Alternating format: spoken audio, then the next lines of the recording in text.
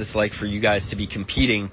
I know it's a basketball game, but you're competing at such great stakes. Yeah, I mean, you're competing at the highest level for the greatest reward you could compete for at this level. So, guys are excited. Guys are, just kind of grateful to be where we are today, not in the off season, still competing. So, being grounded, making sure that everybody's kind of, where their feet are, and understanding that we have a number of games to go is just awesome to think of. Yeah, and so much of what you all do is you have fun. You play with such joy in your hearts out there on the floor. I have to imagine when you're at this stage of the proceedings, like, there's got to be joy brimming off of you at all times just to be out there on the floor, particularly with your brothers like this. Yeah, 100%. I mean, you think about the chemistry that we have as a team in the locker room and on the court. It just makes, the life and the job that we have every single day just more fun. Being able to grow through our experiences, being able to go out there and compete with each other, and just to continue to, share this part of our journey with one another is awesome. Game one, you guys played great and just didn't come up with the result at the end of that game. What do you take from the 48 minutes in total, and then maybe what do you also take from that kind of 45-minute stretch where you were really in command of the game? Yeah, I mean, just understanding what it was that kind of helped us to be in control of the game the way we were, and also remembering that it's a 48-minute game. You've got to maintain that level of play and that level of execution for the full game, and be able to close games out. And I mean, that's something we talked about, we've watched film on, and we'll hope to do a better job of that going forward. Defensively, you all were able to create a ton of havoc, particularly in that first half with just the volume of turnovers you were able to force. What did you feel in terms of your process defensively that's maybe repeatable here again tonight in Game 2? Yeah, I think we just did a good job being aggressors on both ends of the court, truthfully. But especially in that first half on the defensive end, we did a good job just kind of not allowing them to be, comfortable by any means, running whatever sets they were wanting to run. And we just did a good job just trying to be in control of the game, trying to control the pace, and that allowed us to, go into halftime with a good lead.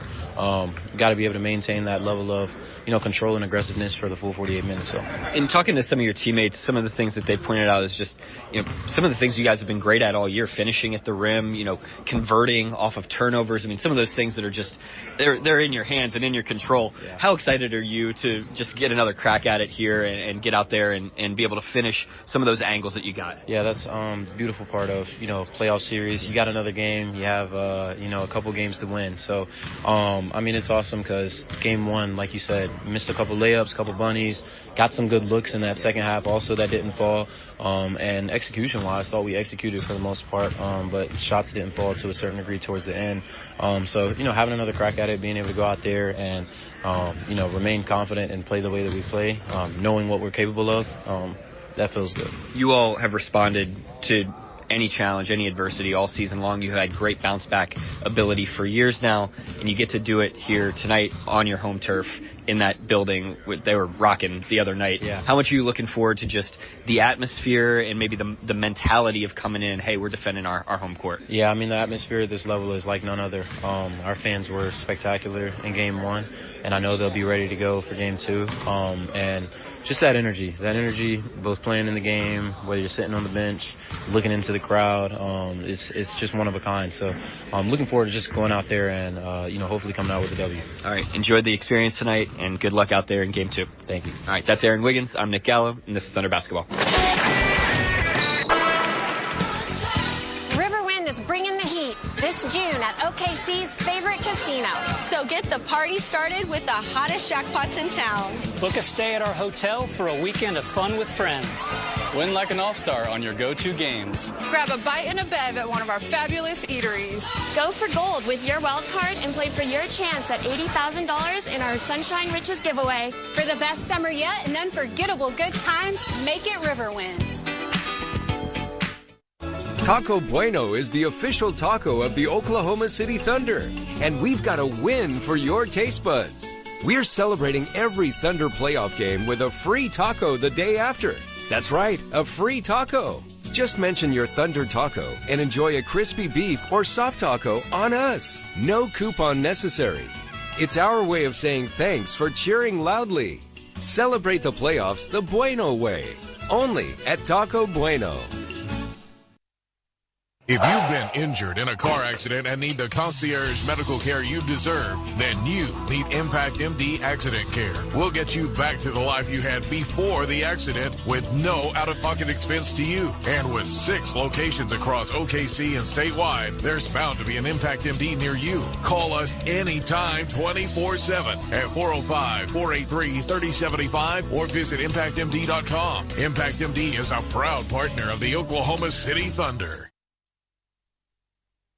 Dive into the excitement where the spirit of Thunder basketball meets classic diner delights at Boomerang Diner. On Mondays, start off the week with a winning deal. Grab a mouth-watering burger for half the price. On Fridays, feast on all-you-can-eat fish and make your Fridays truly memorable. And no matter the quarter, it's always breakfast time at Boomerang. Pancakes, eggs, and more, served all day, every day. Fuel up like a champ today. Boomerang Diner. It all starts here. This is the Oklahoma City Thunder Radio Network pregame. Now live from Paycom Center for Game 2 of the NBA Finals. Here's the voice of the Thunder, Matt Pinto, now on the Oklahoma City Thunder Radio Network.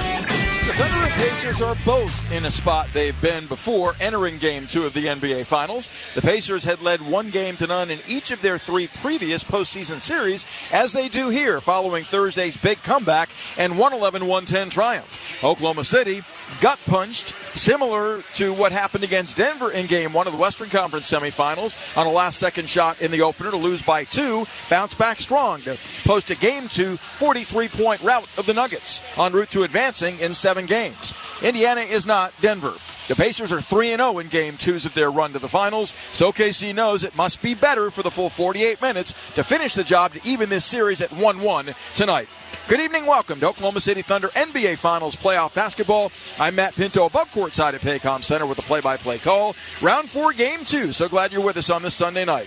Well, the Western Conference champion Thunder knew of the fourth quarter comeback heroics. The Pacers rode consistently throughout the postseason to take out all challengers to win the East. In Game 1 of the finals Thursday night, they experienced the late-game confidence, execution, and finishing punch of the Pacers firsthand in dropping a tough 1-point loss. A loss in which Indiana led for less than a game second of the entire night.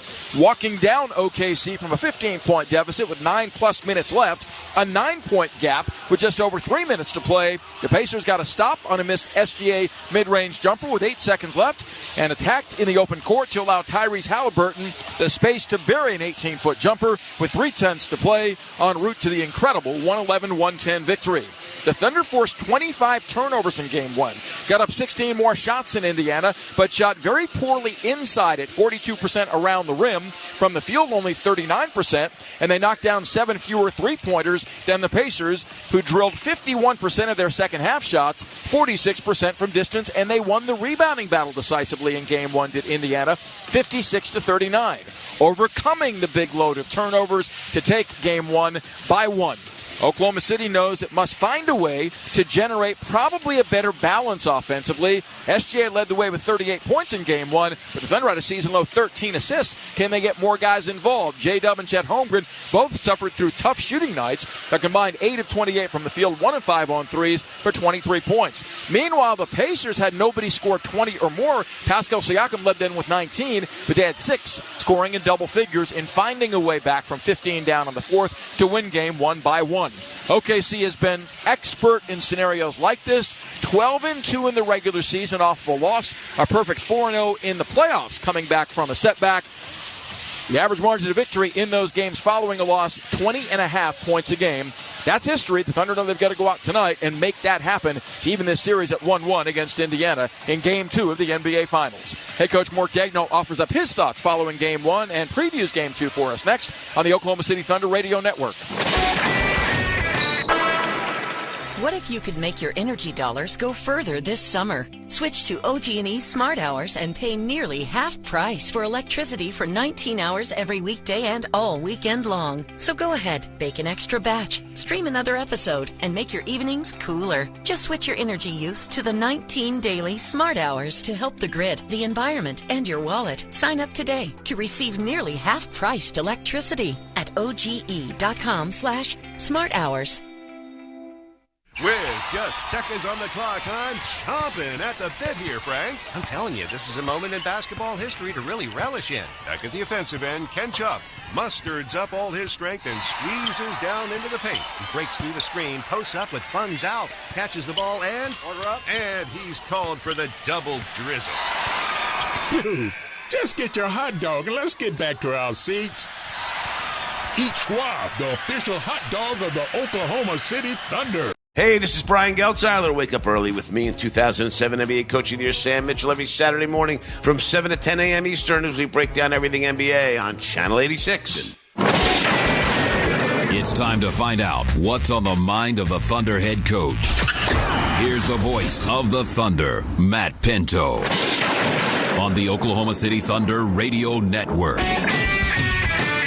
Sunday night at Pregame Center, that means Game 2 of the NBA Finals. Thunder taking on the Pacers, seeking to equalize the series at a victory apiece after a tough 1-point loss in Game 1 Thursday. We're joined by head coach Mark Daigneault. And Mark, that game was a little unusual in that you really played to your identity to generate opportunities, offense to defense or defense to offense, but the conversion rate was down. What did you identify looking back at Game 1 that you'll look to clean up tonight and be more efficient along those lines?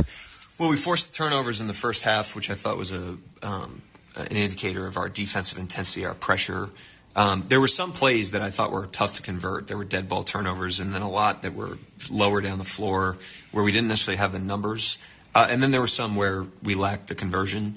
And then at the end of the day, I thought we played well enough to be up 15 in the fourth quarter, and then they did a better job of closing the game than we did. So it's emotional. Obviously, you lose the game, you want to win, but we also have to be wise in terms of what we're adjusting and making sure that we're not throwing everything out the window because of a loss.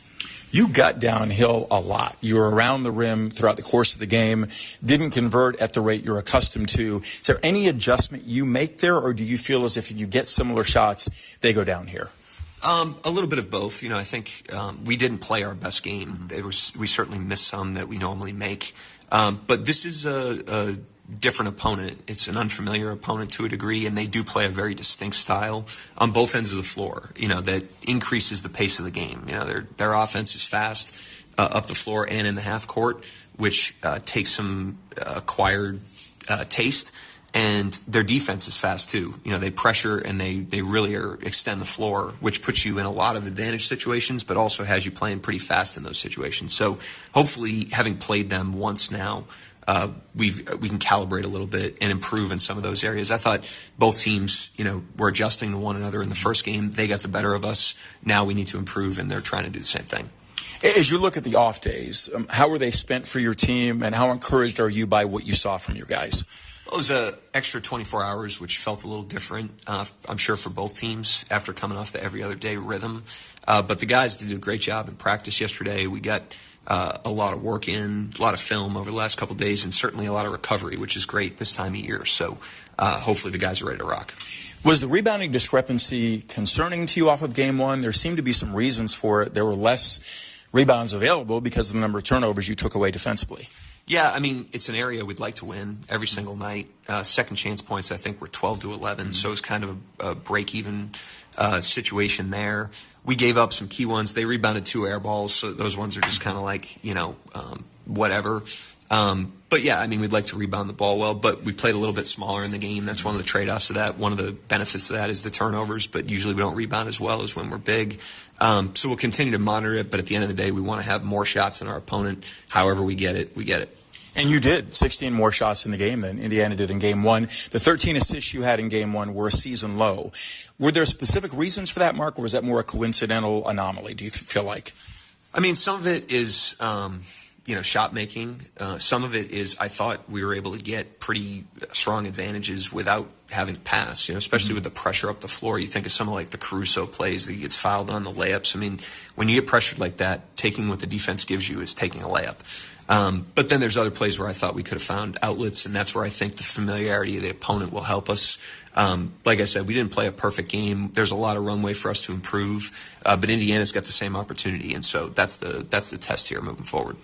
Given how well they're shooting the ball from distance, is there any adjustment you make to get to shooters more quickly and force them off the three-point line? There's some where it's like we did a good job. They made a tough shot. Thought there were some of those. Toppin had a couple, Turner banked one in. Those plays you just kind of tip your hat. It's kind of a variance thing. There's others where I thought we were late or late to get a hand up. And so, again, you're least familiar with your opponent in game one. And so the opportunity you have is as you play them more, you get more familiar with the patterns, with the way the game feels, and with the personnel. And we've got to, tick that forward because Indiana, like I said, has the same opportunity. I know you've been prideful all season, your players as well, playing a full 48 minutes. Is that becoming amplified when a team is playing with the confidence they are in tight games late? Yeah, I think they're a team that tests your 48-minute mindset. Game one was the best example of that. We certainly had control of that game for, the first 40 minutes of it. And they came, down the stretch and played really well. They played to their stuff all the way through, and they deserve credit for that. They won by one, but they put themselves in position to win by one. And, so you tip your hat to them. But, yeah, we want to be a 48-minute team every night, but it's paramount, in the finals and against this team. What are the important components you identify going into game two for your team's success tonight? Well, we were able to corral them in transition, which was a huge win for us. This is a team that's doubled up their opponents in transition, and they did not do that to us the other night, which is huge in the series. It's a great barometer of whether or not we're in a good spot, and so that's key. And then, just ticking forward in the execution on both ends of the floor. Once they're in the half court, understanding how they're attacking, doing a better job in those situations. We're on offense, to the earlier point, finding more of our outlets, finding a blend between attacking ourselves and getting our teammates involved. And that's what we've focused on the last couple of days. As a final question, how valuable is it, the recovery, the response you've had to losses, regular season and postseason? Mark, it's been pronounced. Yeah, it gives us confidence in these situations, but it also is a new day. We got to go make it happen if we want it to happen. It doesn't happen on its own, especially against a team like Indiana. So we definitely have confidence in our ability to do that, but now we got to go do it. Good luck in game two, Coach. Thanks, Matt. It's Mark Daigneault, Thunder and Pacers in the second of this best of seven, coming up in the NBA Finals from Pregame Center with the starting lineups next. This is Thunder basketball. Thunder fans, the Thunder are playing excellent basketball, and MidFirst Bank has a great way for you to show our All-Stars your support. Score $200 and a Thunder or Rumble debit card when you open a new MidFirst checking account. Use your $200 to buy fan gear or MVP-worthy apparel. Bank like a champion with the official bank of the Oklahoma City Thunder. Learn more today at midfirst.com/thunderup.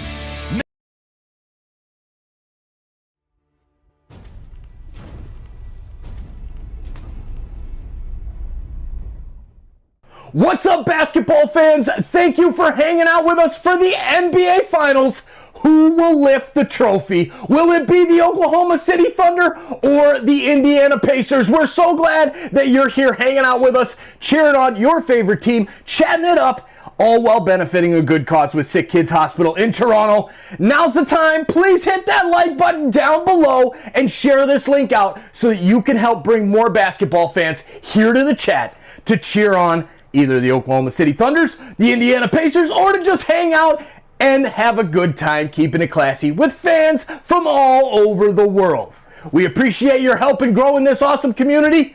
Now let's get back to the basketball, and we'll see you back in the chat. The both of you. Progressive Casualty Insurance Company affiliates and other insurers. Not available in all states or situations. Thunder basketball is sponsored by Devon Energy. Commitment runs deep. And MidFirst Bank, the official bank of the Oklahoma City Thunder. It's game time. Now the voice of the Thunder, Matt Pinto, brings you the starting lineup for Game 2 of the NBA Finals. Sponsored by Kia, movement that inspires. The NBA Finals on the Oklahoma City Thunder Radio Network.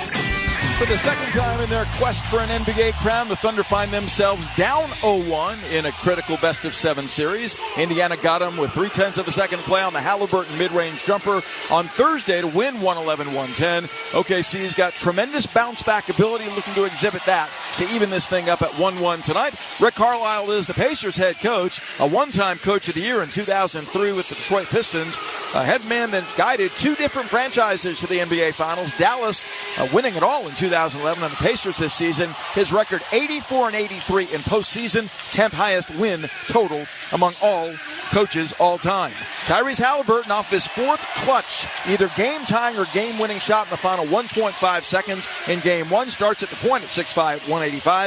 A fifth-year pro from Iowa State, a two-time All-Star, averaging 18.5 in the playoffs and an NBA-high 9.5 assists. Andrew Nembhard, one of the X-factors for the Pacers, played well with 14 points. Sticky defense on SGA at 6'5", 193 at the shooting guard in his third year from Gonzaga at 12.9 points a game. Also 5 assists, which is 7th high in the NBA. Aaron Nesmith at 6'5", 215. A fifth-year man from Vanderbilt goes at the small forward, pumping in 14 a game on 49% shooting, 47% three-point accuracy. Pascal Siakam led the Pacers with a double-double in Game 1, 19 points, 10 rebounds worth. He's at the power forward at 6'8", 230. Ultra-athletic in his 9th year from New Mexico State, averaging a team-high 20.9 points, 6 rebounds a game on this postseason run. And Miles Turner mans the middle. He of 3 block shots and 15 points in Game 1, 6'11", 250. He'll be the starting center in his 10th year from Texas, averaging 15 points, 5 rebounds in the playoffs. Now it's time for you meet Thunder starting 5 for Game 2 of the NBA Finals. Shai Gilgeous-Alexander, number 2, point guard, Oklahoma City Thunder. Shai, down the lane, spurts between defenders, swoops, lays it up, lays it home, blowing by 3 Pacers. Jalen Williams, number 8, small forward for the Oklahoma City Thunder. Bad pass stolen by Dub. He's in the open court. Look out below, baby. Right hand snatcher of Liberty slam. Lou Dort, number 5, guard, Oklahoma City Thunder. Kicks in the corner to Dort, up with another rainbow three-pointer. Looks good. It is. Chatinga Thunder money ball. Lou Gens Dort. Payson Wallace, number 22, point guard, Oklahoma City Thunder. Flips the right corner, Wallace. Catch and shoot rainbow 3 is on the way. Cha-ching! A Thunder money ball at the buzzer. Oh, baby! Chet Holmgren, number 7, athlete, Oklahoma City Thunder. Gilgeous-Alexander down lane. Holmgren is 3. Ta-dunk! Big two-hand rim rocker. The middle opened wide. This is Mark Daigneault, and we are the Oklahoma City Thunder. It is a sea of blue inside Paycom Center to begin Game 2 of the NBA Finals, and the hope is it becomes a tidal wave of blue, and the Pacers are washed away by night's end. Indiana adorned in the same colors it wore for Game 1, yellow background, uniforms, navy blue, numerals and letters trimmed in white. Thunder in their Oklahoma blue uniforms for Game 2. White numerals and letters trimmed in orange, yellow, and navy blue. Holmgren will jump center with Miles Turner. Thunder going with the same starting lineup they rolled out in Game 1 with Payson Wallace in, Isaiah Hartenstein coming off the bench. Zach Zarba, James Williams, Ben Taylor blow the whistles in Game 2. Kevin Scott on hand should he be needed. And Scott Foster mans the replay center in Secaucus, New Jersey. Thunder moving left to right across your radio dial this opening half of Game 2. The Pacers from right to left. OKC grabbed a 9-point lead after 1 in Game 1. We're up by 15 with 9.5 to play. For the Pacers, walked them down to win by 1. Both guys in the crouch. Zarba tosses, and it's deflected to Dort at midcourt. An awkward toss. Thunder up the wall to begin tonight. By rule, will have to begin the fourth quarter as well. Wallace is guarded by Halliburton. Dishing to Dub high. Right back to Wallace. Down the lane, dashing. Lays it up across his body left-handed and lays it in. So Payson Wallace skirts inside. Thunder a good job getting downhill in Game 1. They score off the bounce here for a 2-0 lead. Siakam tested out front by Wallace on the dribble weave to Halliburton. Shadowed by Dort, back of the Nesmith pick. Slides and kicks right wing Siakam. Catch shoot rainbow 3 is up and in. So the Pacers pick up where they left off in that regard in Game 1, knocking down 17 threes to 11 for the Thunder. It's 3-2 Indiana. As Holmgren dances front court on the dribble, giving to Dub, angling right, played by Turner, dishing to Holmgren, pump faking, down the lane Burley. Floats it up across his body, misses, gets his own miss. Steps to the rim, lays it up left-handed, lays it in. So Holmgren, aggressive on that first surge to the cup. It's 4-3 Thunder. Chet limited to 6 in Game 1. Halliburton between the rings, shadowed by Wallace. Slashing left, spinning right. He's in the paint. Kicks right corner, Nesmith. Catch shoot 3 is going to be short. Loose ball battle for Dub. Pouncing on it. Jalen to the middle in transition, played by Siakam. Dashing left. Kicks left corner, Dort. Up with a 3 that's on line, short. Siakam high for the rebound, had 10 of those in Game 1. Outletting left to Nembhard. Nembhard front court to the trailing Siakam. Shadowed out front by Wallace, giving to Nembhard. Working out front. Siakam wants it at the free throw line. Shai's on him. Ball swung instead. Left wing to Turner with 10 to shoot. Nembhard between the rings. Angling left. Challenged by Holmgren. Elevates anyway. Fires a wing 16-foot jumper that he hits. Very soft contest by Chet. Keeping the shot clock. Indiana 5, OKC 4. Pacers have made 2 of 3 shots. Thunder 2 of 4 to begin. Wallace probes. Kicks left wing to Dub. Up top to Holmgren. Pump fakes and spins on Turner. Dishes to Shea, left corner to Wallace. Sets his feet, squares his shoulders. A 3-ball way short. Rebound fought for. Holmgren can't control it. It's out of bounds off him to the Pacers. So Shea is yet to take a shot in the first 2 minutes. He got up 30 in game 1 and scored 38 points. Pacers 5 to Thunder 4. Halliburton played by Shea. Angles left back of a Turner pick. Bounce passes to Miles. Pump faked away from Dort down the lane. From behind, Wallace strips him of the ball. Out of bounds. 13 to shoot. Thunder came up with 20 first half turnovers in game 1. The Pacers sealed that in the second half with only 5. Of the 25 takeaways, Thunder scored just 11 points. Halliburton to trigger underneath. Lobs it over the head of Nesmith. Turner tried to save it and does. Nesmith straddling the midcourt line, goes over and back right in front of Taylor. He misses it. Nembhard on the handle, 6 to shoot. Sliding right. Elevates and fires an unguarded 20-foot jumper short this time. Dort high for the miss. Ben Taylor's an awful official. Missed that right in front of him at midcourt. SGA across the timeline. Wriggling to the top of the key. Nembhard grabs it. Kick comes to Dort open. Right side angle 3 by Lu's on the way. Ching a Thunder money ball. Lou buries the three-pointer. Made 3 of those in game 1. It's 7-5 Thunder. Nembhard up top to Turner. Played by Holmgren. Miles looking in deep to Siakam. Lobs inside to Pascal. Catching low left on Shea. Banging, backing down. Shea in retreat. Siakam travels and throws it away. Gilgeous-Alexander pulled the chair out from under Pascal Siakam. A la Rick Mahorn of the Pistons. He made that famous. That's the first turnover for Indiana tonight. But it is a non-live ball giveaway, so they'll try to minimize the damage off of those miscues in game 2 the same way they did in game 1. 7-5 Thunder, 9:18 left in the first. Dub to trigger, Nesmith on him. Dort cuts to the ball, guarded by Siakam. Lou gets a Holmgren pick, wriggles behind it up the left sideline, initiating the attack, giving to Dub, circling left. Drives into traffic, Turner curtails him. As Dub maintains a dribble, slicing baseline in traffic, coughs it up. Not a good decision there, dribbling into congestion. Thunder's first turnover, Nesmith on it, giving to Nembhard. Nembhard working the angle right, cross-court left to Nesmith. Crowded by Dort on the dribble weave, Halliburton fed, slices out front. Right wing Nembhard, sizing up SGA with 10 to shoot. Circles right baseline. Comes up and under, kicks left corner, intended for Nesmith. It's tipped out of bounds by SGA. Thunder ultra aggressive in attacking the ball handler early. Pacers have 6 to shoot. Thunder 3 of 6 from the field. The Pacers 2 of 4 to begin game 2. It's 7-5 Thunder on the scoreboard. Nembhard to inbound as Wallace plays off. He's in the corner is Andrew. Tough spot. Holding, still holding. How about a 5 count? Left wing to Turner. Slashing right on Holmgren. Draws 2, kicks to Siakam. 1 to shoot he does. A rainbow prayer of a 3 that's in and out, no good. He nearly made the shot. Wow. Dub draped all over him, but it popped in and out of the cylinder and hit the shot clock, giving it back to the Thunder. 7-5 OKC. Shea is yet to strike. Deep in the backcourt. Hand check by Nembhard. They grew up playing against each other in Canada. Hamilton, Ontario. SGA back of a Wallace pick. Grinding left down the lane. Pushing up on Halliburton. Stops. Pops. 12-foot jumper drops. Gilgeous-Alexander used a Wallace pick. Guard on guard to go airborne for his first deuce. It's 9-5. Dort plays Halliburton, who whips it right corner to Siakam. Closed out by Dub to the baseline. Pinned. Kicks to Turner. Right baseline. Bank shot. Up and in from 10. Miles Turner, I thought an unsung hero for the Pacers in game 1. Scored 15 points, had 9 rebounds with 3 blocks. He makes it 9-7 now as Dub against Nesmith's on-ball pressure. Slashes left. Kicks left corner Shea. He wants 3. It's online. Give it to him. Cha-ching a Thunder money ball. Dub 3-8. Shea splashes. Thunder 12. The Pacers 7. Gilgeous-Alexander economically has 5. 12-7 OKC as Halliburton. Bust right corner finds Nembhard wide open. He casts an unguarded three-pointer and buries that. So the Pacers make their second three-pointer and pull within 2 at 12-10. Holmgren front court at 7-1, giving up top to Dub. 7.5 left. Dub drives in traffic, stripped by Halliburton in a double team. Boy, he's finding congested spaces out in front. Siakam lays it up, blocked by Holmgren. Dort on the loose ball. Siakam down. It's 5-on-4 up the left side to Wallace. Kaysen hits the trailing Holmgren. Down the lane, loses the ball trying to challenge Nembhard. Saves it, but he steps out of bounds. Thunder playing ahead of themselves again, too quick.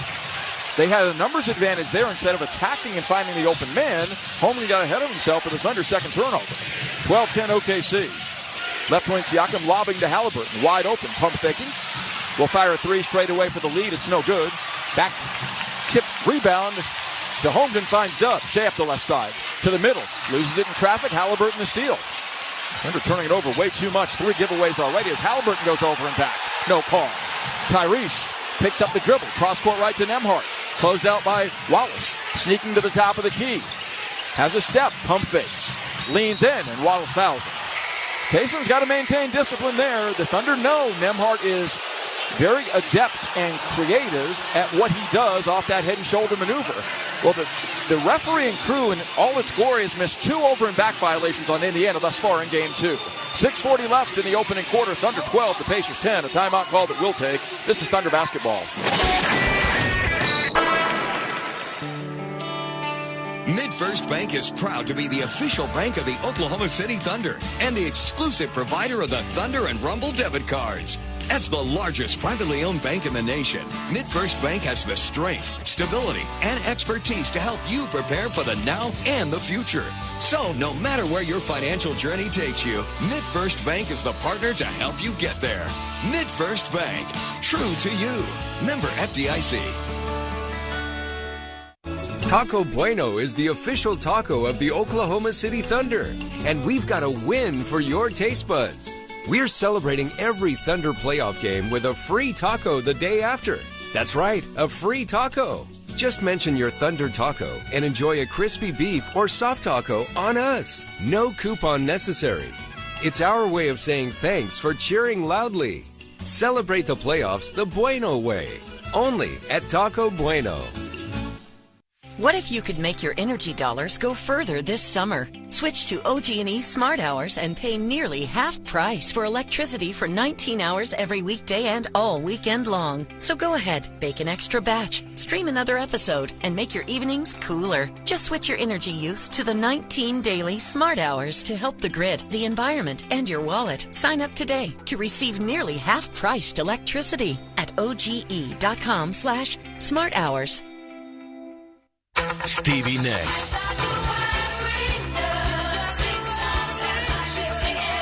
One special night. Tickets on sale now at Ticketmaster.com. Don't miss Stevie Nicks. Live at Paycom Center.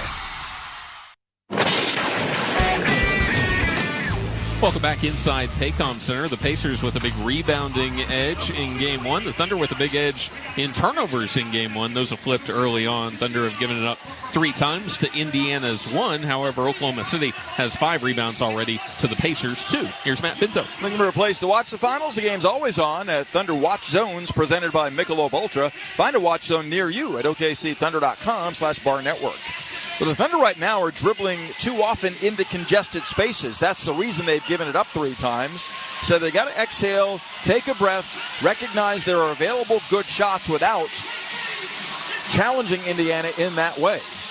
Benedict Mathurin, Obi Toppin, 2 key cogs off the bench for the Pacers, break the huddle. Miles Turner, Andrew Nembhard going to the free throw line for 2, and Tyrese Halliburton, the 5 for Indiana.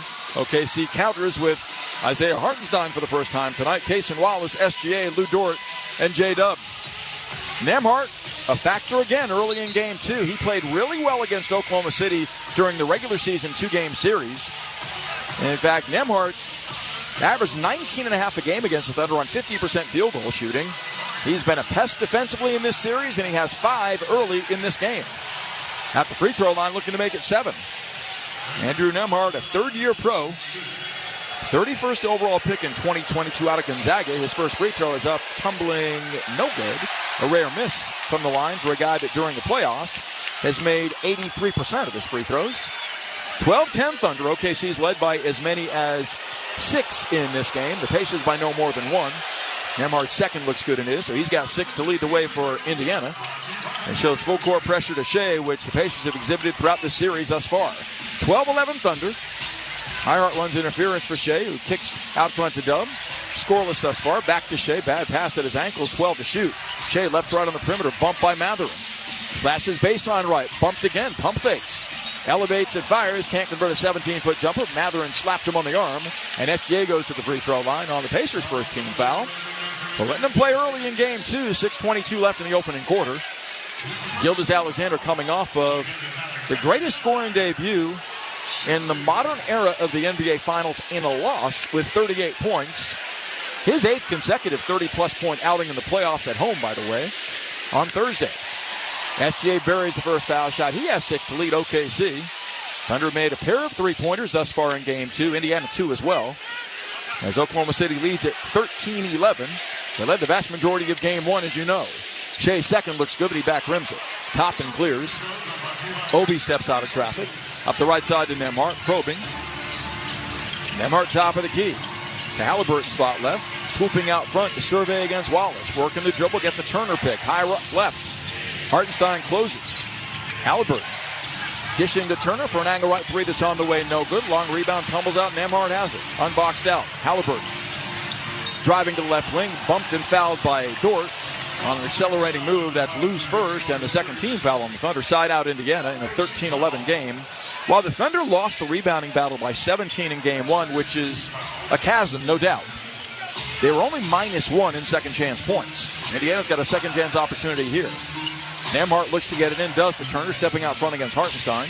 Angle right, Mathurin, one-on-one on Dub. Picks up the dribble to Halliburton near midcourt with 7 to shoot. Halliburton jump stops and kicks straight away to Mathurin. 3 to shoot. Ball popped away by Dub. Grabbed by Dort. Diving to get it. Dub fed in the backcourt. Got to get it across. Does to SGA. Thunder come away with their second takeaway. Shea rumbles left of the lane to the middle. Shovel feeds Wallace. Goes to get a loose ball falling down on Nembhard, and they say Wallace is out of bounds, but he's out of bounds on Nembhard. It'll stay Thunder possession. Landry Nembhard had 6 steals in the clincher of the Eastern Finals against Jalen Brunson and the New York Knicks. He's got quick hands, and the Thunder can't afford to expose the ball around him. Alex Caruso in, Cason Wallace out. Wallace sits for 2 points in 6 minutes, starting for the second straight time in this series. Alex Caruso in Game 1 on Thursday scored 11. The only double-figure point man for the Thunder off the bench as Toppin's grabbing him right of the lane. Ball comes inbound, corner right to Hartenstein with 8 to shoot. Bounce passing back door to Shea, corner left to Caruso. Bad pass at his ankles, catching, jab steps, fires. It's for 3 over Toppin, not close. That was a busted possession, horrible passing. Back comes Halliburton, 5:15 left in the first. Halliburton from 35 fires straight away and misses the 3 short. He's yet to score in Game 2. Gildas Alexander plucks the rebound and dribbles head up the other way. Thunder by 2. Shea dancing left on Toppin. Jump stops, pump fake, spins. Won't shoot, wraps on the feet to Hartenstein. Corner left Caruso. He wants 3 from the corner. Give it to him. Cha-ching, a Thunder money ball. iHeart and AC collaborate for the tray at 16-11 Thunder. Halliburton dancing back from a Toppin pick. Trying to shake Dort, lobbing inside the Toppin. In traffic, loses the ball. We have a foul coming, I think, on Caruso for bumping the body of Toppin. That's the Thunder's 3rd team foul. For whatever reason, Indiana is prone to long entries in the lane, and that's just deadly against the Thunder. Pacers 4 of 11 shooting to begin Game 2. Down by 5, 4:49 left in the quarter.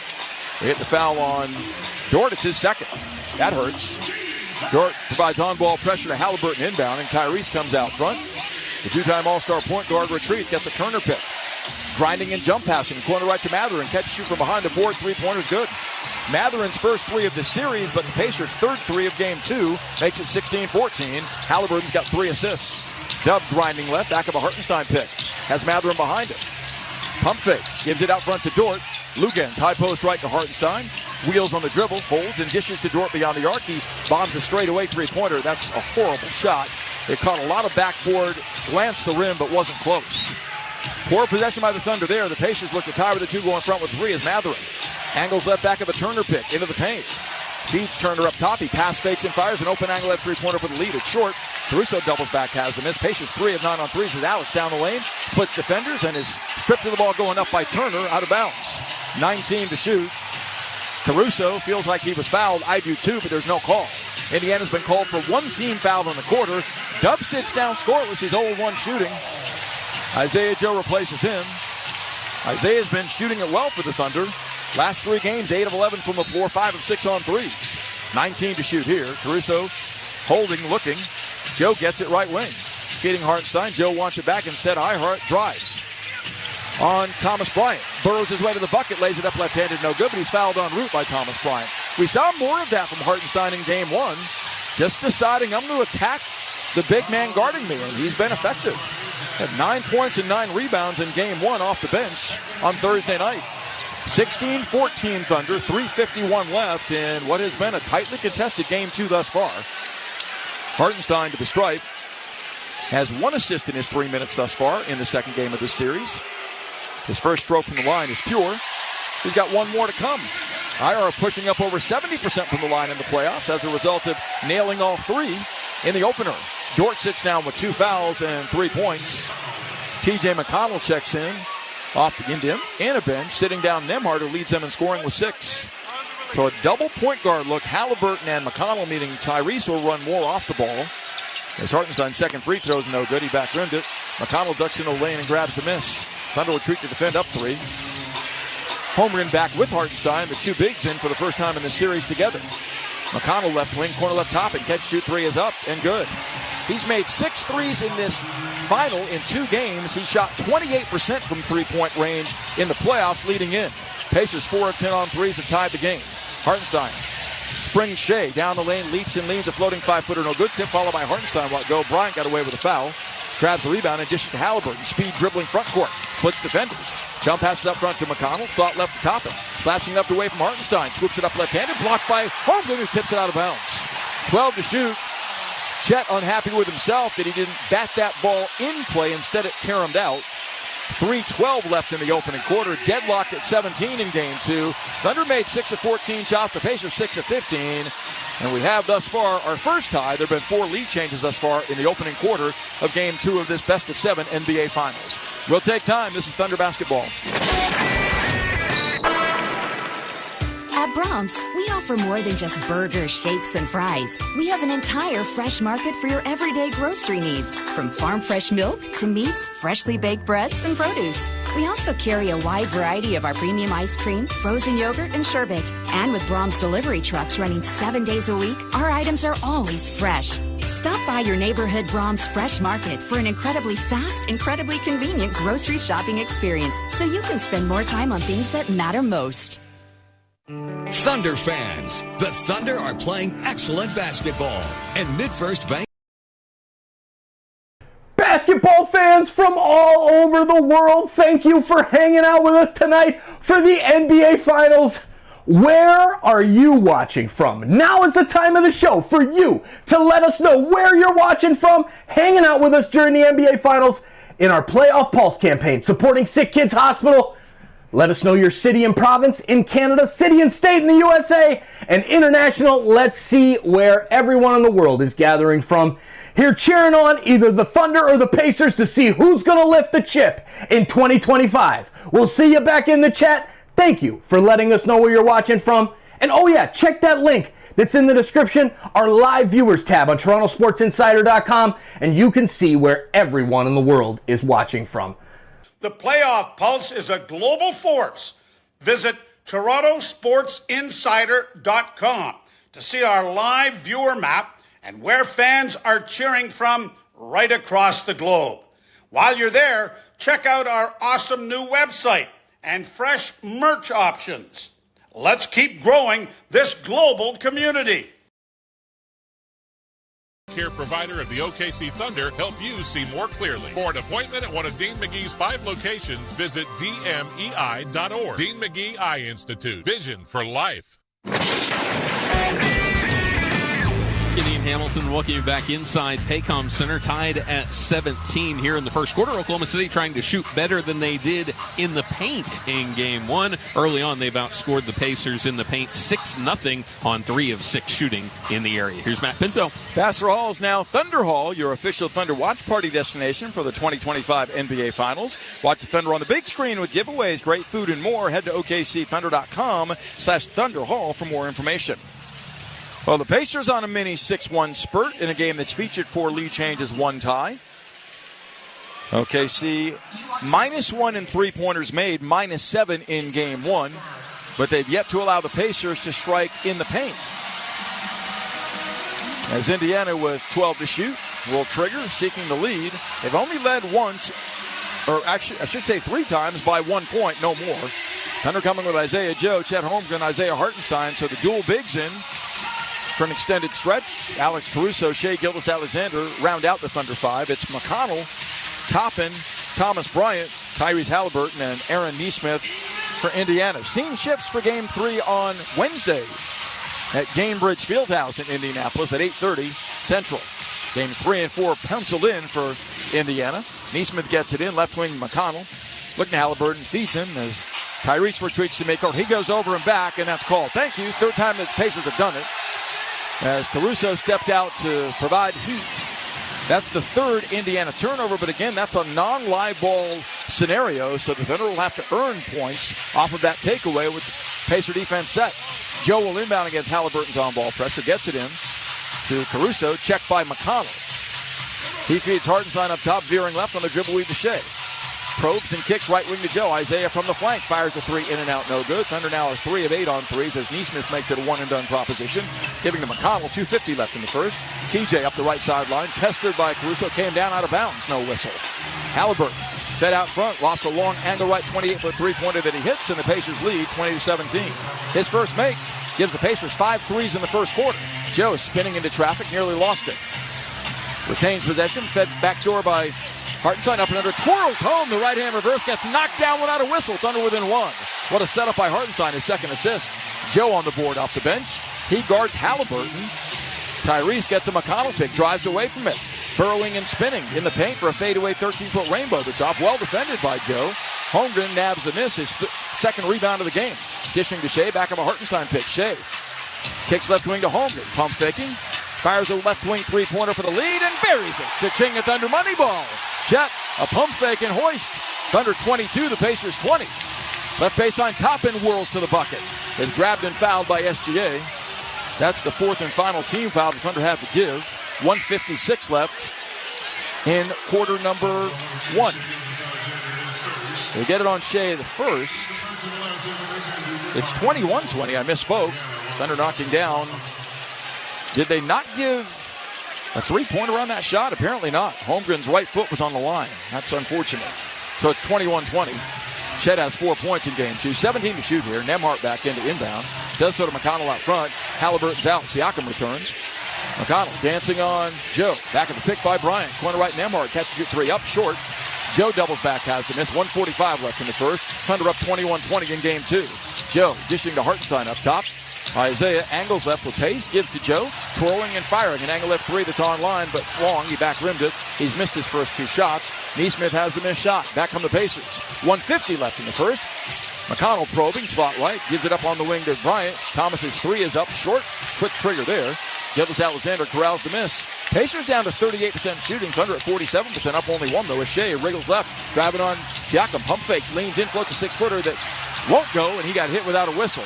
McConnell back quickly, kicks right wing to Nesmith. Catch leaning 3 for the lead, is on line but short. Holmgren grabs the miss, and then is stripped of the ball and fouled by Thomas Bryant, who reached in to commit his second. Well, that's a team foul the Pacers had to give. Their first in the game's last 2 minutes. 1:06 left in the first frame. Low scoring, Thunder 21, the Pacers 20 in game 2. Gildas Alexander being grabbed by Nembhard before the ball's even inbounded. Shea comes deep into the backcourt to secure it. Nembhard tracks him as Shea glides across the timeline on the handle. The MVP of the dribble, working the angle right. Thomas Bryant on him. Shea to the top, isolated. Crosses over, ducks right, kicks out left wing Holmgren. This is for 3. It's on the way. Cha-ching at Thunder money ball. Chet stepped behind the arc and buried the tray. That's the Thunder's 4-3 of the quarter. Shea's third assist, matching his entire game 1 total. Thunder on 7-0 blitz to lead 24-20. Crowd encourages the defense. 40 seconds left in the opening quarter. McConnell on the handle. Angling left back of a Bryant pick. Holmgren on him on a switch. McConnell crossing over. Ducking right for a foul line jumper that's up and short. Well defended. Hartenstein peels off the miss. The difference at 6 games of shot clock. Likely the Thunder's final salvo of the first. Shea bucking by Nesmith. Left to the paint. Steps back. Fires. Angle left 3 is up. In and out, no good. Hartenstein fights for the rebound. It's kept out of bounds by McConnell after Ihart kept it alive. Outstanding hustle by Isaiah Hartenstein. Thunder on the glass are even with the Pacers in game 2, 11 apiece. As they'll retract 14 on the shot clock, 15.9 on the game clock. Closing out the first. Miles Turner and Benedict Mathurin re-entered. Thomas Bryant and Aaron Nesmith exit for the Pacers. Aaron Wiggins in for the first time for the Thunder, sitting down Hartenstein, who takes a seat with a point, 2 assists and a rebound. Caruso to inbound underneath. Looking and holding. Corner left Holmgren. Slashing left on Turner down the lane. Scoops it and scores it with the right hand. Chet Holmgren, aggressive, assertive with 9 in the opening frame. Oh, Chet, don't be so mean. 26-20 Thunder, punctuated a 9-0 run. 6 seconds left in the first quarter. Nembhard driving into the paint. Jump stop, spins, gives to Siakam, who got it off late. Firing a three at the buzzer. It came after the buzzer, well after, as he set himself and then hesitated for whatever reason. Thunder closed the quarter on a 9-0 burst. Take a 6-point lead to the second thanks to 9 from Holmgren. And SGA's got 3 assists and 6 points. Oklahoma City 26. The Pacers 20 going to the second frame at Paycom Center. This is Thunder basketball. Good evening, everyone, and welcome to the NBA Finals. In the NBA Finals, any moment can become unforgettable. Now is your chance to watch the next moment you'll remember forever. Jordan open. Chicago with the lead. Unforgettable awaits. The 2025 NBA Finals presented by YouTube TV continue on ABC. Taco Bueno is the official taco of the Oklahoma City Thunder, and we've got a win for your taste buds. We're celebrating every Thunder playoff game with a free taco the day after. That's right, a free taco. Just mention your Thunder taco and enjoy a crispy beef or soft taco on us. No coupon necessary. It's our way of saying thanks for cheering loudly. Celebrate the playoffs the Bueno way. Only at Taco Bueno. Riverwind is bringing the heat this June at OKC's favorite casino. So get the party started with the hottest jackpots in town. Book a stay at our hotel for a weekend of fun with friends.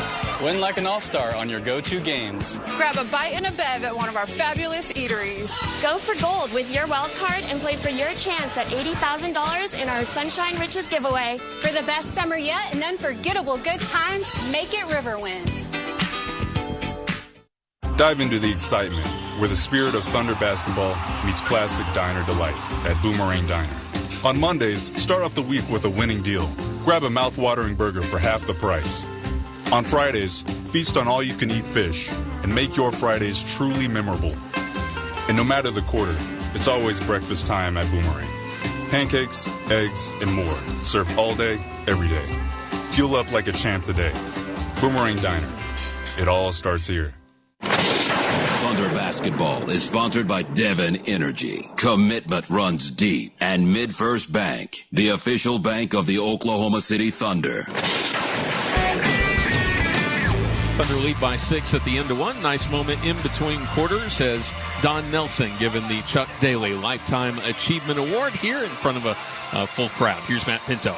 Got a great round of applause. Got to know Nelly well in my time in Dallas calling Mavericks games, and he's an absolute gem, not just as a guy that reinvented the game on so many different levels. He was innovative. He went with pace. He got to cross-matching defensively long before that was vogue in the NBA, and just one of the greatest to ever call plays on the sideline, and for me personally, a gem of a person as well.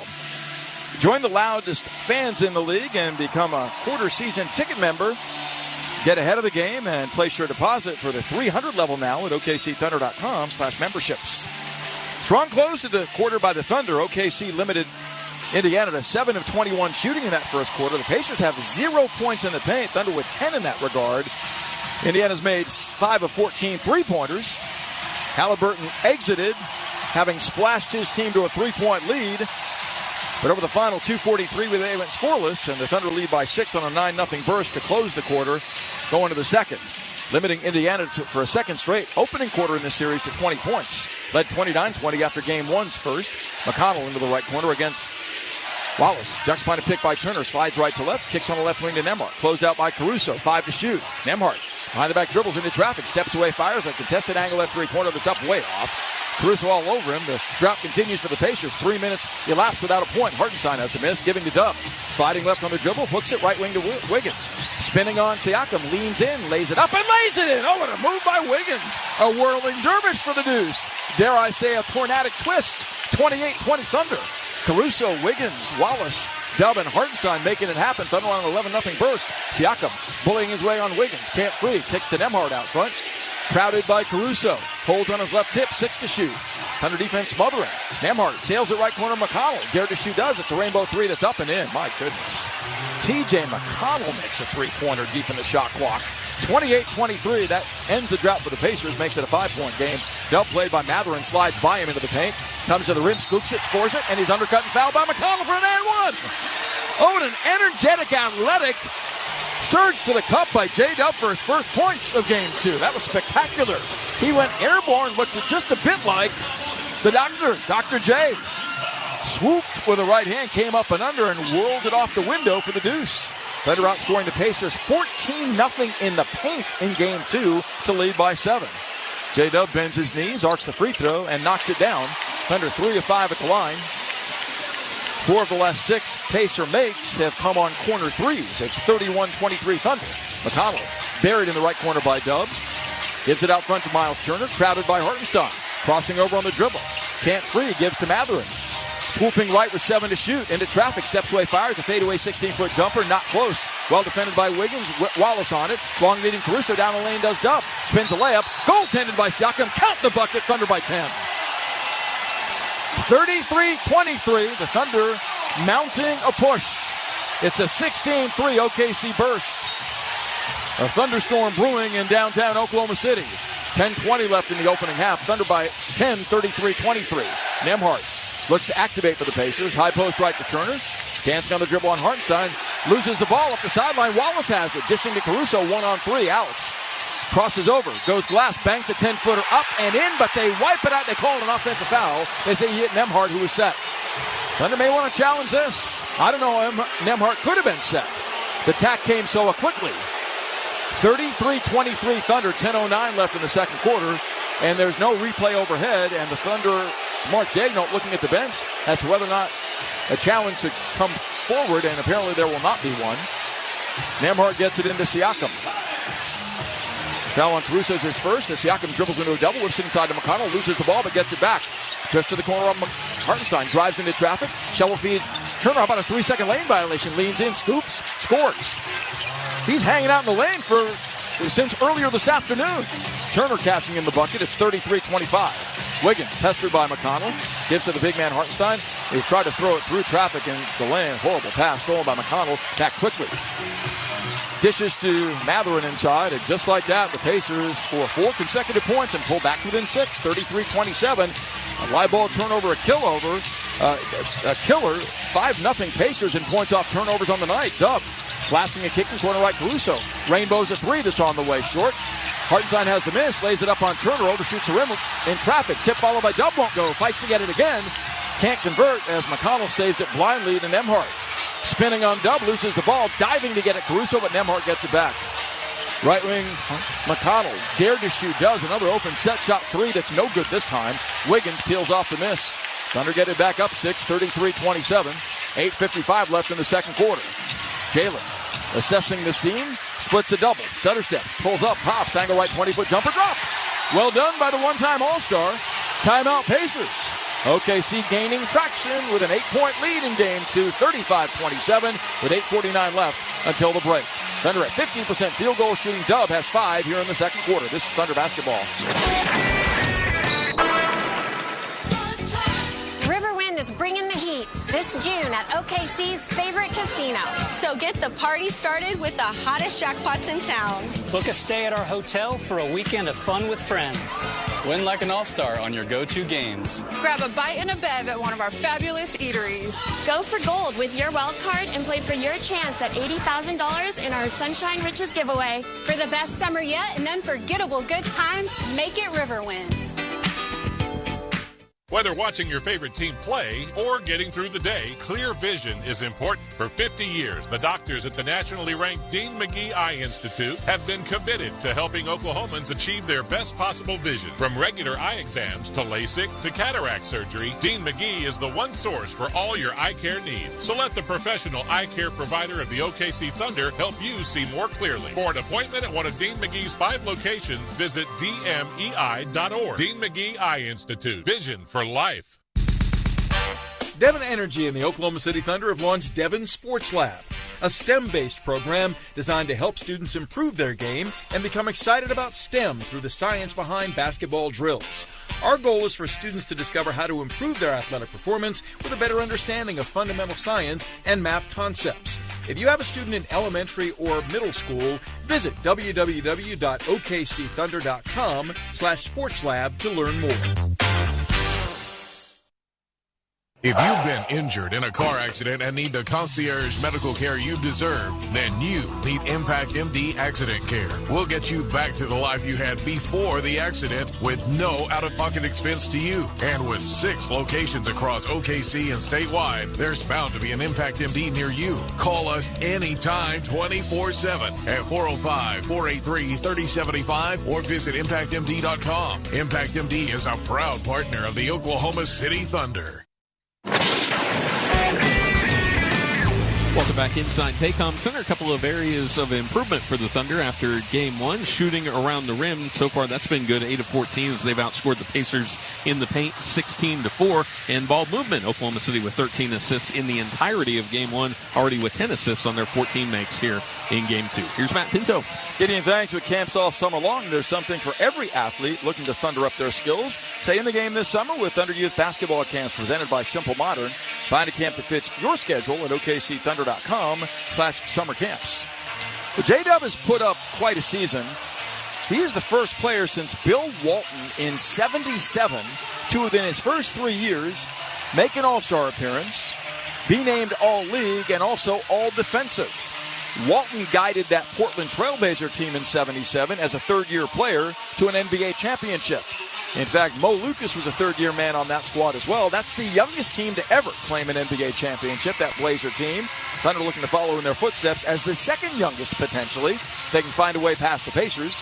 Kenrich Williams checking in for the Thunder for the first time in Game 2, joining Cason Wallace, Chet Holmgren, J-Dub, and Aaron Wiggins. Thunder 4 of 7 shooting in this second frame, outscoring the Pacers 9-7 to lead by 8. Indiana staying in it with three-point marksmanship again. They're 6 of 17 from distance in Game 2. McConnell, Nembhard, Mathurin, Siakam, and Obi Toppin for the Pacers. Holmgren guarding Toppin.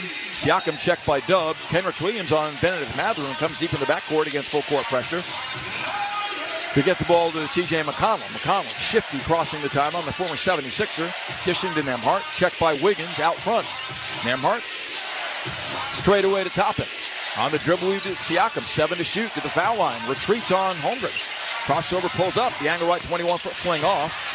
The back rim rebound is off to Dub, long leading Holmgren.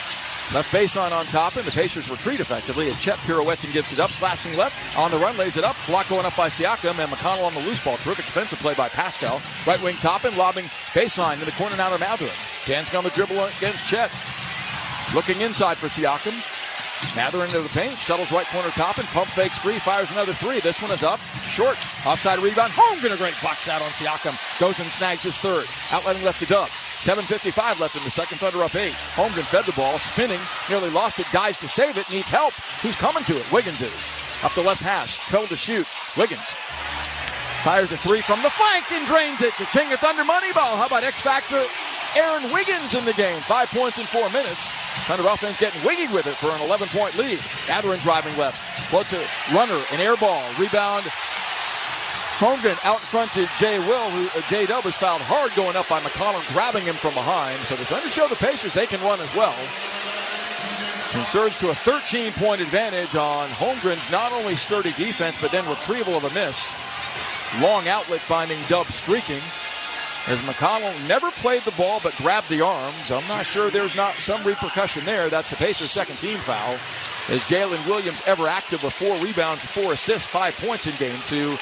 Toes the line for 2 here. Strokes the first. It tumbles good. OKC lengthening a lead that stood at 6 at the end of 1 by double. It's 39-27 now. So both times in this series they've led by double figures against the visitor. Nembhard out, as is Siakam. Neesmith and Ben Shepherd check in for the Pacers, who go small.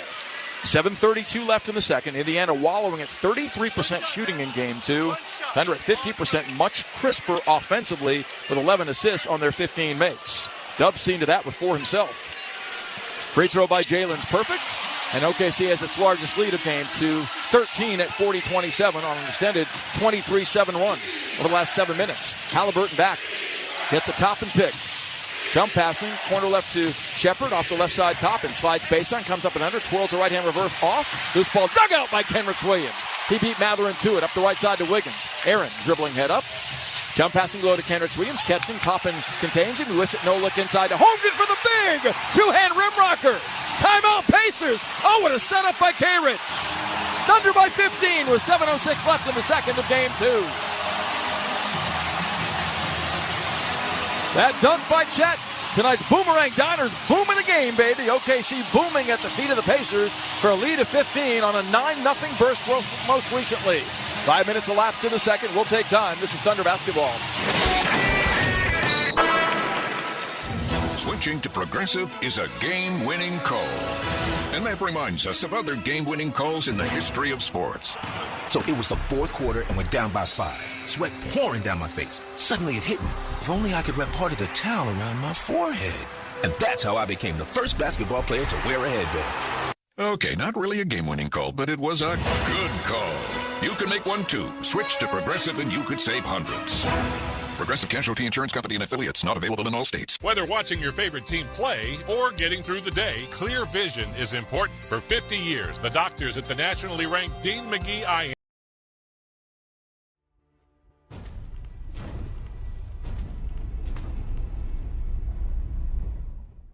Hey, you!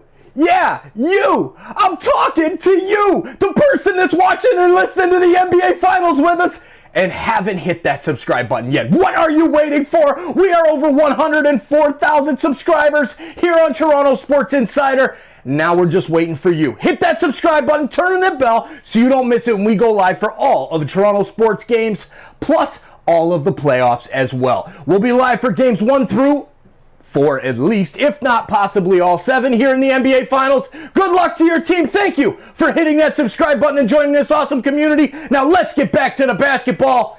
Let's go, Oklahoma City. Go Thunder, go. SGA, come on. Let's see why you're the MVP. We'll see you back in the chat. Hey, you. Yeah, you. Joe Bowen here, voice of the Leafs. Holy Mackinac, we've passed 100,000 insiders on Toronto Sports Insider. The Playoff Pulse campaign is unstoppable. Let's aim even higher. Subscribe now and join this amazing community making a difference. Together, we're showing SickKids the power of sports fans worldwide. Let's keep growing this global community. First, just around 9 minutes of this game. Not great for Indiana, 6 of 15 shooting. The next 9 minutes plus, much, much worse. Only 4 of 16 for the Pacers offense. Here's Matt Pinto. The Pacers led late in the first quarter on a Halliburton 3 by 3, 20-17. Since that time, the Thunder have outscored them 25-7. That's over an elapsed 7-minute period, bridging the first to the second. OKC by 15 at 42-27, scoring the last 9 with 7:06 left in the frame. Pacers 3 of 10 shooting in the second, 32% efficient on the night in game 2. Kenrich Williams, the latest to contribute off the bench. Aaron Wiggins has done a nice job in reserve in game 2, scoring 5. And Kenrich has a pair of rebounds in 2 minutes with that gorgeous setup to Chet Holmgren and Oleg dish inside for the dunk on the most recent Thunder offensive sequence. Lou Dort, Aaron Wiggins, Kenrich Williams, Chet Holmgren, and SGA are the 5 for the Thunder. Chet responding big time to what was a tough game 1 with 6 points. He scored 11 already with 3 rebounds, an assist, and a block in 11 minutes of playing time. It's Ben Shepherd, Tyrese Halliburton, Benedict Mathurin, Aaron Nesmith, and Obi Toppin for the Pacers. 6 of the Pacers made 10 shots have been threes in game 2. As Halliburton is pestered by Dort crossing the timeline. Lou playing with 2 fouls. Tyrese barely gets across the timeline up the right side double, dishes to Toppin. Spot left Nesmith. Whirling right down the lane, challenging Holmgren, lays it up and lays it in. Strong, burrowing right-hand move by Nesmith gives him his first bucket of game 2. It's 42-29. Thunder want to close the half strong. Up by 13 with 6:40 left in the first. Mathurin's on Shea. Crossing him over. Ducking left, kicks in the corner Holmgren. Pump fake free of Toppin. Rises baseline and misfires on a 16-footer off the dribble. That's where the Pacers want him shooting, not with his feet set. Long lead inside, intended for Toppin. Bad pass by Halliburton, stripped by Shea. Shea had 3 steals in game 1. That's his first tonight. Wiggins behind the back dribbles on Shepherd. Kicks in the right corner of Kenrich Williams. On the dribble, we've the SGA out front. He's doubled. Sizing up Mathurin now. Top of the key, 10 to shoot. Slices left, steps back, fires. The angle left 17-foot jumper. Nothing but net. A Shea special. A mid-range master splashes. He's got 8. Thunder up 15 again, 44-29. 6 minutes left till halftime. Halliburton dancing out front on Holmgren, crossing over. Maintains the dribble, slides right. Holds. Pinned. Right corner, Shepard lost the ball off his leg out of bounds thanks to Kenrich Williams' pressure. And the initial defense on ball, outstanding by Chet Holmgren. That's the Pacers' 6th turnover. Thunder have only 2 points off of those. Chet will sit down. What an effort he's giving in game 2. Ihart back in. They've been quite a tandem on the interior for Oklahoma City. Thunder outscoring the Pacers 18-6 inside. Shea against Matherin's on-ball pressure. Steps across the timeline. Slashes right with a step in the paint. Comes to the rim. Slaps up and in a layup, and he's hacked in the act, squeezing between Matherin and Nesmith. Gilgeous Alexander in the role of Houdini disappeared among the Pacer minions, and then he came up the other side for the and one. He's got 10. 46-29. Thunder have their largest lead of the NBA Finals at 17 right now with 5:42 left in the second. Matherin sits down. He commits his second foul. Thunder on an 11-2 burst, continuing to floor it, gaining traction by the moment, it seems. MVP is the chant. Shea's got the hardware. Could it be en route to an NBA Finals MVP? Don't bet against it. Shea snaps the free throw off and buries it. He's got 11, matching Holmgren for game-high honors. Thunder 47, the Pacers 29. The advantage 18 with 5:35 left in the half. Right wing Nesmith, pump fakes. Spinning on Shea, back up the sideline to Halliburton. Trying to squeeze free, can't. Nesmith fed slot right, pump fakes Dort. Bullies his way, floats it up across his body, and it rolls off. Well defended by Dort. Hartenstein the rebound, one and done up the left side. Wiggins. Aaron speed dribbles. Dances top of the key, now stabilizes against Halliburton. Sets up the half-court attack. Aaron crosses over, steps back, fires. Left wing three that's up and in. Chichinga Thunder money ball. Wiggins knocks it down. What a night he's had with 8 points off the bench. 15-2 Thunder run. The lead is 21, 50-29. This is more like it.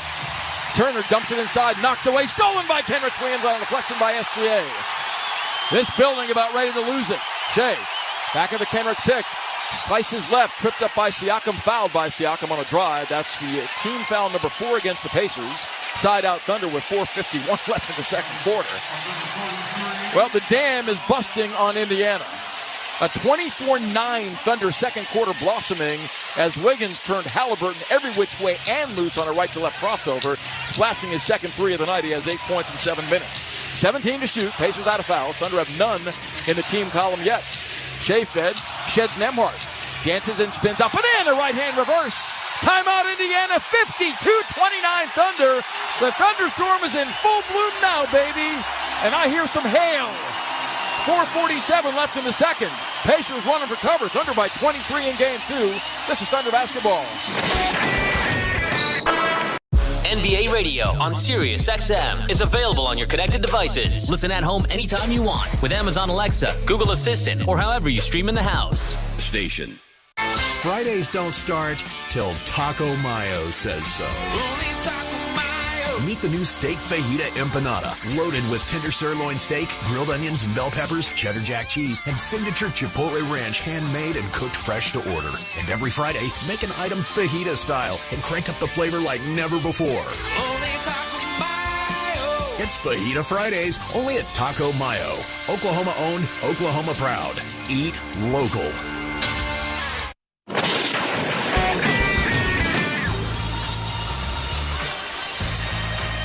Thunder by 23. Matt Pinto with Gideon Hamilton welcoming you back. Matt Ravis on hand as well. 4:47 left in the opening half of game 2. Thunder have busted this thing open, outscoring the Pacers 17-2 most recently, 35-9 on the extended run back to the opening quarter. OKC nailing 55.5% of their shots, 6 of 14 on threes. Off the bench, Wiggins 8. Isaiah Joe a bucket, 5 from Caruso. Isaiah Hartenstein has 1. Kenrich Williams impeccably impacting things in 4 minutes with 2 rebounds and 2 assists. Indiana inbounds in the din of the noise in this building. Thunder have made in the quarter 10 of 15 shots. Halliburton snaking left. Bounce feeds back of a moving screen by Turner that's called out. It wipes Dort out, and he listens to whistle. So Miles Turner picking up his first personal. As Rick Carlisle's club right now is gasping for breath. 4:36 left in the second. OKC busting it open in the second quarter. Shea stutter steps across timeline to escape Nesmith's Nembhard's on-ball pressure. Pacers out of foul. Shea gets a Dort screen. Angles left. Bump by Halliburton. Jump pass near Dort to Shea, but he threw it away. Nembhard has a steal. Challenging Dort, pushing off. Lays up the right-hand reverse and hits it. 52-31. 4:18 left in a critical juncture of game 2. Can the Thunder continue to rampage? We'll see. Up 21. Gilbert Alexander gets a Hartenstein pick. Weaving behind the back dribbles. Lost it. Kenrich Williams has it on the left wing. 10 to shoot. Hayridge dishing to Hartenstein up top on the dribble weave to Shea. Swiped out by Siakam. Crosses over. Crosses over again. Elevates and fires. The fadeaway angle right 21 for jumper. No good. Kenrich Williams darts in and grabs a miss. Dishing to Dort. Shoveling Hartenstein. Left corner Wiggins. Sets his feet. Squares his shoulders. Lays the 3-ball short. Hartenstein fights for the loose ball. Kenrich Williams gets another up the sideline to Wiggins, who nearly threw it away. Wiggins saves it behind the back blindly, but Shea had established position in the backcourt before he received the ball in the front court. That's an over and back violation. Nice to see that these refs know the rules. They missed 3 of them in the first quarter against Indiana. 52-31. 3:42 left till halftime. Thunder by 21. Holmgren to re-enter. Indiana at 35% field goal shooting, turning the ball over 8 times for 7 points. Thunder knocking out 53% thanks to 13 assists already tonight. That was their total for game 1 on their 20 makes. Halliburton, the trigger. Turner pushes off, comes to get it. Dishes high post right to Siakam. Slashing left, splits defender, scoops, scores it, and he's fouled doing so. Thunder can't afford breakdowns like that. This Pacer comeback prowess, we know it well. And you don't want to give this team life.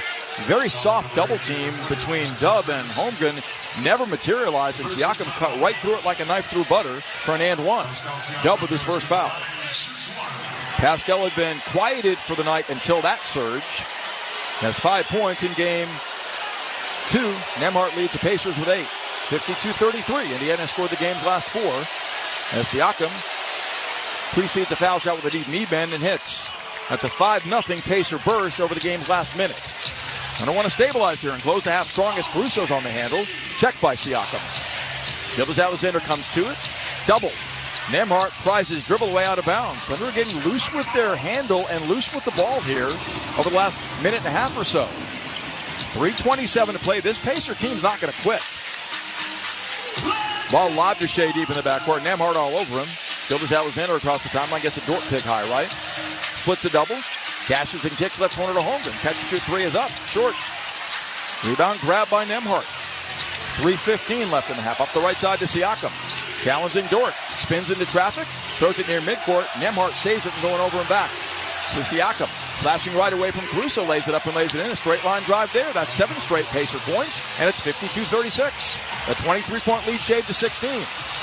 Inside 3 minutes left in the half. Shea stutter steps, drives left, down the lane, kicks out front to Dub. He's up an angle right 3-pointer that's short.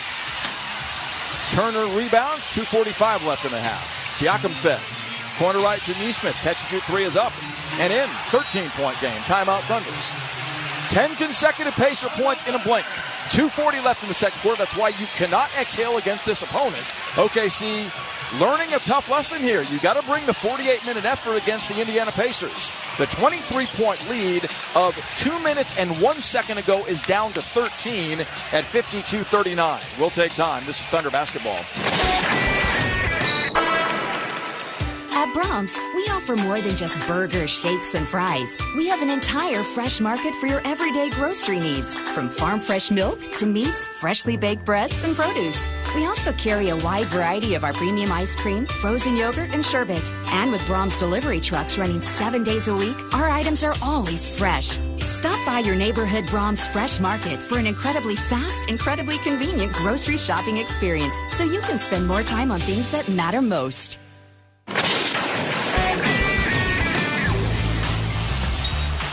Celebrate the playoffs. Love's is doubling the fuel discount in all Oklahoma stores on home game days with the Love's app. You'll get 20 cents off gas and 30 cents off diesel all day when the Thunder play at home. Download the Love's app and save tonight. Well, this is the pivotal 2 minutes and 40 seconds between now and halftime because Indiana has from nowhere built ahead of steam. Thunder have gone scoreless for 2 minutes while Indiana has slapped 10 points on them to carve into a 23-point deficit. It's down to 13. OKC's missed its last 4 shots with a turnover. Can they close the half strong against Indiana's pressure? We'll see. Indiana pressing up full court. Nembhard, Turner, Nesmith, Halliburton, and Siakam against Dub, SGA, Chet Holmgren, Alex Caruso and Cason Wallace. Dub speed dribbles up the right side against Neesmith. Grinding left back and pick by Holmgren. Doesn't materialize. Shea fed out near midcourt. Slashing left on Siakam. Leans in and lays it in with a right-hand delivery. Strong move by the MVP. He has 15 and a half. That's a much-needed bucket, making it 54-39. Siakam on the handle out front. Angling right on Caruso. Floats it up on the run errantly. Well defended. Loose ball snagged by Shea, his third. Dribbling up the right side. Lobs left baseline to Wallace. Catching and finding Shea in traffic. Left wing kick out. Caruso open. Left wing three. Nothing but net. Cha-ching at Thunder money ball. OKC with a championship response. 5 straight points. Off the break. 57-39 is Nembhard. Drives right. Shea pops a dribble away from behind. Dubs on it. To the middle. Slot right Wallace. Right corner Caruso up with another three. Online but front rimmed. Halliburton has the miss. 1:45 left in the half. Thunder by 18 is Halliburton. Working the bounce. Feeds a low post left to Siakam. Drawing a shadow double. Siakam palms it. Steps out. Spins on Wallace into traffic. Pump fakes. Wallace trips him, but they call a foul on a reach in by either Dub or Cason Wallace. That's going to bring free throws for Siakam. Do the Thunder challenge this? Nope. Cason Wallace got the arm of Siakam on the strip. It'll be Cason's second. And Pascal Siakam in severe duress gets bailed out on the Wallace reach-in. 57-39 Thunder, 1:32 left to play in the half. OKC looking to respond to a loss as it has so well all season. 12-2 in the regular campaign, en route to a 68-14 record. Unbeaten in the playoffs at 4-0 following setbacks. Siakam 1-1 at the line. The Pacers 2 of 3. As Pascal, 3-time All-Star, readies for the first. Sends it up and leaves it short. He's only making 67% of his foul shots during this postseason run for the Pacers. Thunder up 18. Turner exits, a non-factor thus far in game 2 with 4 points. Replacing the lineup by Obi Toppin. 1:32 left till intermission. Thunder 57, the Pacers 39. Siakam dribbles twice, arcs the second. That looks better and is. It's 57-40. As there's full court Pacer pressure again. Both sides out of fouls as Dub streams up the right side against Neesmith's on ball pressure with 7 points, 4 rebounds, and 4 assists. Jalen doubles. Slashing left down the lane with a step. Swoops and scoops and scores with a left hand. Strong surge by Dub. The middle opened wide. He took it right to the cup.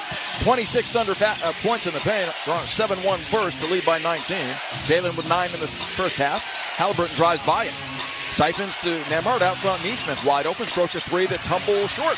Holmgren gobbles up his 4th rebound. Back come the Thunder up 19. 58 seconds left to play in the half. Shea crossed over twice. Down the lane dancing. Swooping. Pulling up. Fading. Firing. Missing. Holmgren tried to tip it in, but it's no good. Siakam has the missed shot. 45 seconds left in the half.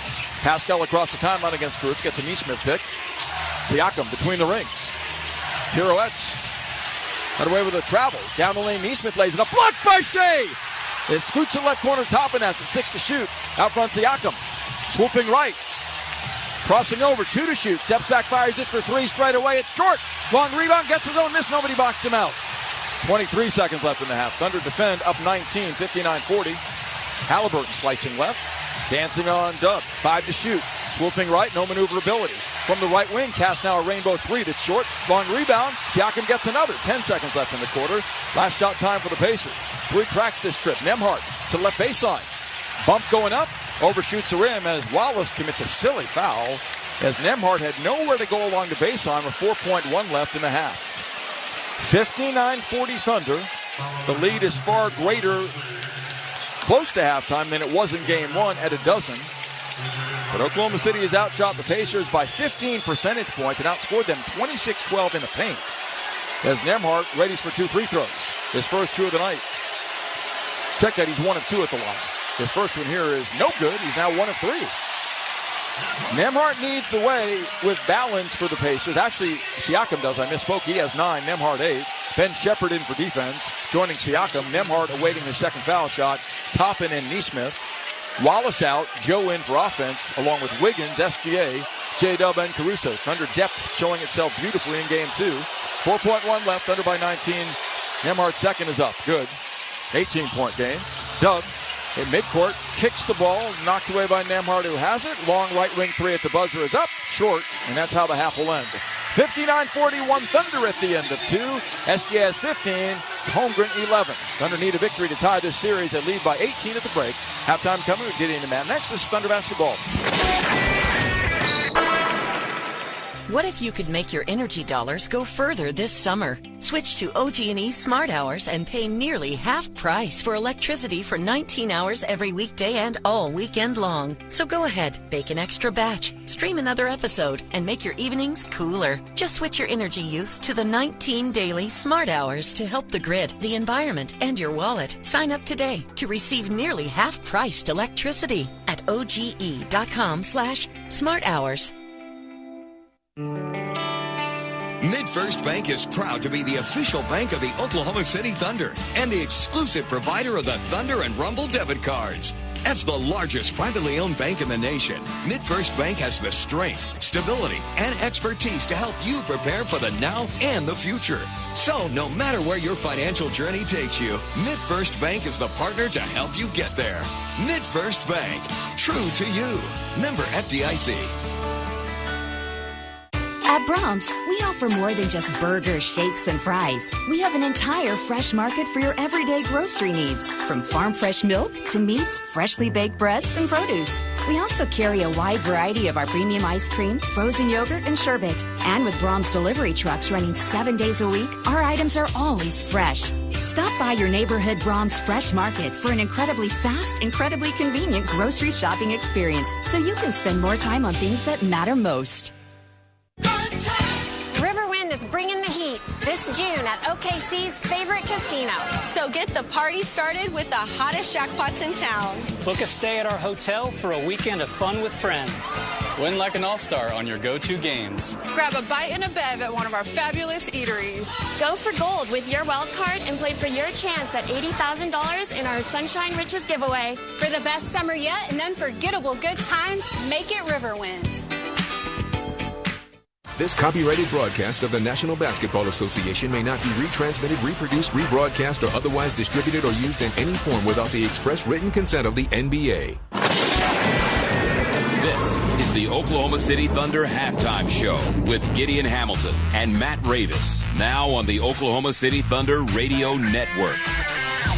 Hey, welcome back inside Paycom Center. It's halftime of Game 2 of the NBA Finals. Gideon Hamilton, Matt Ravis here with you, and Oklahoma City has opened up a huge lead on Indiana. 59-41 is our score. And Matt, some of the things that we talked about in the pregame, Oklahoma City hoping to improve rebounding. They're a +4 in that category, +1 on the offensive glass as well. Wanted to see some more ball movement from Oklahoma City. They already have more assists in this game at halftime than they did in the entirety of Game 1, and better execution around the rim, and Oklahoma City has outscored the Pacers in the paint 26-12, but on 13 of 20 shooting in the painted area. So everything Oklahoma City needed to tighten up after Game 1, they have so far. Yeah, but it was really pretty a dominant half outside of just a couple of minutes there where it got dicey, and you could tell right off the get that the ball movement and the player movement was there in a way that it wasn't last game. Probably more passes in that half than it were all of last game. And I'm barely exaggerating there. There were some sloppy possessions, throwing a guy at a ball or throwing a ball at a guy's feet, broken, busted possessions because of things like that. So the Thunder could take care of the ball a little bit better, but the response for the most part was what you want to see. Yeah, the Thunder were down 20-17 pretty late into the first quarter, so we're about 9 minutes in to the first when Halliburton hits that three. And from that point forward, Oklahoma City at one point had outscored the Pacers by 26. That was as big as that run got. Pacers got it down to about 14 or 15 or so before Oklahoma City widened the lead. What was the key to that run? It looked like, to me anyway, it was scoring off of turnovers and three-point shooting. I mean, shot making a big part of that for certain. I thought a big stretch in that second quarter was non-Halliburton, non-Shea minutes. You're wanting to see what both teams look like. And Indiana was a -11 while Halliburton rested. OKC was a +9 while Shea rested. So those lineups with Dub leading, I thought were instrumental in leading the way. And then Shea comes back in, and the Thunder were able to grow that lead a little bit. So, it's partially execution, but it's also finishing off the chances that you have, which I thought in Game 1 the Thunder left a lot lot of meat on the bone, which they haven't to a large degree in this game. Pacers bench is 4 of 12 shooting in the first half. Those guys only scored 11 points for Oklahoma City.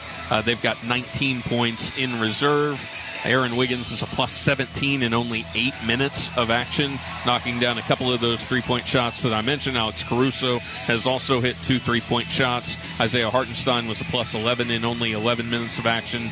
He's got 4 rebounds and a couple of assists. Kenrich Williams was a plus 13 in only 5 minutes.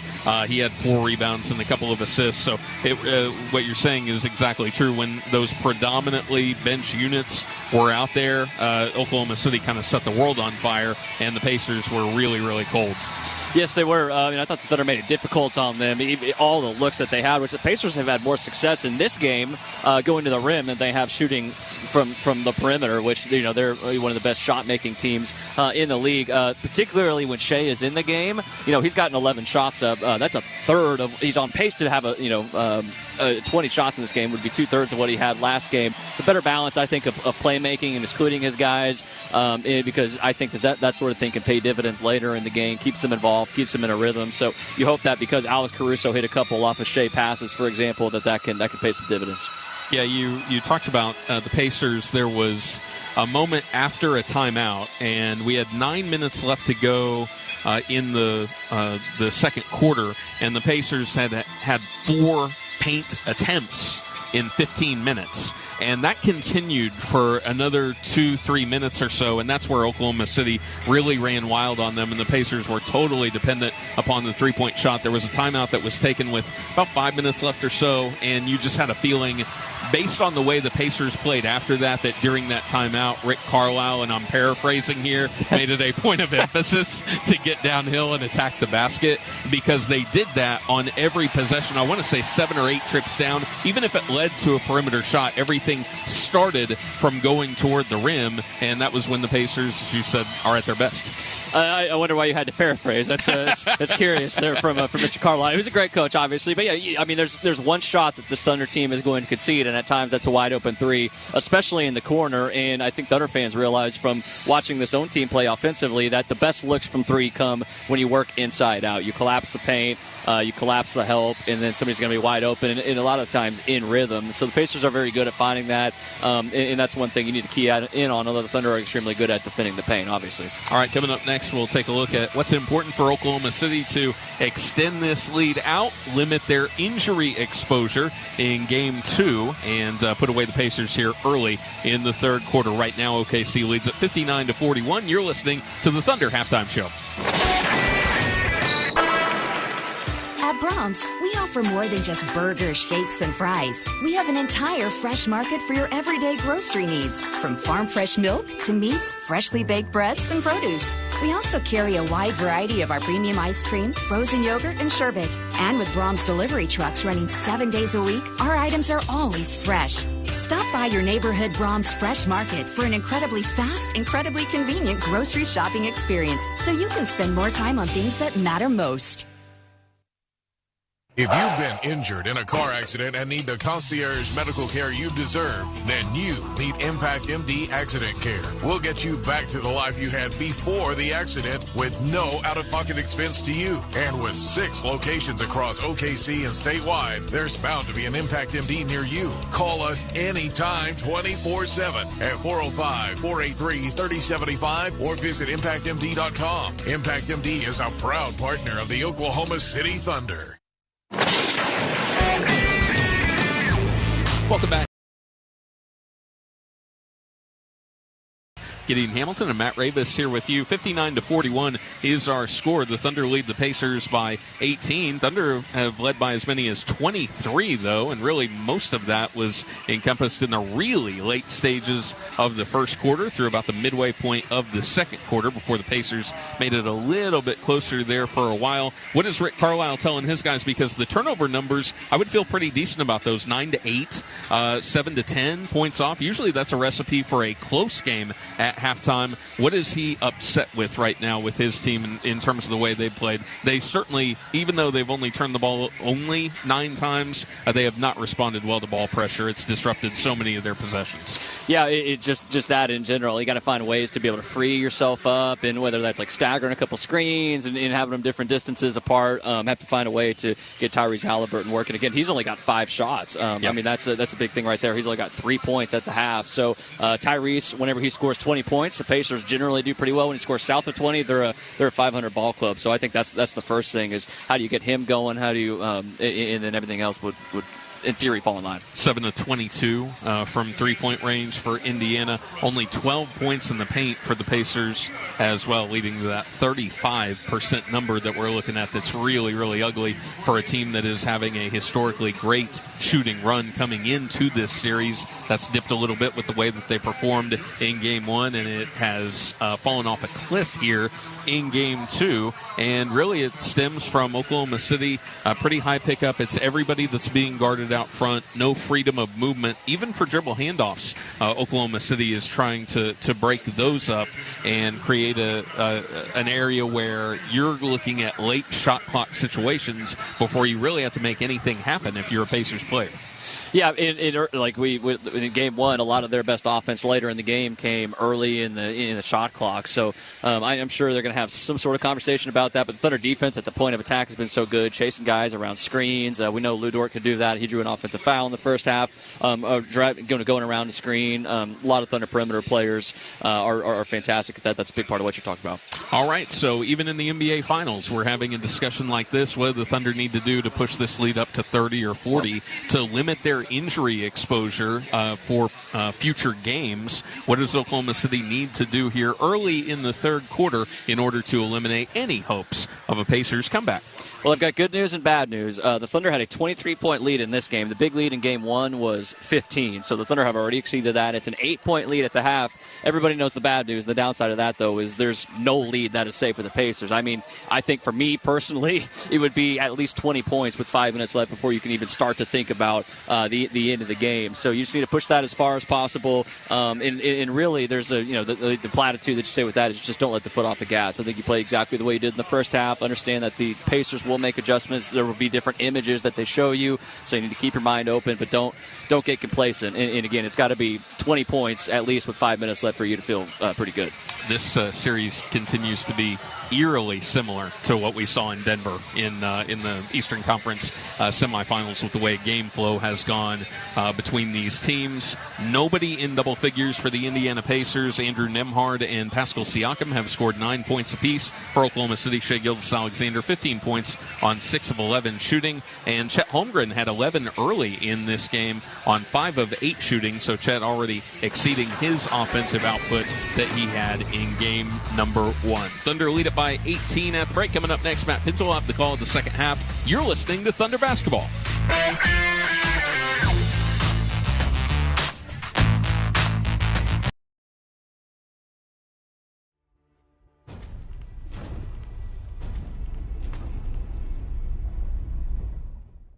Cheers, basketball fans, insiders. Thank you for hanging out with us with We the North. Thank you for hanging out with us here on TSI for the NBA Finals. Now's the time of the show. I need all of your attention to go to that link that's pinned in the chat. Everybody, click that link right now and head over to our homepage on SickKids Hospital's website, where we are fundraising through the Playoff Pulse campaign. We are over $2,000 raised in just the first month or so of the playoffs, and we're not stopping. We're going to keep going. We have reached over $12,000 in the first year of doing donations and raising money for SickKids Hospital in Toronto. Thank you. Yes, you. Thank you for making this happen. I couldn't do it by myself. We are grateful. Thank you for clicking that link. Thank you for helping us raise money for SickKids Hospital. Now let's get back to the basketball. Come on, OKC. Let's go bring that championship trophy back to the prairies there in Oklahoma. Let's go. We'll see you back in the chat.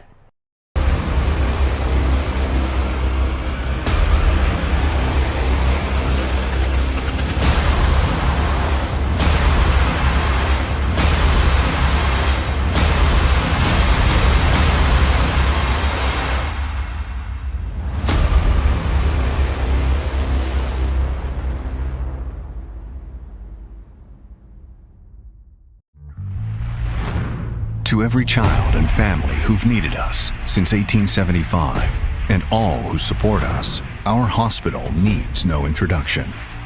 But just in case, it's SickKids. And it's our 150th birthday. Our mission has always been healthier children, a better world. The first children's hospital in Canada, SickKids. Pasteurizing milk to prevent disease 30 years before it was mandatory. The heart-lung machine that transformed open heart surgery. A pediatric kidney transplant in 1969. SickKids. SickKids and SickKids. We discovered the gene for cystic fibrosis so patients live longer lives. And we just created the world's first Atlas of Cancer using machine learning to analyze 13,000 variations. Today, the hospital sees over 130,000 patients a year. We're a research powerhouse, a training magnet, attracting nearly 600 clinical and research fellows from around the globe every year. And we're the #1 publicly funded children's hospital in the world. We're celebrating 150 years of excellence, driven by philanthropy. What's next? Thanks to donors like you, we're going to keep healing Canada and the world, and we're going to heal the future.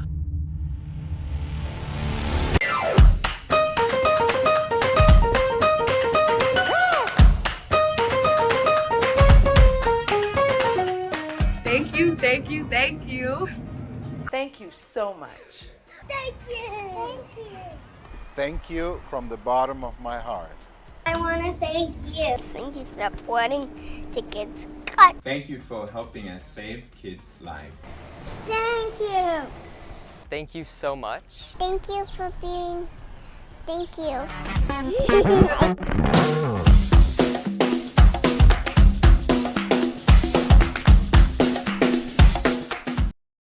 Pascal dribbles to the foul line, contained, wide left to Nembhard. Dancing on Wallace as we have off the ball a foul coming on Dort for holding Miles Turner. That's his third. 11:48 left in the third quarter. Pacers shooting at the basket to my right in this second half, as they did in game one. Thunder at the bucket to my left. OKC learned the hard way on Thursday. You got to play the full 48 against this Pacer team because they're not surrendering on any level. Nembhard to trigger. Gets it into Turner, lifted out near midcourt to Siakam. Blasting right on Dub, crosses over, snakes to the foul line and gives to Halliburton, pump faking. Wide left to Turner, 4 to shoot, down the lane to the rim, scoops it, lays it short of the rim. They call a foul on Holmgren with 3.3 left on the shot clock. Chet picks up the personal, second Thunder foul to begin this quarter, 22 seconds in. Yep, and Chet with the right hand reached out and grabbed the left arm of Turner going up for his first personal. Miles Turner, you want the ball in his hands with the shot clock winding down, but the Thunder didn't stay disciplined defensively. He's a 77% foul shooter. The big man from Texas nails the first. Indiana 5 of 8 at the foul line. OKC 6 of 8, so not a lot of free throws shot either way. 11:38 left in the third quarter. Oklahoma City 59, Indiana 42. Turner with the second. That one is up short. Loose ball corralled by Cason Wallace. Good box out on Nembhard to do it. Feeding Dort, blasting across the timeline on Siakam. Settles into the half-court attack. Gives it up the right side to Dub. Challenged hard by Nesmith. Jalen drives left-handed to the foul line, kicks to Holmgren. Bad pass, he corrals it. Holmgren behind the back. Spins on Turner, lays it up left-handed. Short of the rim, had no lift on that shot at all. Halliburton has the loose ball. Tyrese, back of a Turner pick, wraps around the feet to Turner, wide open. Snaps off a rainbow three straight away. It's short. Loose ball run down by Dub, but SGA and Nesmith are entangled.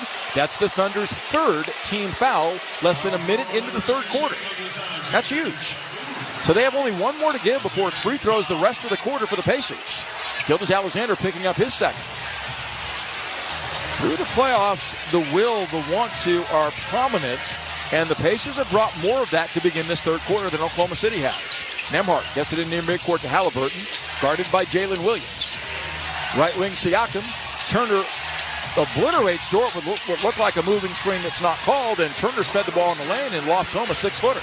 It's 59-44. Thunder get to strike, a minute 10 into the quarter. Shea. Pacers are just bullying the Thunder right now. Shea splits a double down the lane. Kicks left corner, Dub. Sets his feet, squares his shoulders, and rips the cords for three. Cha-ching at Thunder money ball. Shea compressed the defense and spoke out his fifth assist as Dub's in double figures with a dozen. 62-44 Thunder. Nembhard got away with a cup dribble. Kicks in the left corner to Neesmith, lobbing low Turner, facing up on Holmgren, isolated left side. Drop steps, comes to the rim, pump fakes, lays it up, then goes back to the foul line as Holmgren commits another foul. His second in the quarter, the Thunder out of fouls now, the remaining 10:24 of the third. And that's just lack of discipline, buying the pump fake by Miles Turner. So OKC's got to find a way to harness its emotions right now. It's gotten away from them to begin this third frame. 1 minute and 30 seconds in, they are at the foul limit already. Turner's first foul shot is good. Miles Turner having at it here in the third quarter. He's got 8 points now, including 4 in the frame. Holmgren has a pair of fouls. Dort 3, Wallace 3. SGA has 2. Nobody for the Pacers with any more than 2. Turner's second free throw looks good and is. So the Pacers are finding traction offensively as they did to begin the third quarter in game 1. They scored 66 in the second half after 45 in the opener and came back to win it 111-110. Thunder up by 16. Shea pounds a dribble 40 feet straight away as off the ball Halliburton called for grabbing Cason Wallace. And it will be Tyrese Halliburton's first. He's got words with Ben Taylor for blowing the whistle. That's the Pacers picking up their first team foul. 15 to shoot for Oklahoma City. Lou Dort to trigger. Siakam providing on-ball pressure. Ball comes to Shea, bumped by Nembhard, who has no fouls tonight. Shea gives it up to Wallace in the lane for a pull-up stroke of 10 that he buries. Nicely done by Cason Wallace against what was his own. First time tonight. Wallace has 4. Shea now 6 assists. Halliburton blasting right on Dort down the lane. Finds Turner sliding down the lane. Leans in across his body, missed a driving layup. Holmgren the rebound. Gilgeous-Alexander, the team up 18, headmans the attack. Dancing up top, crossing over. 3 times, now a fourth. Steps up, fires, a fadeaway 17-foot jumper, he rips the cords on. Neesmith, that is mercy, baby. A mid-range master is Shea, 66-46, Thunder by 20. Siakam dribbling up the left side, had Dub blast his dribble away out of bounds on a reach-in. The Pacers have 18 to shoot. 9:34-5 left in the third. I love the Thunder's pace in this game, much better than game 1. Halliburton gets it in between the rings to Nembhard. Down the lane on Wallace. Pump fakes. Nothing there. Kicks to Turner for a long 3 straight away. That's in there. Miles Turner now has a dozen, including his first 3-pointer of game 2. 66-49, Thunder by 17. 9:22 left in third. Shea hit by Nembhard crossing the timeline without repercussion. Shea stabilizing, working angle left, back of a Holmgren pick. Wriggling baseline. Nembhard on him. 8 to shoot. Shea maintains a dribble, backing down. 5 to shoot. Siakam doubles. Shea across his body floats a 12-footer, no good, but Nembhard finally called for a reach-in foul. As Rick Carlisle's upset about something from Zach Zarba. Nembhard got his first foul tonight. I don't know how a head coach that's rational could argue that this guy shouldn't have received multiple fouls thus far tonight, and he gets his first here. So Gilgeous-Alexander goes to the free throw line for a whopping 4th time in game 2. I can see why Carlisle's hot. 9:07 left third quarter. Thunder 66, the Pacers 49. OKC out shooting Indiana 53-36% from the field as Shea buries the first. 3 of 4 at the stripe for SGA. He has 18 points. Third among playoff contributors scoring the ball at 30.7 entering the game. That includes 30-plus in 5 of the last 6. 8 consecutive times here at home. He had a game-high 38 in game 1 Thursday. Gilgeous-Alexander's second is up and in. Thunder leading 68-49. They've been up by as many as 23. Turner's got all 8 Pacer points in this third. 9 minutes left. Halliburton on the handle out front. Crossing over on Dort, can't spurt free. Gives to Neesmith on the dribble weave. Turner back to Halliburton. Slashing right. Throws it on the wing intended for Neesmith. Jammed out of bounds by SGA. Shea's been really active defensively with 2 steals and a block tonight. 9 on the shot clock now for the Pacers. They have 15 assists on their 17 makes, but they've shot just 36% in game 2 from the field. Nembhard to triggers, 9 to shoot. Corner right, Neesmith. Crowded by Dort. Holding, dribbling, backing down, swirling. Comes to the baseline. Falls down, loses it. Shovels left corner, Siakam. Catch, shoot 3. Up, no good. Shea tips a rebound to Wallace. Well defended. Cason down the lane on Nembhard. Barreling, contained. Drifts to the corner. Hits a trailing Dub. Loses the ball. It's free. Gets it back. Slot left to Shea. going to stabilize things, retreating on the bounce. 10 to shoot. Now isolated on Nembhard. Left wing. Shovels to Dub for an open angle right three that's on the way. Short. Nembhard has the miss with 8:20 left in the third. Straightaway Siakam crossing over on Dort. Down the lane, floats a bank shot too hard. Fight for the rebound. He gets it back. Can't convert the layup, but he's fouled by Jalen Williams. So the Pacers are playing with a level of desperation. The Thunder are going to need to match physically in this third quarter. 8:13 left. Dub guilty of his second, and Siakam goes to the free throw line for attempts 4 and 5 tonight. Pascal led a balanced Pacer scoring attack in game one with 19 points and 10 rebounds, averaging 6 boards a game. He's not known as a big rebounder during this playoff run. But was he a massive score on the ball against the Knicks, winning the East 3 times over 30, including 31 in the clincher in game 6. Siakam knocks down the first foul shot.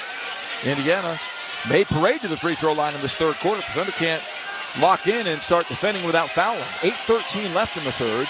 Pacers down 18, 68-50. Siakam, the second Pacer to score in the quarter, the other being Miles Turner. Pascal lost the second free throw. It tumbles good. He got them both. And it's a 17-point game. Thunder led by 18 at halftime. SJ picked up in the backcourt by Nembhard.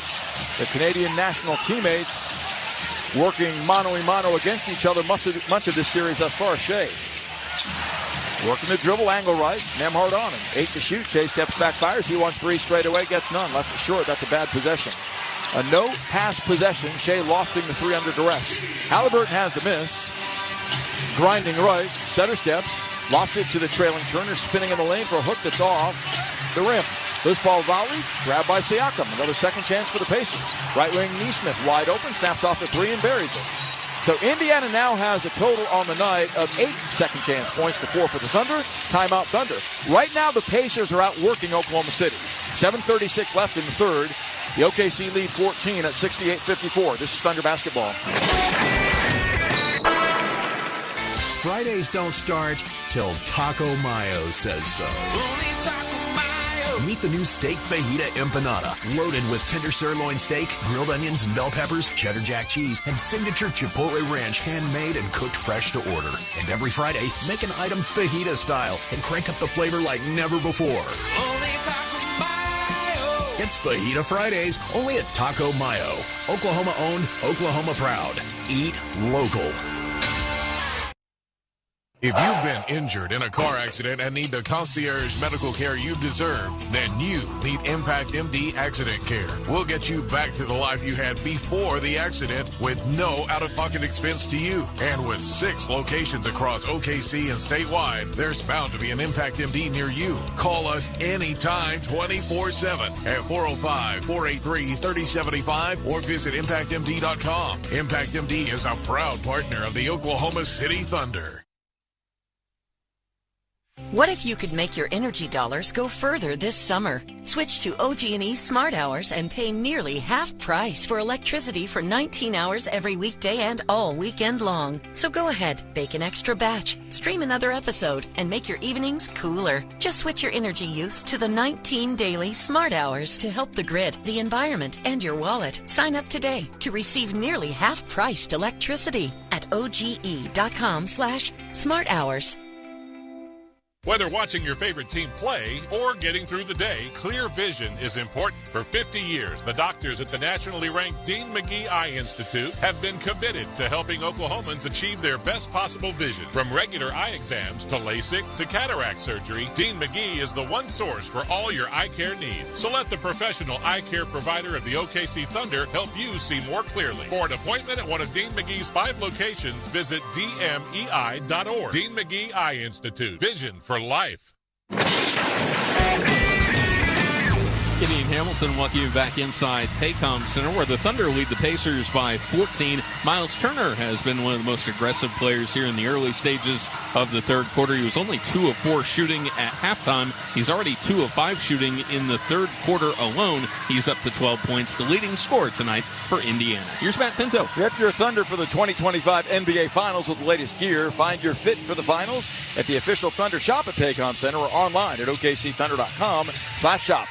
Yeah, a couple of disturbing considerations from the Thunder standpoint, as their 18-point halftime lead is 14 right now. 4.5 minutes into the third quarter. One, they've allowed the Pacers 6 free throws already in this third quarter, and they're out of fouls. They were out 3 minutes in. Second, they've yielded 7 second chance points to Indiana in a quarter in which they've been outscored 13-9.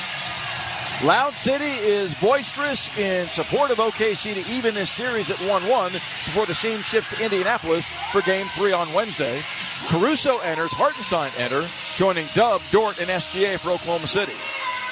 Pacers have 3 team fouls to get the Thunder out of fouls. Miles Turner, Tyrese Halliburton, Pascal Siakam, Andrew Nembhard, and Aaron Nesmith are the 5 for the Pacers. Pacers led by Turner with 12. Siakam's got 11. Thunder with 3 in doubles. SGA 19. J-Dub a dozen. And Chet Holmgren 11. Scoreless in the quarter, though. Dort, high post right to Hartenstein, facing up on Turner. Extending his pressure, handing to Dub. Slashing left. Elevates across his body, floats a 12-footer that won't go, but he's hacked going up by Nesmith. Free throws coming for Jalen Williams. Excellent pace on the dribble handoff, allowing Dub some space on the interior. Under a good job doubling the Pacers' points in the paint, and that was an area they didn't fully maximize in Game 1. J-Dub 3 of 3 at the line, has 4 rebounds, 4 assists, and 12 points in Game 2. Reddy's with the first of 2, arcs it. 10 and out, no good. 7:24 left in the third quarter. Thunder 6 of 10 foul shooting. You hope that doesn't come back to bite them, should this game tighten. And you know that's the Pacers' intention. 3-0 in Game 2s on this postseason run. Dub hits a second. And OKC's up 15 at 69-54, needing stops. Want to curtail this Pacer mini momentum. Nembhard left wing, holds, Caruso on him. Andrew, out front to Nesmith, off the stutter step. Straightaway Turner. Jump passes low, Nembhard wide open for a layup, unguarded. 69-56.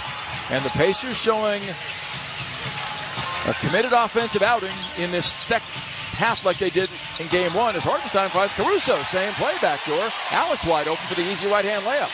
Hartenstein picks up his 3rd assist, and Caruso now has 8 points as Hartenstein jams on a double team. Siakam takes it away, giving to Shea. Down the lane. Corner left, Caruso holds. Shea now on the left flank.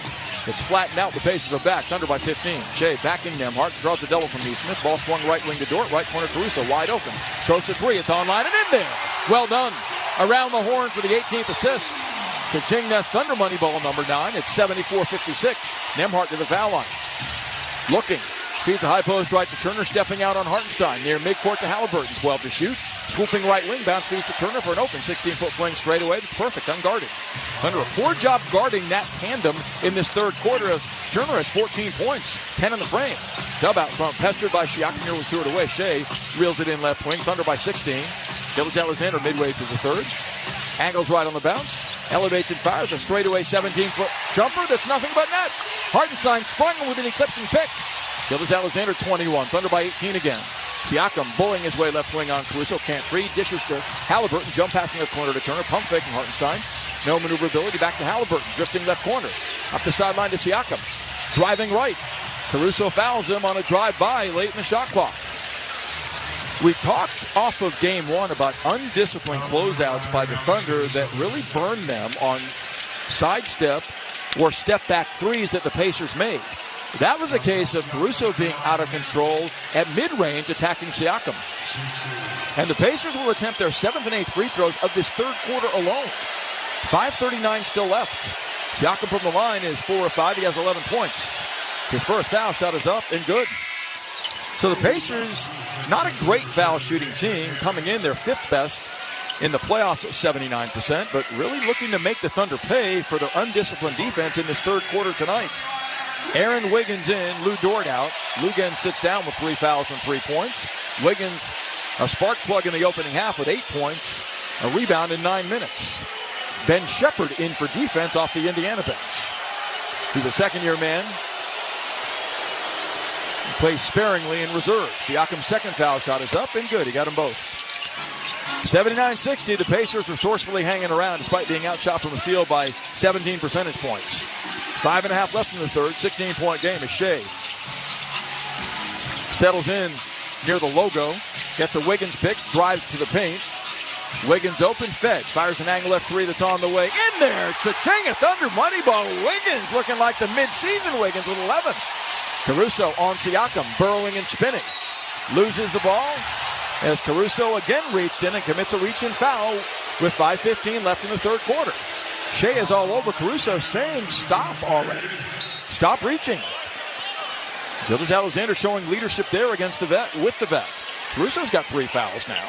And again, the clock stops, which benefits the team that's trying to come from behind. OKC sustaining offense at 55% shooting, but outscoring the Pacers by 1 in the quarter, up 79-60.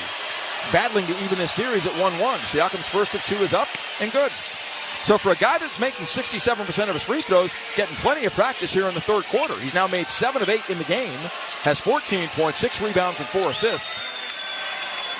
Pascal showed the way as the Eastern Conference Finals MVP, guiding the Pacers to their first NBA Finals since 2000. Pascal ready for the second. That one is on the way, looks good and is. So Indiana doing it at the foul line, attempting 16 on the night to 12 for OKC. Siakam 6 of 6 foul shooting in the quarter, has a team high 15. Shea, played by Shepard, gets a Wiggins pick, angles right on the dribble. Now guarded by Nembhard, crosses over. Kicks to Wiggins, pump faking, whips it inside to Dub, bad pass. Off his hand, claimed by Halliburton. 4:55 left in the quarter. Halliburton with his steamrolled effort. Out front to Toppin. Left wing Nembhard to the baseline. Spurts between defenders, pump fakes. Sails it out. Tipped out of bounds by Caruso, intended up the right sideline to Shepard. That ball had no chance to get through. I think if Caruso lets it go, that's a turnover. 4:46 left third quarter. Thunder 79, the Pacers 62. Nembhard to trigger, 12 to shoot. Wiggins gives him space. Nembhard looking. Right sideline, Halliburton wide open. Strokes a 3, that's a brick. Dub fights for the rebound, tipped out of bounds by Siakam. And now they will change who that ball was off of. It was off of Dub. So the Pacers get another second crack here. 14 restored to the shot clock. And this comes down to fundamental boxing out. Dub did not do it there. And I'm not sure he was the last guy to touch that. And that's close. No challenge. Pacers inbound, down 17. Halliburton, right corner to Shepard. Closed out by Dub up the right sideline to Toppin. Obi on the dribble weave, giving to Halliburton. Swooping left down the lane. Jump pass in corner right to Toppin. Catch shoot 3 is on the way. No good. Offside rebound. Caruso corrals it. Pacers are mortal from 3 in game 2. 9 of 28. Gilgeous-Alexander on the handle. Bucking right. Toppin on him. Dancing. Down the lane. Floats a runner that's no good. Thought he was going to get hit by Toppin. Didn't. Toppin rebounds the miss. Nembhard lobs left corner to Shepard. Closed out by Dub. Then up the sideline to Toppin. Giving to Nembhard. Slashing left on Caruso. Bullies his way to the bucket. Now sails it right wing to Halliburton. With a step baseline right, floats a runner that's good from 12 feet away. He's made only 2 of 7 shots, but the Pacers are hanging around in the 15-point game with 4 minutes left in the third quarter. Jalen Williams on the handle. The Pacers in a 2-3 zone. Second time we've seen it tonight is Dub down the lane, floats a runner. Counts if it goes, it will not go. He's bumped and fouled by Shepard. And that for the Pacers is their 3rd team foul. Jalen Williams cited daylight in the heart of that 2-3 configuration and attacked it. Dub has 13 points in game 2. Didn't shoot it well in game 1, 6 of 19. Scored 17 with 6 rebounds and 4 assists. Jalen ready for the first. 4 of 5 from the stripe. Make it 5 of 6. He buries that one. Thunder 10 of 13 foul shooting. On the plus side, rebounding 29-27 in game 2. And assists are even at 19. Siakam and Nembhard out. Shepard exits as well as McConnell, Benedict Mathurin, and Thomas Bryant, a perimeter shooting center, enter for the Pacers. Thunder 80, Indiana 64 with 3:50 left in the third quarter. OKC won the opening tip. The Thunder will have the ball to begin the fourth. Dub's second stroke is pure. And OKC falls back to defend, up 17. Pacers outscoring them by 1 in the quarter, 23-22. Toppin on the dribble weave, defers to Halliburton. Can't escape Caruso. Retreats near midcourt with 12 to shoot. Swirling right. Down the lane now. Stripped from behind by Shea. What a play. Gilgeous-Alexander busting back on Toppin. Lays it up. Counts if it goes. He couldn't scoop it home as Toppin grabbed him, making no play on the ball. There is no way that can't be a clear path foul. James Williams indicating it's simply a personal foul. And they're not even going to replay. Shea had a straight line drive with Toppin trailing, and Toppin grabbed him from behind. Obi Toppin picking up his second. Thunder by 17. Gilgeous-Alexander with 21 points back to the line. Also has 7 assists tonight. His first stroke is nothing but net. Shea on display in a big way. During the playoffs, averaging 9 foul shot attempts a game, and tonight, trying his 7th upcoming. What a strip. A clean one on Halliburton for his 3rd steal in this game, setting up these free throws with 3:32 left in the 3rd. Pacers call time, making up no ground on the Thunder, who have fortified a consistency tonight that's been impressive for an 82-64 lead. We'll take time. This is Thunder basketball. It's what you wait for all week. The three-pointers, the rebounds, the thrill of every shot. Win or lose, it's the hope that keeps you coming back. The dream that this time, it might be your year. And so you represent with anticipation and with pride. Because when the pressure's on, your support is everything. That's why the NBA store is here to support you. Check out the largest selection of official NBA gear at NBAstore.com. A Fanatics experience. With just seconds on the clock, I'm chomping at the bit here, Frank. I'm telling you, this is a moment.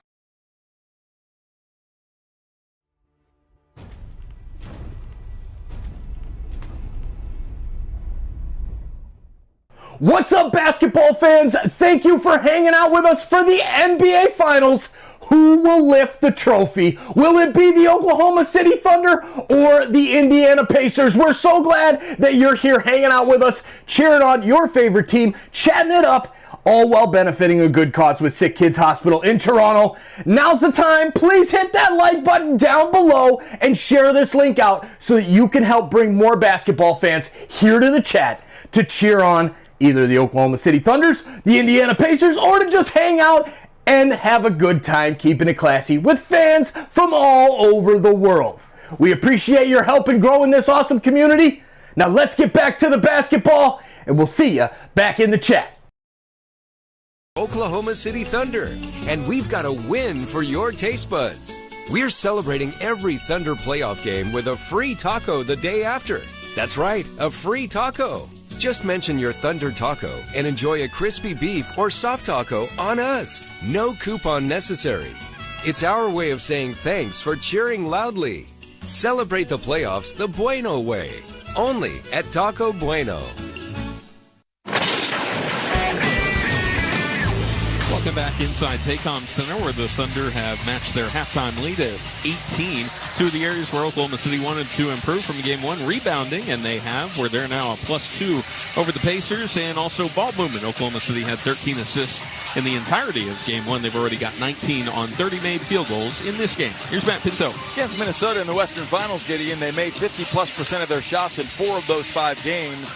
Didn't shoot it well at 39% in Game 1, but back on the beam in this one at 54% accuracy, including 42% on threes, 10 of 24. Lock in your finals with Playoffs Central, your go-to for all things Thunder Game Day, from facts to game day schedules. Playoff Central has everything you need to know for the finals. Head to OKCThunder.com/Playoff Central for more information. These two teams became the first since the 2000 finals. Ironically, the Pacers were involved in that against the Lakers, coached by Larry Bird, guided by the great Reggie Miller. These are the first two teams to collide in the finals that both have at least 9 guys on their roster during the playoffs that have averaged more than 10 minutes a game. And tonight, the Thunder bench has shined against Indiana reserves 27-11. Thunder subs outscoring their counterparts from the Pacers, and that nearly directly translates to an 18-point Thunder lead as Gilgeous-Alexander's at the free throw line, attempting the second of 2. His club up 82-64. Shea strokes it and sticks it. He's 6 of 7 foul shooting with a game-high 23, joined by Wiggins, Kenrich Williams, who played brilliantly in the first half, Caruso, and Holmgren. Thunder in a 2-3 zone for the first time. McConnell out front, corner left to Mathurin, closed out by Shea. Works to the wing, 12 to shoot, sets up McConnell straight away. Angling and kicking to Nesmith for a three-point try that he hits over the top. Not sure that zone's going to last very long with that sort of marksmanship. Nesmith makes his third three, has 11 points, 83-67. Pacers knocking down 10 threes. Thunder have 10 as well as Shea rumbles up the left sideline, and Mathurin is too handsy with him and commits a foul. It'll be Benedict's third, and that brings the free throw scenario into effect both ways as both sides are in the penalty. Mathurin's not done much in this series.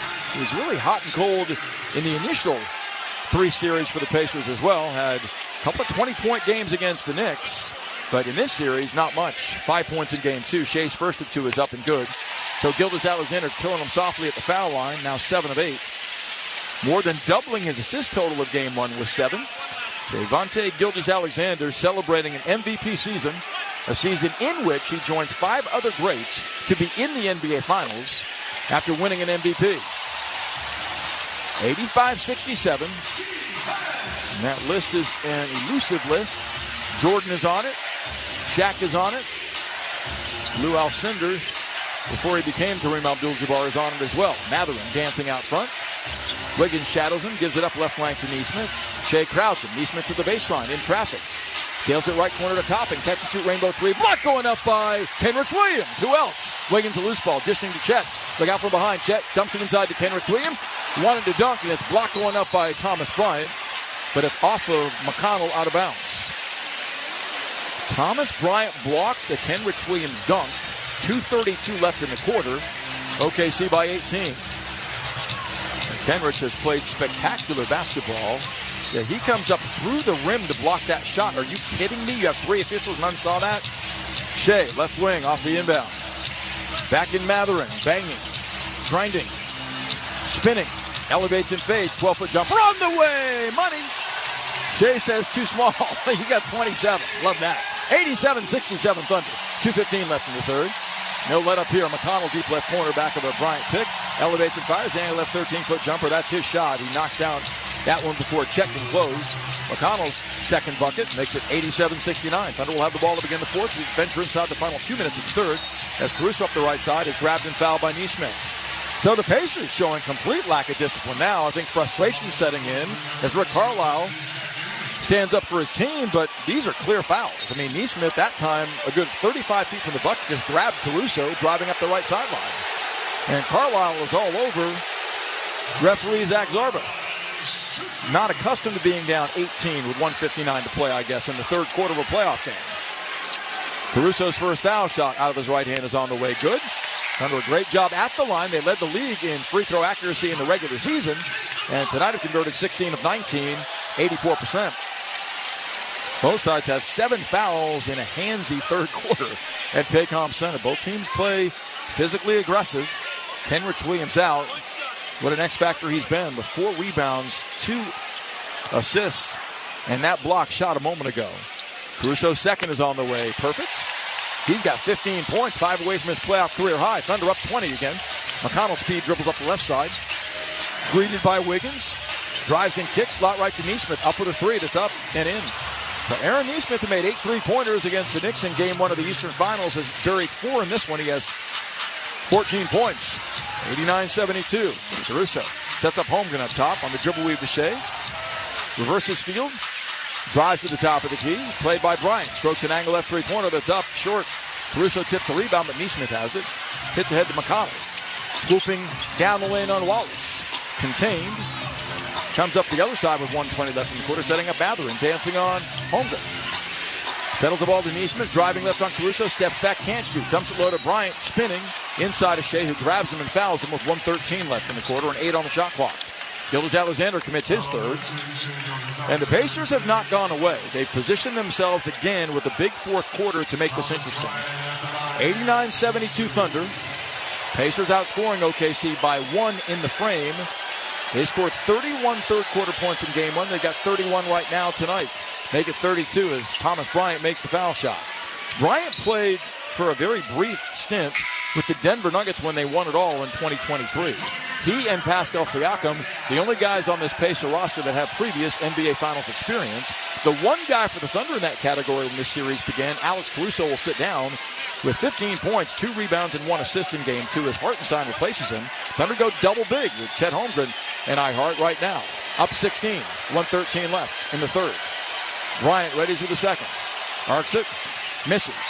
Hartenstein has the miss. Evading Nesmith's steal attempt. Gives to SGA. Shea with 27 crossing the timeline inside the final minute of the third. Thunder by 16. Shea swooping and kicking to Hartenstein. Bullying and lobbing to Holmgren for the dunk. Oh, what a gorgeous setup by Hart. He's got 4 assists. Spectacular. Mathurin tied up by Wiggins. And we have a foul called on either Wiggins or the second defender for the Thunder, doubling back in transition. Hartenstein.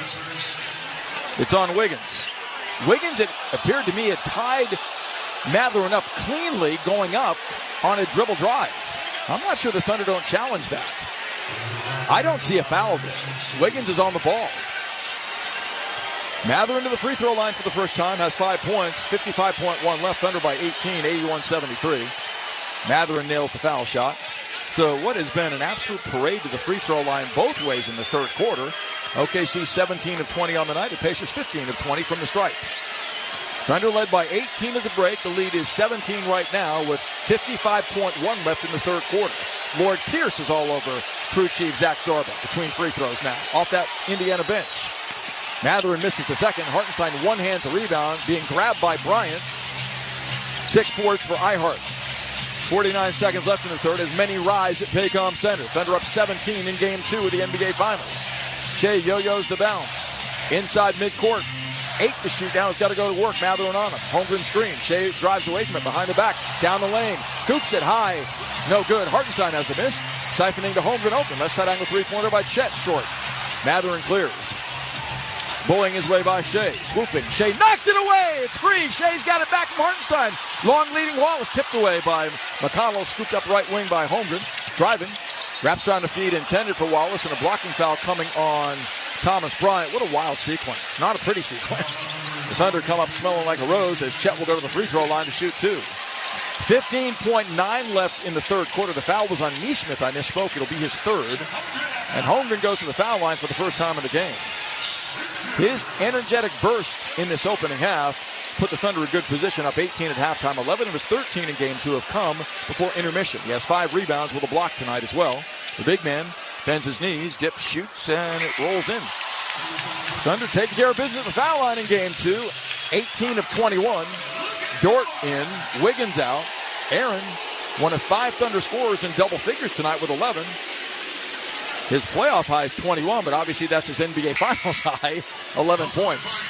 Kenrich Williams on for defense, entering the final 15.9 of the third. He replaces SGA, protected from a possible 4th foul by Mark Daigneault smartly. Jay sitting down with 27 points in 31 minutes. Also a team high, 7 assists. Thunder have 20 assists in the game. Chet readies with the second, eyes the rim. Bends his knees, dips, shoots, and swishes. Thunder lead it by 19, 93-74. Shot clock off, 13 seconds left in the quarter as Halliburton is greeted by a double team crossing the timeline. Lobs it baseline left and Easton. Steps to the corner, fires a fadeaway 3. Block going up by Wallace. Taysom recovers. Spanks it out of bounds with 5.2 left. Tremendous recovery by the second-year outstanding defender, Taysom Wallace. 5.2 left. 93-74 Thunder closing towards the end of the third. Crowd full throat. Halliburton up the sideline to Bryant. Holds. Gives to Neesmith. Grinding, 1 to shoot, floats it up at the buzzer, misses at the horn over Holmgren. The Thunder played a brilliant 3 quarters in Game 2, battling to even it up in a victory apiece. Stunned by the Halliburton jumper with 3/10 left in Game 1, 111-110. Look to even the score going back to Indy for Game 3 on Wednesday, hitting 52% of their overall shots for a 93-74 lead over the Eastern Conference champions. Going to the 4th. We'll get there next. This is Thunder Basketball. Hey, this is Brian Geltzeiler. Wake up early with me in 2007 NBA Coach of the Year Sam Mitchell every Saturday morning from 7 to 10 a.m. Eastern as we break down everything NBA on Channel 86. If you've been injured in a car accident and need the concierge medical care you deserve, then you need Impact MD Accident Care. We'll get you back to the life you had before the accident with no out-of-pocket expense to you. And with 6 locations across OKC and statewide, there's bound to be an Impact MD near you. Call us anytime 24/7 at 405-483-3075 or visit ImpactMD.com. Impact MD is a proud partner of the Oklahoma City Thunder. What if you could make your energy dollars go further this summer? Switch to OG&E Smart Hours and pay nearly half price for electricity for 19 hours every weekday and all weekend long. So go ahead, bake an extra batch, stream another episode, and make your evenings cooler. Just switch your energy use to the 19 daily Smart Hours to help the grid, the environment, and your wallet. Sign up today to receive nearly half-priced electricity at OGE.com/Smart Hours. Riverwind is is bringing the heat this June at OKC's favorite casino. So get the party started with the hottest jackpots in town. Book a stay at our hotel for a weekend of fun with friends. Win like an all-star on your go-to games. Grab a bite and a bev at one of our fabulous eateries. Go for gold with your wild card and play for your chance at $80,000 in our Sunshine Riches giveaway. For the best summer yet and unforgettable good times, make it Riverwinds. Here at the Almond Joy Factory, where tropical vibes abound, we use soft, fresh-tasting coconut. The crunchiest almonds and delicious chocolate candy. Ah, but do you know what our most important ingredient is? Sometimes you feel like a nut. Sometimes you don't. Almond Joy's got nuts and something even way better than that. Yes, Almond Joy is made with almonds and joy.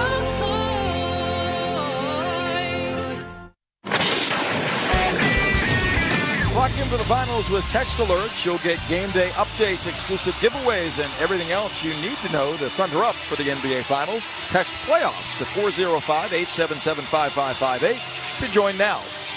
Thunder, a strong performance 3 quarters into Game 2 at Paycom Center. Matt Pinto welcoming you back. Seated high above courtside as always. OKC, a tremendous job sustaining offense in this one, playing with a brisker pace.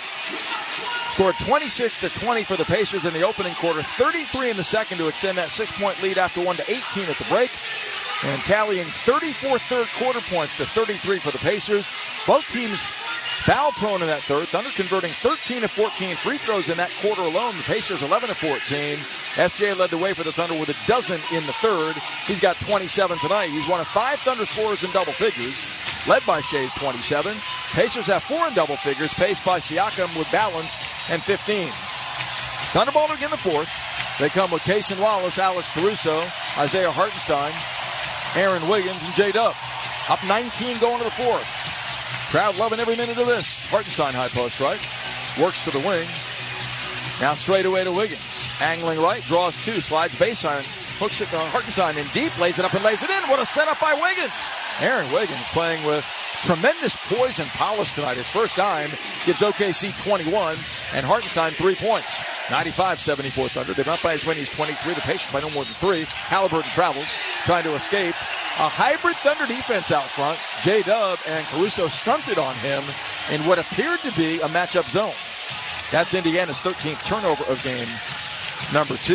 Halliburton null and void with 5 points, 2 of 7 shooting, 4 assists, 3 rebounds, and now 4 turnovers. Out front, Dub. Crosses over on Nembhard. Bullying his way left, pump fakes. Nothing there, gives to Caruso. Slashing and kicking to Wiggins out front. 4 to shoot. Aaron. Burrowing left on Shepherd. Stripped to the ball by Shepherd going up with 1 second left on the shot clock. It's out of bounds to the Thunder. Indiana coming with Halliburton, Siakam, Miles Turner, Ben Shepherd, and Andrew Nembhard. 1 second on the clock. Thunder up 95-74 early in the fourth. They're outscored by 10 in the fourth quarter of game 1. Losing by 1. Caruso to trigger underneath. Siakam on him. Alex looks. Corner left, Cason Wallace catch and shoot 3. Block going up by Halliburton cleanly, apparently. So it's a shot clock violation. Oklahoma City's 10th turnover of game 2. Thunder during the playoffs, when leading after 3 quarters, have been stout. Losing just twice against 9 wins. Halliburton gets it into Siakam. Pascal greeted by J-Dub crossing the timeline to Turner between the rings, handing to Halliburton. Weaving right back of a Turner bounce passes to Miles down the lane, dunks with the right hand before Hartenstein can get there. Turner has 16. It counts 2, big guy. 95-76. 1:15 into the fourth. Wallace slashes left into the paint. Spins on Halliburton. Bounce feeds out front to Wiggins now as the middle seal. Dub on the handle. Slashes right. Elevates and fires. Fadeaway 13-foot jumper. Forced no good. Caruso back taps a miss. Wiggins pouncing on it. On spree straight away. It's on line, but he back rim that. Wallace the rebound over Turner. Left wing Wiggins sets his feet, squares the shoulders, and rips the course for 3. Cha-ching, a Thunder money ball. The third time the charm, baby. 98-76 Thunder. Halliburton out front. 10 minutes left. Burrowing down the lane. Stripped to the ball by Wallace. Says, I'll take that. Pacing. 4 on 3.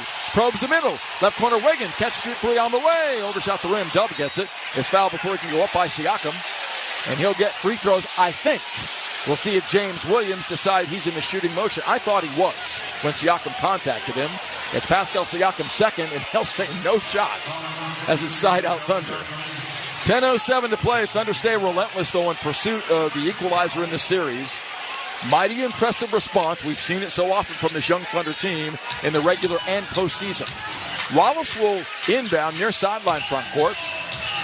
Looking. Dub comes to it. Bodied by Nembhard. J-Dub. Stutter steps, retreats, spins. Working the ball handling maneuvers to the left baseline. Jump past the right corner. Caruso sets his feet, squares his shoulders, misses the three ball. Hartenstein tips the rebound. Wallace has it. Gold feeds inside to Caruso. Spins the right hand reverse up and in, but they won't count it. They say Miles Turner hit him before he shot. But the Thunder relentlessly attacking on the offensive glass right now, lengthening their advantage in rebounds to 37-29. 98-76 the count. Thunder seeking to administer a knockout punch against a team that plays the full 48 with 9:53 left. Wallace again looks to get it in, does to Caruso out front. Alex looking right to a curl-cutting Dub in the paint, lobbing. Hartenstein gathers, knocked away. Dub gets it back, and he's stripped of the ball going up by Siakam. Loose ball finds Wiggins. He drifts to the right corner, one to shoot. Slicing left on the run, floats it up. No good from 12. Loose ball battled for, and off the hands of Turner out of bounds. That ball was not touched by the Thunder. They call it off of Hartenstein, and Hartenstein says challenge that. That ball clearly off of Turner. The Thunder have to challenge it quickly, and they won't. And now they will. But they indicate that too late. That ball clearly off of Turner. Turner to Halliburton, driving right, floats a runner. Unguarded, it's good from 12. His third make comes with 9:27 left. That ball clearly off of Turner's hands. 9:20 to play. As Caruso is grabbed off the ball by Siakam, Pascal picks up his third, and the Pacers showing signs of frustration, trailing by 20, 98-78. Game 3 should be a doozy coming up at Gainbridge Fieldhouse in Indianapolis on Wednesday. Scene shifting to Indy. Hartenstein out front. Anglin left on the perimeter. Down speeds on the wing to Wiggins, spinning in traffic. Hooks it inside to Caruso, pump faking Siakam. Foul by Siakam going up. And that will be free throws on the fourth team foul against Indiana. So the Thunder doing to the Pacers exactly what Indiana did to them, putting them over the foul limit 3 minutes into a quarter. That happened in the third quarter the other way. Excellent cutting, excellent ball movement, tremendous tenacity on the backboard as OKC's done a good job. 9 second chance points to 8 for the Thunder in this game as Caruso's turned into a scorer in this one with 16 in 22 minutes. Thunder have generated 8 steals tonight, 4 of those courtesy of SGA with a block. And now is Caruso his standard tenacious self, bolstering a bench that's dominated Indiana reserves in game 2. 99-78 Thunder. Caruso's second looks good and is. Thunder break 100 with 9:13 to play, leading by 22.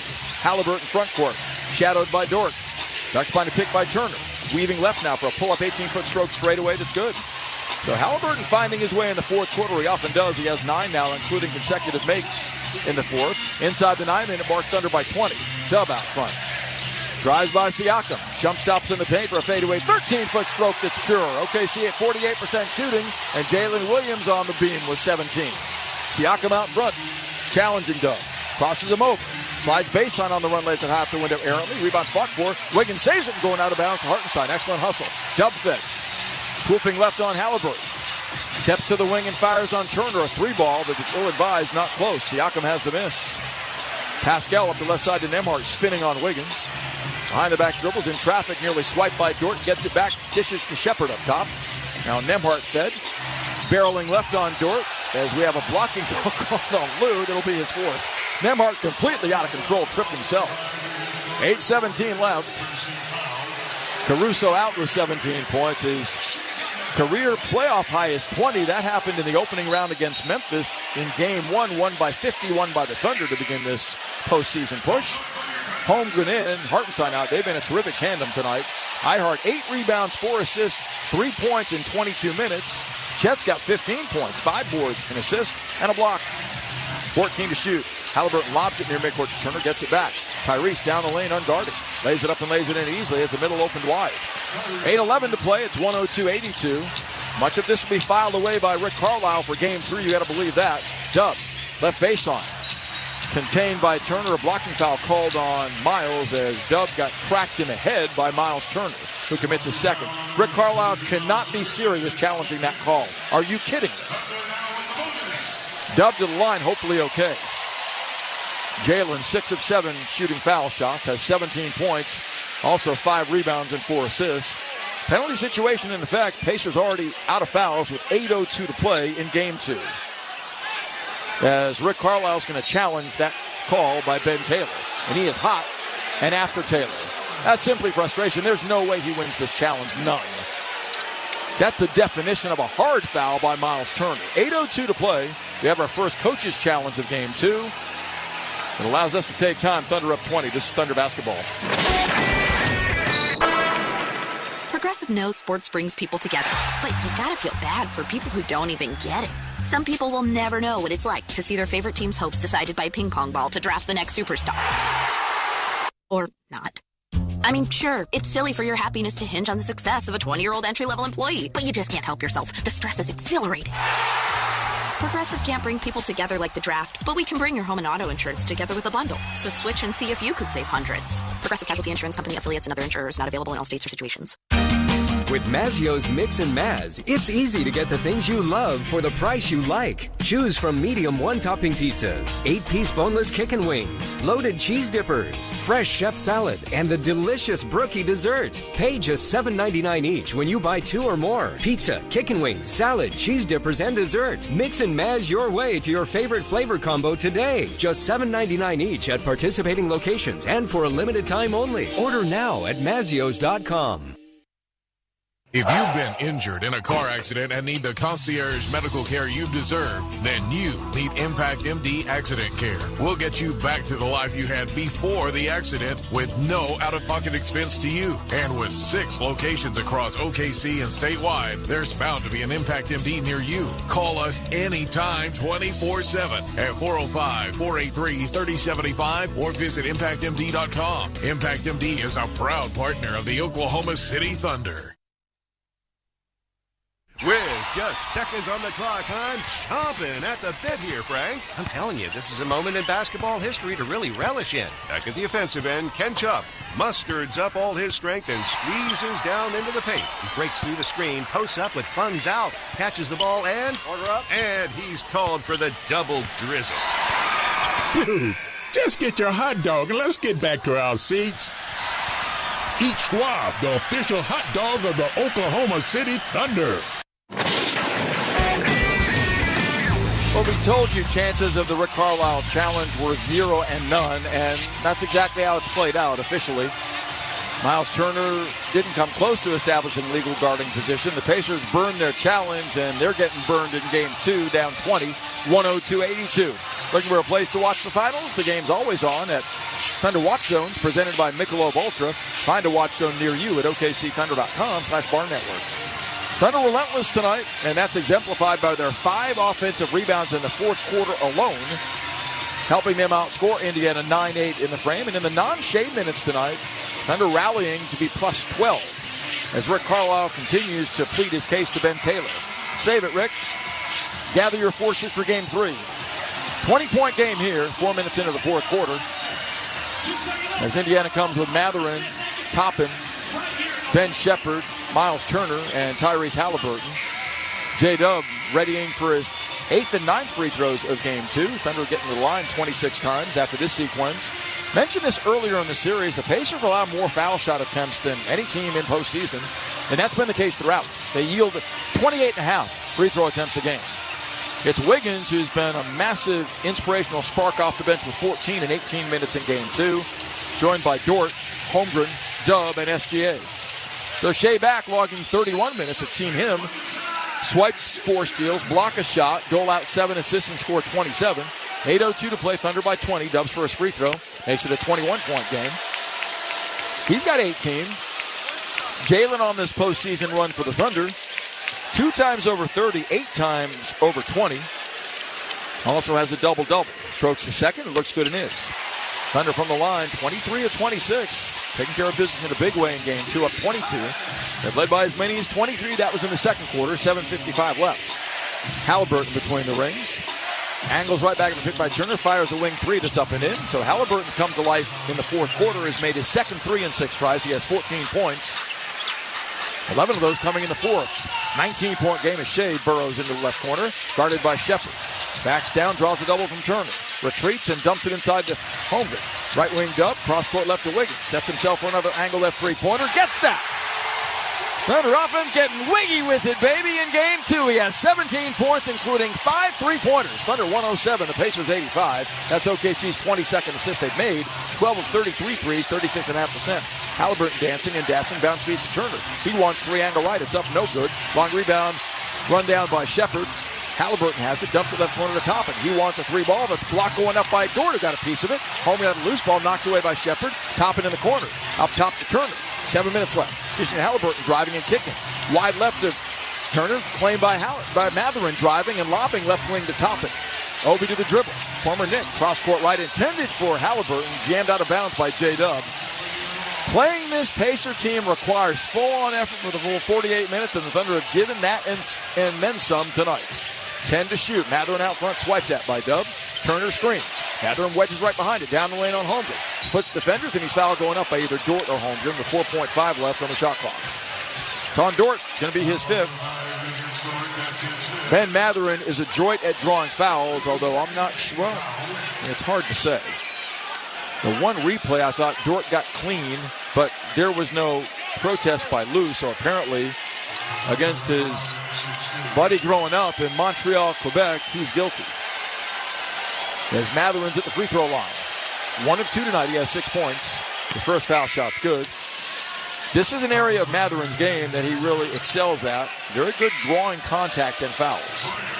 He averaged 10 points a game against the Knicks in the Eastern Finals. Got to the foul line 29 times in those 6 games. Caruso back in, joining Dort, SGA, Wiggins, and Chet Holmgren. Outstanding Thunder performance in game 2. 6:44 left, leading by 21. Mathurin ready with the second. An Arizona product for a collegiate season. Strokes it and sticks it. Indiana's knocked down 17 of 23 free throws. Shea in the backcourt, hounded by Shepard. Behind the back dribbles twice. Works it up the left sideline to activate the attack. Hand check by Shepard, 30 feet from the bucket. Straight away, crosses over, snaking right. Elevates and fades, 13-foot jumper on the way. Nothing but net. 29 for SGA, working Shepard that time. 109-87.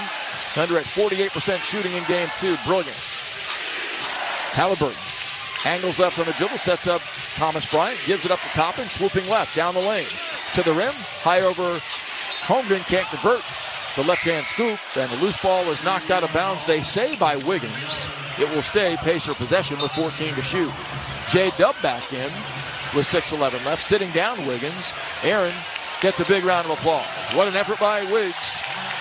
On the fringes of the rotation at times in the playoffs, but man, has he been big tonight. 20 minutes, 17 points. 14 to shoot, Halliburton to trigger. Bounce feeds inside to Toppin. Pinned, sails it up front to Mathurin. Angling left back with a pick by Bryant. Into the paint, steps away, fires an open 13-foot jumper that's good. Mathurin's a physical player. He scored the last 4 Pacer points and has 10 tonight. He's the 5th Pacer in double figures. Chet got the 6th. They're previously undefeated, 10-0 when they've had 6 in doubles in the playoffs. They incur their first loss here as Mathurin reaches in again. He's not a disciplined defender, picking up his 4th foul. Trying to stop Shea's surge down the lane. Double teaming with Thomas Bryant. No luck. 109-89 Thunder with 5:50 left. When the Pacers have been held under 110 in the postseason, they're 0-4. When they score 110 plus, 13-0. It's ironic because had the Thunder stopped them on that last shot in game 1 as Shea buries the first free throw, his 9th consecutive home 30-plus point effort with 30 points in 33 minutes. The second time he's done it in this series, 38 in game 1, 30 tonight. But had they stopped Halliburton and he missed that shot, they'd have scored 109 and lost 110-109. So that crazy trend would have been intact. Instead, it went the other way as they scored 111 and won the game by 1. Shea got them both. Thunder by 22 again, 111-89. McConnell right wing to Mathurin, blasting baseline. Shovels corner left to Halliburton. Pump faking, firing, an off-balance 3 that's short, well defended. Dort tipped the rebound to SGA. Shea's gathered 5 boards, 7 assists, 31 points, 4 steals, and a blocked shot. Did he sell any popcorn tonight, I wonder? Gildas Alexander crossing over, working on McConnell. Lobs to the rim. Caruso grabs it and steps away from Toppin. Alex says, I'm not that young. Barreling down the lane, lays it up across his body, no good. Halliburton has to miss, speeding back. Got away with the travel. Right baseline to Mathurin, up and under. Twirls the right hand, reverse in. Halliburton took 4 steps, no whistle. 111-91. He's got 6 assists now in game 2. Inside the 5-minute mark, Thunder by 20. Shea fed mid-post left on McConnell. Towers, Halliburton doubles. Shea finds Dub, who throws it away in traffic, knocked down. Halliburton tries to run down a long lead from Toppin and does in the corner, dishing to McConnell. Baseline Toppin, whips it inside. Bad pass stolen by Dub. Thunder stays stuck to the Pacers. That's their 15th takeaway tonight as they rise as one at Paycom Center. What a night. A Sunday on which to celebrate OKC Thunder basketball. Up 20 in Game 2 of the Finals with 4.5 left. Shea barrels right. Jump pass left wing to Dub. Wide open. Strokes a three from the flank. It's in and out. No good. Toppin clears. Giving to McConnell with 4:20 to play. TJ front court. Off the stutter step to the baseline. Pinned by Holmgren. Jump passes corner right to Halliburton. Catch and shoot fading away on a three. Hits it. Halliburton come up big in the fourth quarter. He's got 3 threes in the quarter and 17 in the game. 111-94, 4 minutes to play. Thunder can't nap. They know the comeback prowess of the Pacers, and Mark Daigneault does as well and calls a timeout. Oklahoma City up 111-94 in Game 2, exactly 4 minutes left. Looking to seal the deal and finish strong in Game 2 tonight. Pacers on a 7-2 burst the last 2 minutes and 4 seconds. Keep hope alive from Indy's perspective. This is Thunder basketball. Attention teachers, create Thunder fun in your classroom by joining the Devon Thunder Explorers program. Teach your students STEM-based lesson plans, and you can even win cash for your classroom by sharing photos each month. Enroll today by visiting okcthunder.com/explorers. At Brahms, we offer more than just burgers, shakes, and fries. We have an entire fresh market for your everyday grocery needs, from farm fresh milk to meats, freshly baked breads, and produce. We also carry a wide variety of our premium ice cream, frozen yogurt, and sherbet. And with Brahms delivery trucks running 7 days a week, our items are always fresh. Stop by your neighborhood Brahms Fresh Market for an incredibly fast, incredibly convenient grocery shopping experience, so you can spend more time on things that matter most. Whether watching your favorite team play or getting through the day, clear vision is important. For 50 years, the doctors at the nationally ranked Daigneault Eye Institute have been committed to helping Oklahomans achieve their best possible vision. From regular eye exams to LASIK to cataract surgery, Daigneault is the one source for all your eye care needs. So let the professional eye care provider of the OKC Thunder help you see more clearly. For an appointment at one of Daigneault's 5 locations, visit dmei.org. Daigneault Eye Institute. Vision for life. Stevie Nicks.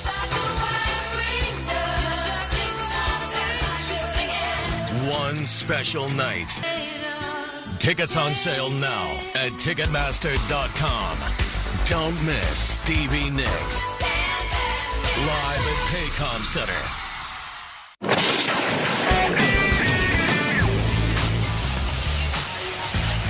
Vassar Hall is now Thunder Hall, your official Thunder watch party destination for the 2025 NBA Finals. Watch the Thunder on the big screen with giveaways, great food, and more. Head to okcthunder.com/thunderhall for more information. Thunder becoming the first NBA Finals team since the 2019 NBA champion Toronto Raptors, a team of which Pascal Siakam, currently of the Pacers, was a part, to have 5 players score at least 15 points. SGA's got 31 tonight off the bench. Caruso 17, Wiggins 17. J-Dub has 19 among starters. Chet Holmgren 15. So the Thunder also done marvelous work at the free throw line in the second half, warding off Pacer advances. 19 of 20 foul shooting since the break. The OKC lead is 17 with 4 minutes to play. They've been up by as many as 23. Indiana's only lead came early by no more than 3. Thunder have dominated Game 2, and they look to finish the job to force the 1-1 draw through 2 games and make this the best-of-5 NBA Finals series, going to Indianapolis for Game 3 on Wednesday. But no let-up here. Thunder know the Pacers have 5 victories when coming from at least 15 points behind, including the Game 1 recovery in the fourth quarter to win by 1. Caruso will inbound against Ben Shepherd's on-ball pressure as Holmgren, SGA, Dub, and Dort with him. Lou playing with 5 fouls. It's Shepherd, Thomas Bryant, Bennett, and Mathurin. TJ McConnell and Johnny Furphy, the rookie, in for the first time in the finals. Shea blasts right away from Mathurin, down the lane, lays it up left-handed, lays it home, and he's hacked in the act. So Gilgeous-Alexander not yet finishing touches, but moving in that direction, baby, with an and 1. 33 for Shea as Furphy gets a rare look for the Pacers, playing his 8th playoff game at 6'8", 200, a first-year man from Kansas. Australian-born, during the regular season averaged only 2 a game, playing 50 for Rick Carlisle's club. Murphy, the 35th pick by San Antonio in the NBA draft back in June. Shea's free throw perfect, give him 34 in the game. Every game he's played against the Pacers, 2 in the regular season, 2 in this final series, he scored 30-plus. McConnell right baseline, drives by Dub, up and under, twirls the right-hand reverse up and in. That's very poor defense by the Thunder. It's 114-96, 3:40 left. Shea with 34 in back pocket, navigates across the timeline against Mathurin. Stabilizing in the half court, gets a Holmgren pick. Splits the double team, drives and jumps it. Left wing Caruso up with a 3 that's online. And in there, cha-ching, a Thunder money ball. Shea's 8th assist gives Caruso a playoff career high tying 20. McConnell back quickly down the lane on Shea, spins in the left-hand layup. It's 117-98 with 3:15 to play. So the Pacers may get to 100 despite scoring only 41 first half points. But OKC has sustained its attack ferociously in game 2. Shea yo-yos the bounce between the rings as the Pacers show a zone. 8 to shoot. Gildas Alexander jumped at by Furphy at the top of the zone. Gildas Alexander sliding right. Pump fakes and fades. The angle right 13-foot jumper on the way. Trickle short. Mathurin has the miss at 2:50 to play. Long leading Furphy. Pinned on the wing by Dub to the trailing Mathurin. Working the angle right. Can't escape. Pulls up, fires anyway. A 3 that's no good, but he's hit on the arm by Dub. A flat, undisciplined foul by Jalen Williams. 2:42 to play. Mathurin goes to the line to shoot 3 with 2:42 left. Thunder 117, Indiana 98. J-Dub picking up his 3rd. Mathurin under duress. You just contest that shot, stay clean, and I'm not sure about the foul call. But it will stand. Thunder won't challenge it. As Mitchell and Wiggins are ready to enter between free throws, and Mathurin's going to have 3 of them. 2:42 to play. James Johnson readying to enter for the Pacers. Johnson, in his 16th NBA season with Wake Forest, has played only 3 playoff games on this Indiana run to the finals. Mathurin's first of 3 is up and good. So Ben Mathurin, one of 6 Pacers in double figures, has 13 points. 117-99 Thunder, leaving very little doubt in their response to the Game 1 one-point loss. Mathurin has 2 more to come.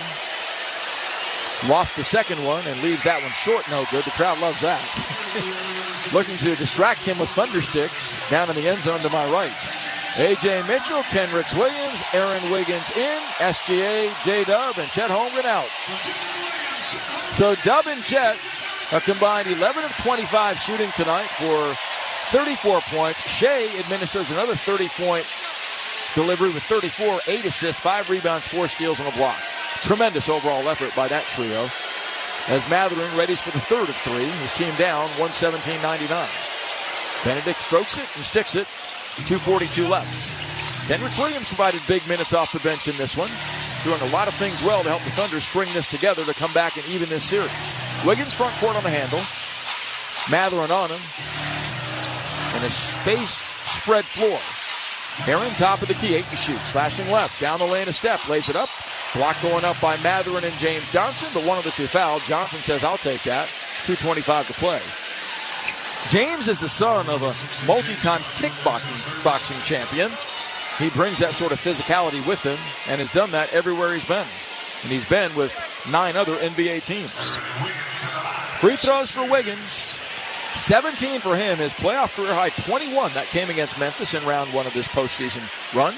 Wiggins' first free throw is perfect. Can't say enough about a guy that has seen his playing time curtailed, but Wiggins, when called upon tonight, mandated playing time. He had been one of his previous 6 the last 4 games from 3. Tonight, knocking down off the bench 5 of 8 threes for 18 points, 6 of 11 from the floor. Caruso and Dort step off.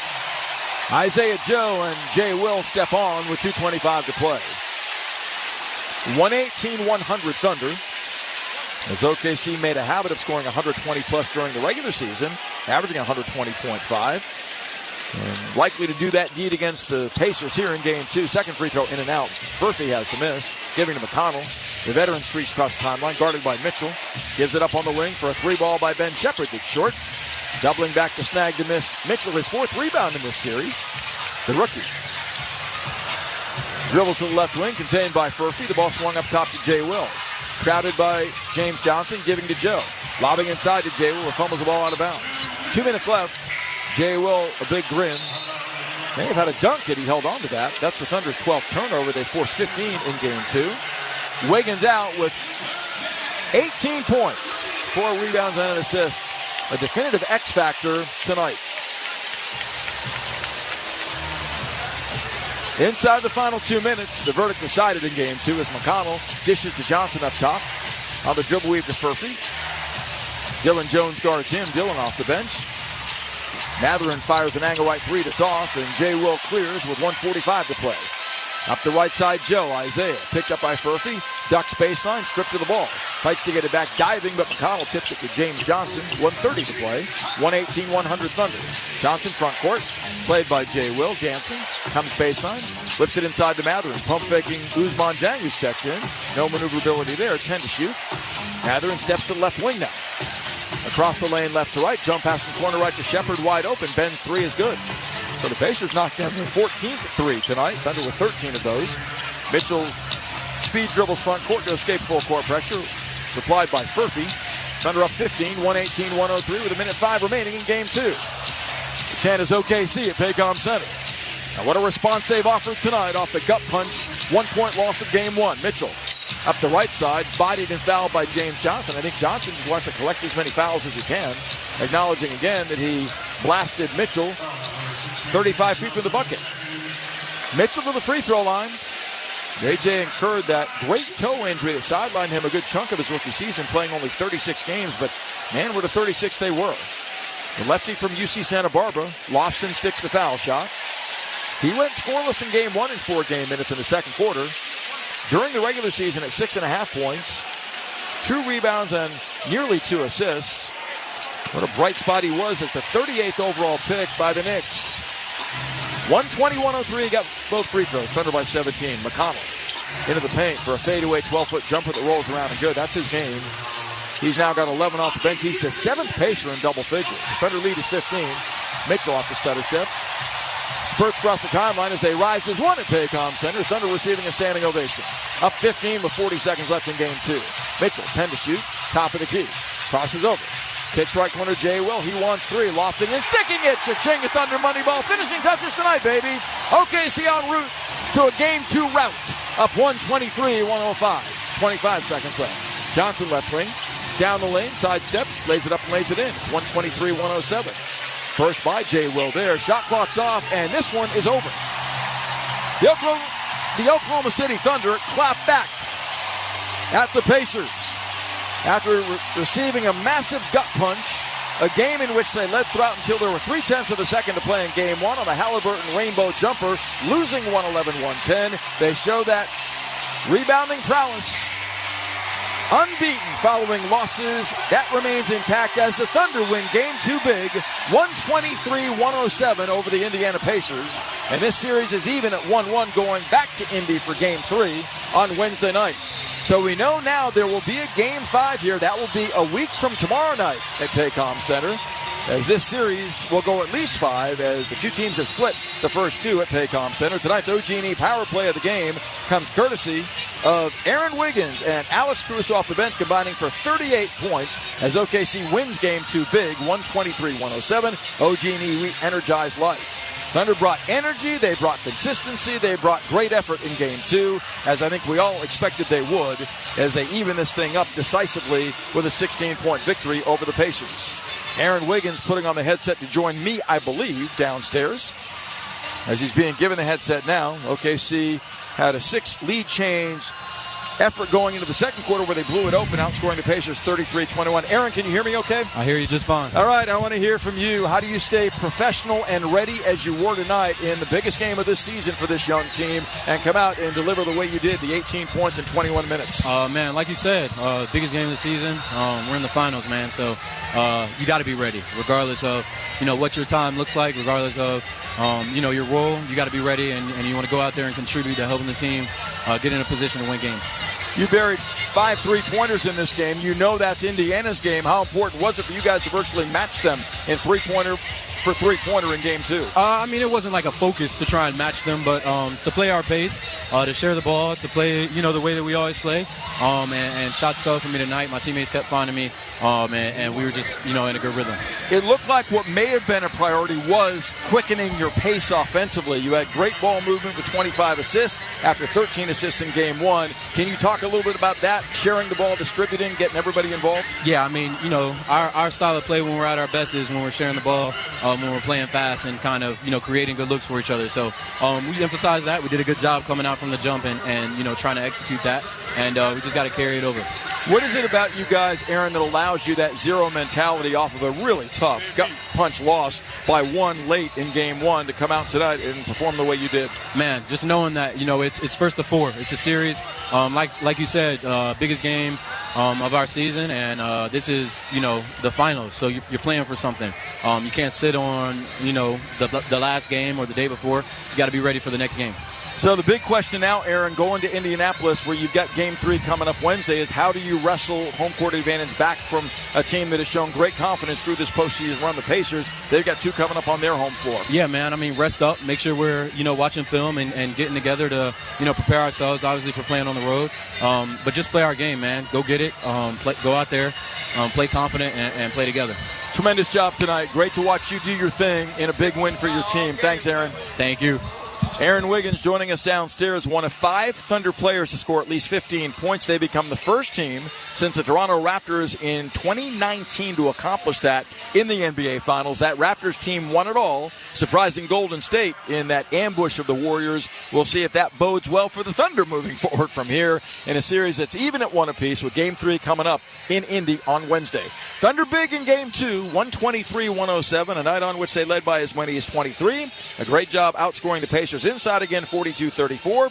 OKC also shot it much better than the Pacers in this one, 49-45% overall. They both made 14 three-pointers, and OKC won the rebounding battle by 8, 43-35, as they delivered a sustained full 48-minute effort overall to win it, 123-107 tonight. We'll come back with some final numbers and final thoughts from Paycom Center as this NBA Final Series is even at 1 apiece going to Game 3. Now a best of 5. The Pacers hold home court advantage against the Thunder. We'll see if OKC can do something about that with Game 3 coming up on Wednesday in Indy. This is Thunder Basketball. Taco Bueno is the official taco of the Oklahoma City Thunder, and we've got a win for your taste buds.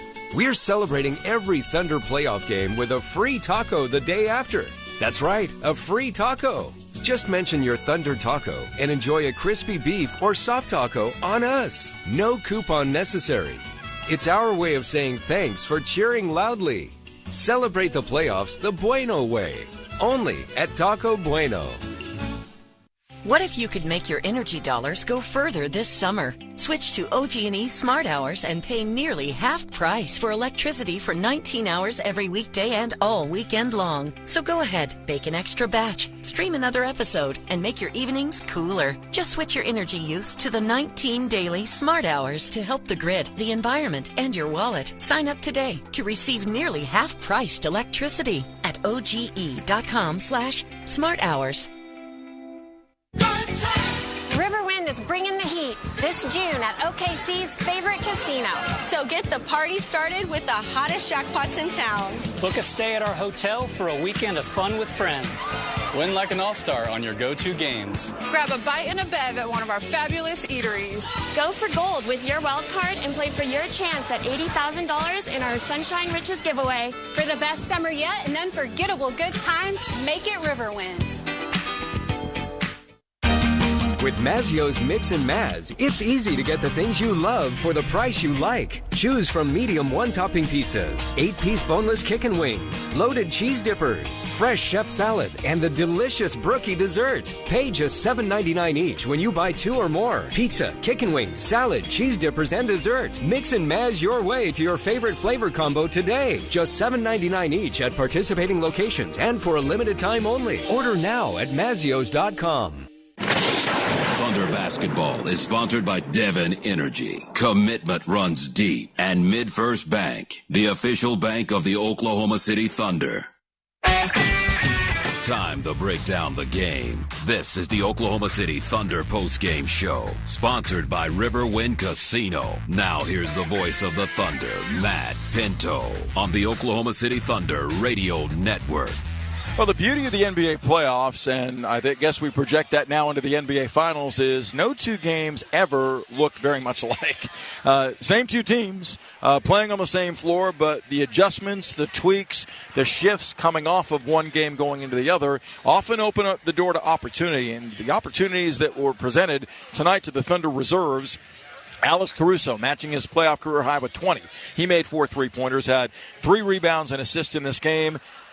Aaron Wiggins, our post-game guest, with 18 points, including a playoff career high 8 made 3-pointers. He did that in 21 minutes. They combined for 12 of 22 shooting, 9 of 16 on threes for 38 overall points. Thunder reserves outscored Pacer subs 48-34 in game number 2. That was a big factor because the Thunder did get solid performances from J-Dub and Chet Holmgren. In the aftermath of a rough shooting night in game 1 on Thursday, they combined for 34 points, hitting 11 of 25 tonight.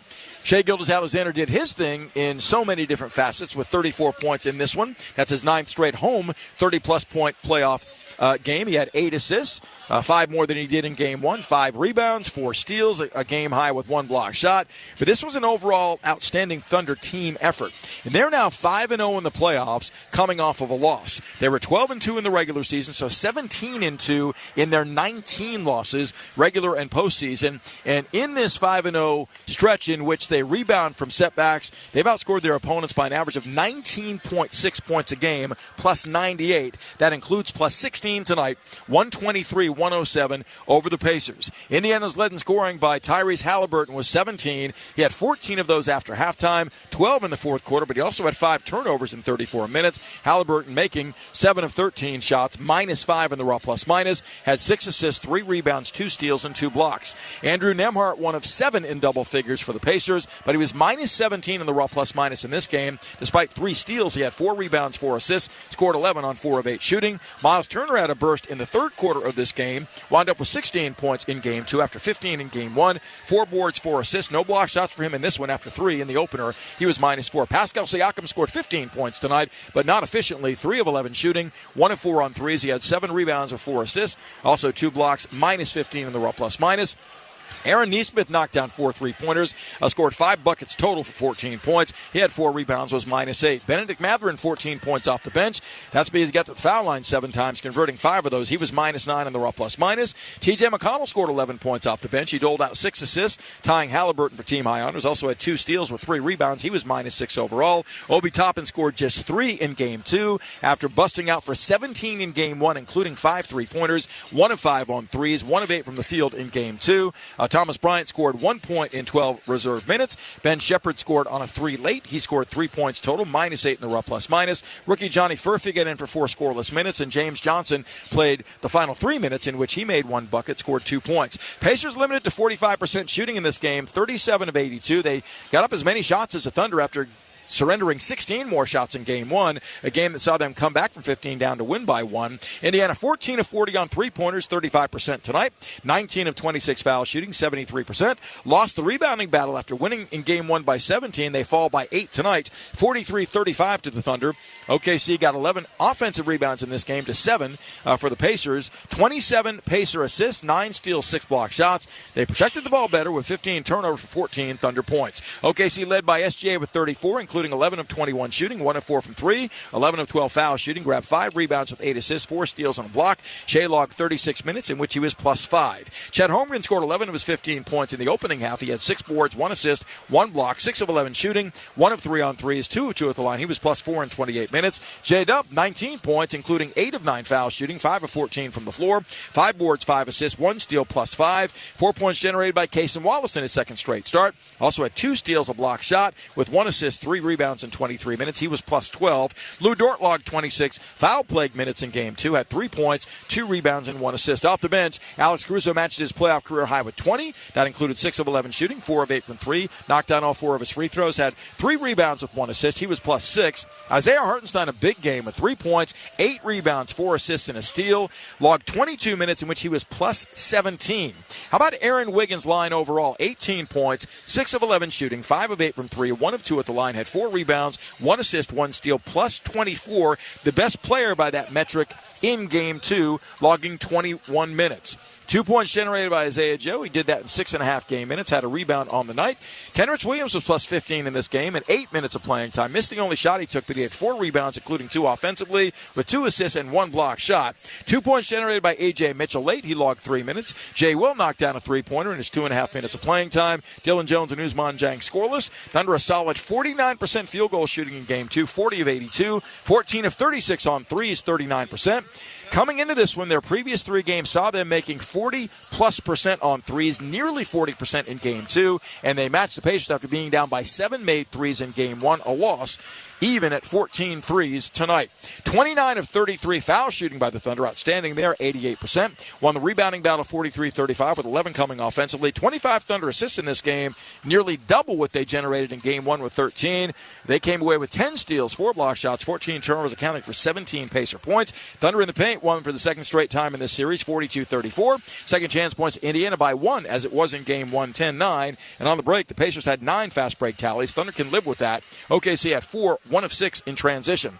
6 lead changes, 1 tie in this game. The Pacers had their largest lead of this series, 3.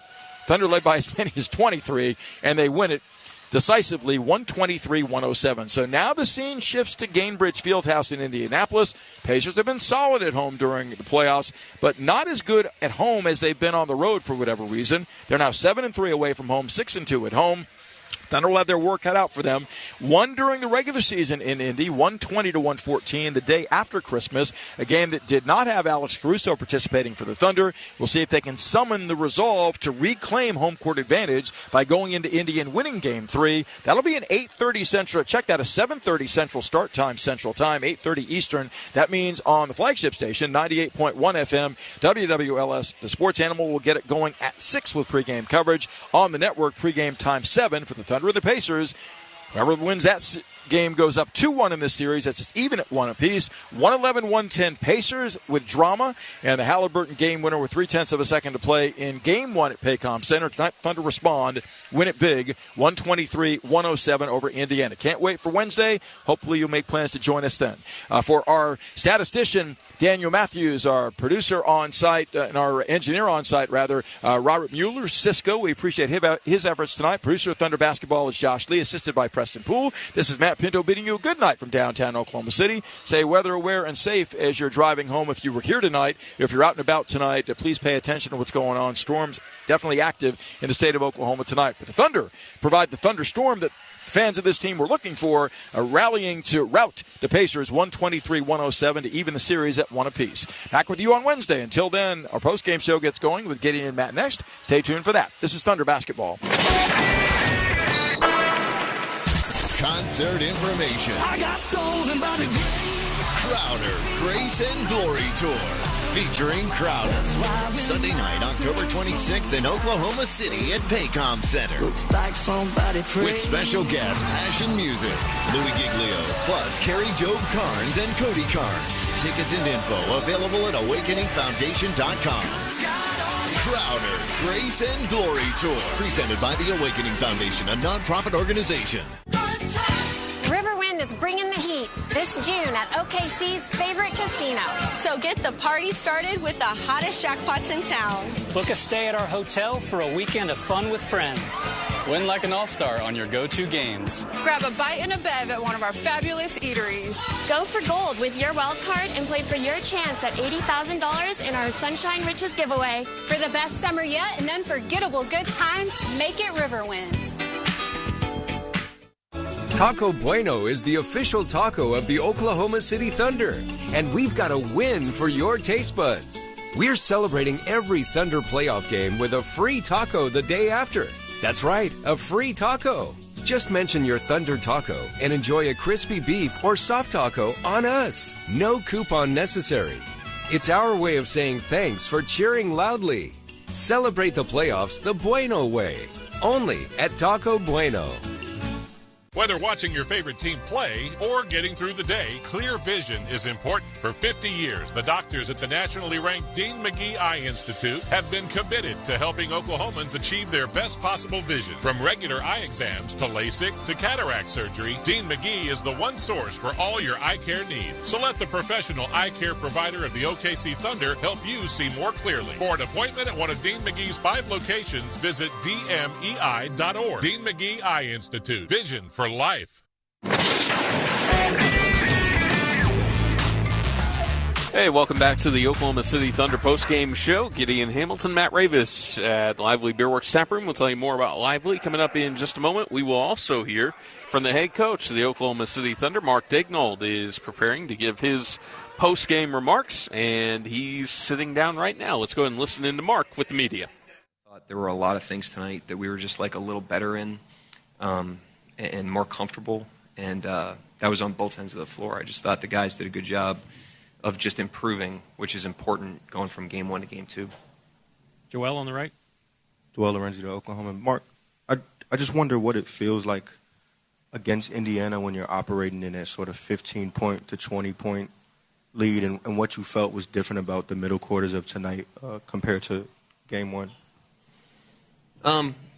I just think you have to understand against them because of the pace and because of the three-point shooting. There's a variance element to every NBA game in this NBA, but certainly in the games that they play. And I just thought we were the aggressor tonight for much of the game, even when we had a lead. I thought the guys did a really good job of keeping the foot on the gas, especially defensively. I thought we really amped it up on that end of the floor. There's a couple times where we got off track on both ends, but we were able to course correct pretty quickly. So I thought the guys did a really good job of just recognizing when we weren't where we needed to be and getting there quicker. Joe up front. Joe Masato, the Oklahoman. Mark, what did you think of Aaron Wiggins and just the spark he gave you guys off the bench and the rest of those bench guys as well? Yeah, I mean, they were huge tonight. He was huge tonight. I give him a lot of credit because he was a huge part of our success this season. And in the playoffs, his role's been variant night to night, but he hangs in there. I mean, he was huge in the Game 4 win at Denver in that series, and he was massive tonight. Went in there with great confidence, didn't go in until the second quarter, and just dove right into the game. So great professionalism, great readiness, and a huge performance for us, in that situation. Jenny? Jenny Carlson with the Oklahoman. Obviously, there was a stretch there in the fourth where Tyrese kind of gets going, but you guys, through 3+, just really held him in check. It seemed like he maybe wasn't getting the ball to teammates, wasn't rebounding maybe as much as he did in the first game. Was that part of maybe keeping him at bay as long as you did? What did you like about your defense on him?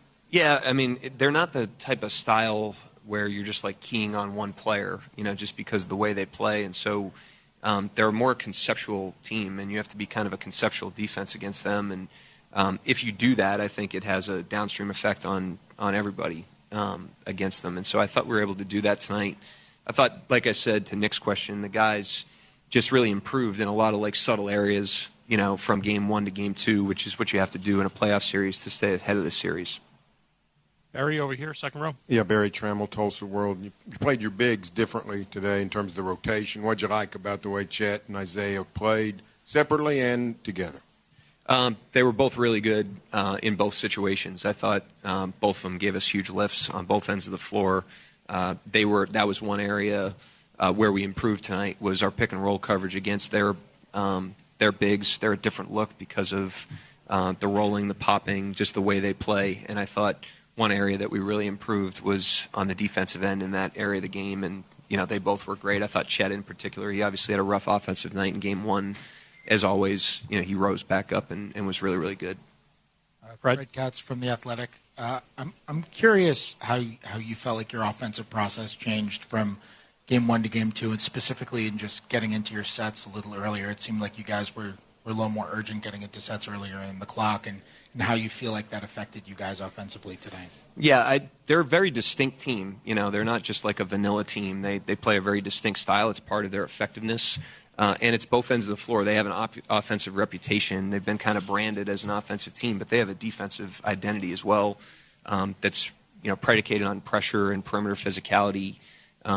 And I just thought in a lot of areas it'd be easy to just say that one thing looked better tonight, but that would be oversimplifying. I think we were just a little bit better in a lot of different areas of execution, of pace, to your point, organization, decision-making in the paint, aggressiveness at the basket, gathering the ball. We just were a tick forward in all those areas. On your right, Sam in the front. Sam Amick, The Athletic. Mark, with Shea, after Game 1, there was some discussion that it was a bad 38-point game, which probably speaks volumes about what he's capable of. And then you look at tonight, but speak to the bigger picture. All playoffs long, 36-5.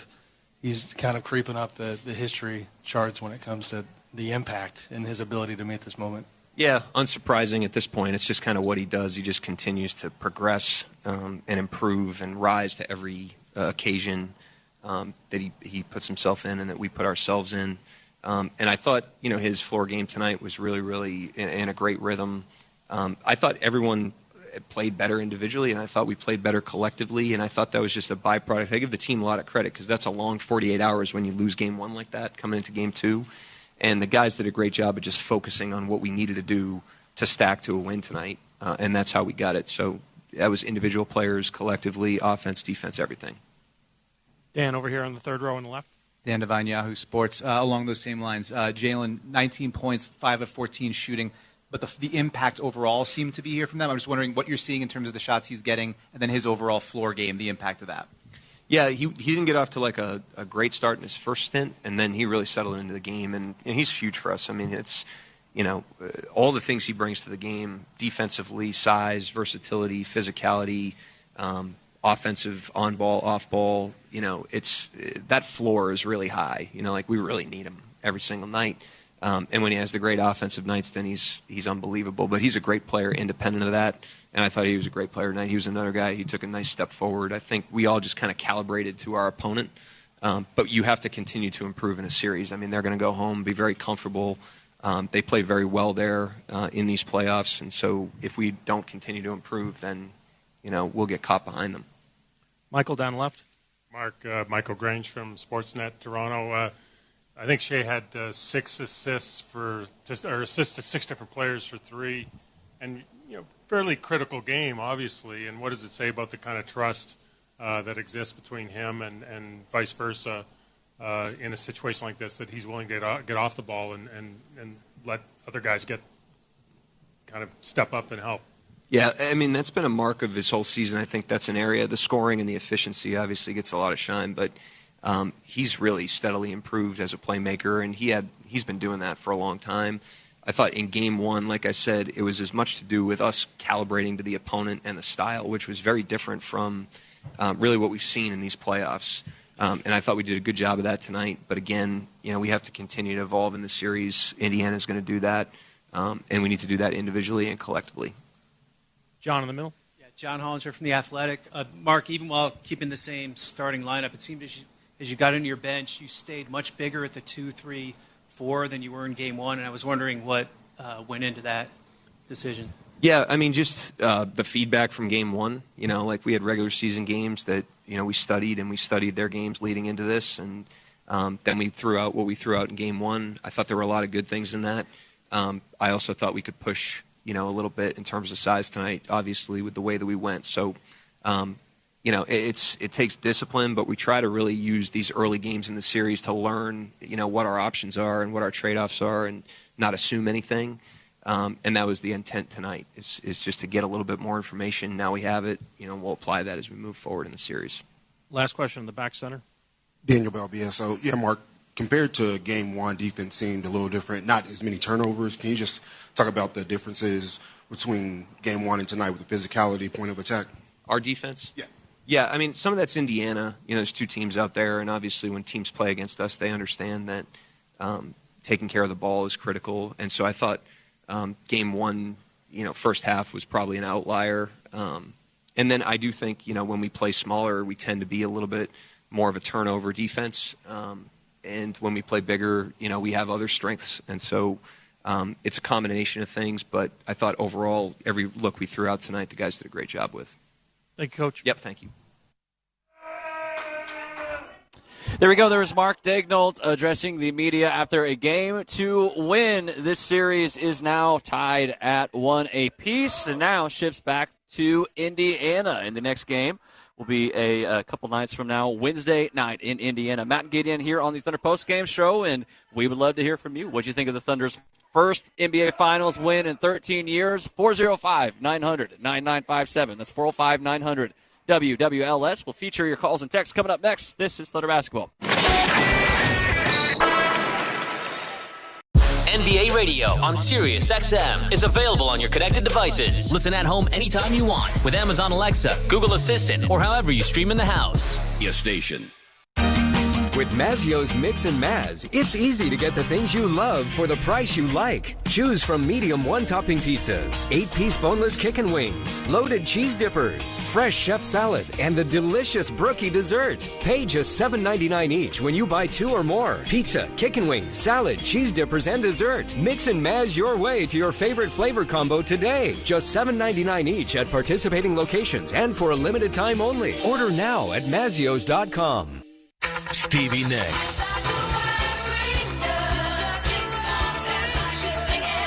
One special night. Tickets on sale now at Ticketmaster.com. Don't miss Stevie Nicks. Live at Paycom Center. Dive into the excitement where the spirit of Thunder basketball meets classic diner delights at Boomerang Diner. On Mondays, start off the week with a winning deal. Grab a mouth-watering burger for half the price. On Fridays, feast on all-you-can-eat fish and make your Fridays truly memorable. And no matter the quarter, it's always breakfast time at Boomerang. Pancakes, eggs, and more, served all day, every day. Fuel up like a champ today. Boomerang Diner. It all starts here. Concert information. I got stolen by the Crowder, Grace and Glory Tour, featuring Crowder. Sunday night, October 26th in Oklahoma City at Paycom Center. Looks like somebody prayed. With special guest Passion Music, Louis Giglio, plus Carrie Job Carnes and Cody Carnes. Tickets and info available at AwakeningFoundation.com. Crowder, Grace and Glory Tour, presented by the Awakening Foundation, a nonprofit organization. Riverwind is bringing the heat this June at OKC's favorite casino. So get the party started with the hottest jackpots in town. Book a stay at our hotel for a weekend of fun with friends. Win like an all-star on your go-to games. Grab a bite and a bev at one of our fabulous eateries. Go for gold with your wild card and play for your chance at $80,000 in our Sunshine Riches giveaway. For the best summer yet and unforgettable good times, make it Riverwinds. Taco Bueno is the official taco of the Oklahoma City Thunder, and we've got a win for your taste buds. We're celebrating every Thunder playoff game with a free taco the day after. That's right, a free taco. Just mention your Thunder taco and enjoy a crispy beef or soft taco on us. No coupon necessary. It's our way of saying thanks for cheering loudly. Celebrate the playoffs the Bueno way. Only at Taco Bueno. Riverwind is bringing the heat this June at OKC's favorite casino. So get the party started with the hottest jackpots in town. Book a stay at our hotel for a weekend of fun with friends. Win like an all-star on your go-to games. Grab a bite and a bev at one of our fabulous eateries. Go for gold with your wild card and play for your chance at $80,000 in our Sunshine Riches giveaway. For the best summer yet and unforgettable good times, make it Riverwinds. Fridays don't start till Taco Mayo says so. Meet the new steak fajita empanada, loaded with tender sirloin steak, grilled onions and bell peppers, cheddar jack cheese, and signature Chipotle ranch, handmade and cooked fresh to order. And every Friday, make an item fajita style and crank up the flavor like never before. It's Fajita Fridays, only at Taco Mayo. Oklahoma owned, Oklahoma proud. Eat local. What if you could make your energy dollars go further this summer? Switch to OG&E Smart Hours and pay nearly half price for electricity for 19 hours every weekday and all weekend long. So go ahead, bake an extra batch, stream another episode, and make your evenings cooler. Just switch your energy use to the 19 daily Smart Hours to help the grid, the environment, and your wallet. Sign up today to receive nearly half-priced electricity at OGE.com/Smart Hours. Stevie Nicks.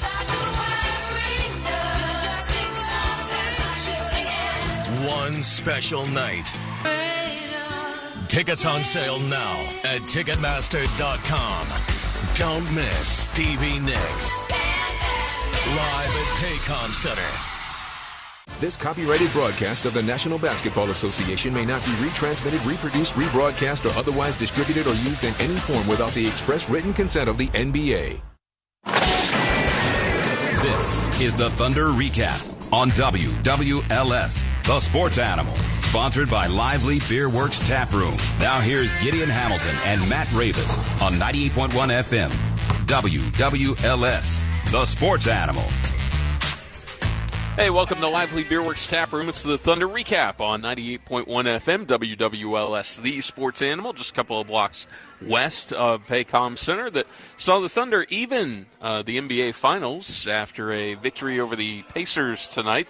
Series now all tied up at 1 game apiece, as we now have a couple more days before the series shifts to Indiana for games 3 and 4. And of course, we'll have full coverage of those for you here on your flagship home for Thunder Basketball, 98.1 FM, WWLS, the Sports Animal. So during this show, we will take your phone calls and your texts, and you can reach us by the same number, 405-900-9957, 405-900-WWLS, on our Lucky Star phone line and on our Johnny's Kitchen and Bar Text Nation line. It's the same number, so if you can't call in, don't want to wait that long, you can go ahead and get your questions or comments in on our text line. And also, we will hear from not only Thunder players, but we will hear from some Indiana Pacers personnel as well. Already heard from Rick Carlisle a little bit earlier this evening. We're going to play that back for you, and as we have some Pacers players, we will make those available for you as well. But plenty of opportunity to talk to you in the meantime, but we expect those players to be coming to the podium at any moment. In terms of this game, Pacers took a lead fairly late into the first quarter. Might have been 3 minutes left in the first, 20-17. So on pretty even footing there. And then just a few minutes later, it kind of got to the point where it was the rest of the game. There were 2 little mini bursts by the Pacers that got it to 12 or something. But, I mean, like literally, they played for about 9 minutes. And then 5 minutes later, we got to where the game basically hung the rest of the entire way. No, it did, I could tell early in the game that there was an emphasis on not only ball movement but player movement. But even though the ball was moving around and the players were moving around early in that game, there was still some nervousness there, or maybe just not as sharp as they needed to be, throwing the ball at people's feet, too many busted possessions. But then they settled into the game and played the way that they could. And what I really like about this performance is, game 1 wasn't like a flush it sort of thing. I mean, I know that the ending was very disappointing, and there's some things that you would like to have back, but they also did a lot of good things, and I thought they improved on those things in this game. I thought Mark Daigneault did a better job of playing the lineups that he needed to, the rotations that he needed to. Hartenstein played a huge role in this game, even though he played virtually the same amount of minutes. I just like the configurations better that he was in. In just the combinations that Daigneault threw out there was tremendous tonight. Shea was good. Chet brought the energy right from the beginning, and his final box score is not all that impressive, but I thought he made an impact in this game early in a way that he did the entire game 1. J-Dub was pretty good as well, and I thought his lineup that he led in the second quarter when Shea went off, that was a big part of the game because the Thunder were able to extend the lead from there. And then, like you said, it hung in that sort of balance from there, or even the lead got extended out from there. Yeah, the Thunder went on, I think, a 26-point run. It wasn't 26-0, but it was an extended run over the course of, I don't know, maybe 8 minutes, 9 minutes, something like that. And then it went from 23 to pretty much every time you looked up, it was 18 to 20 something.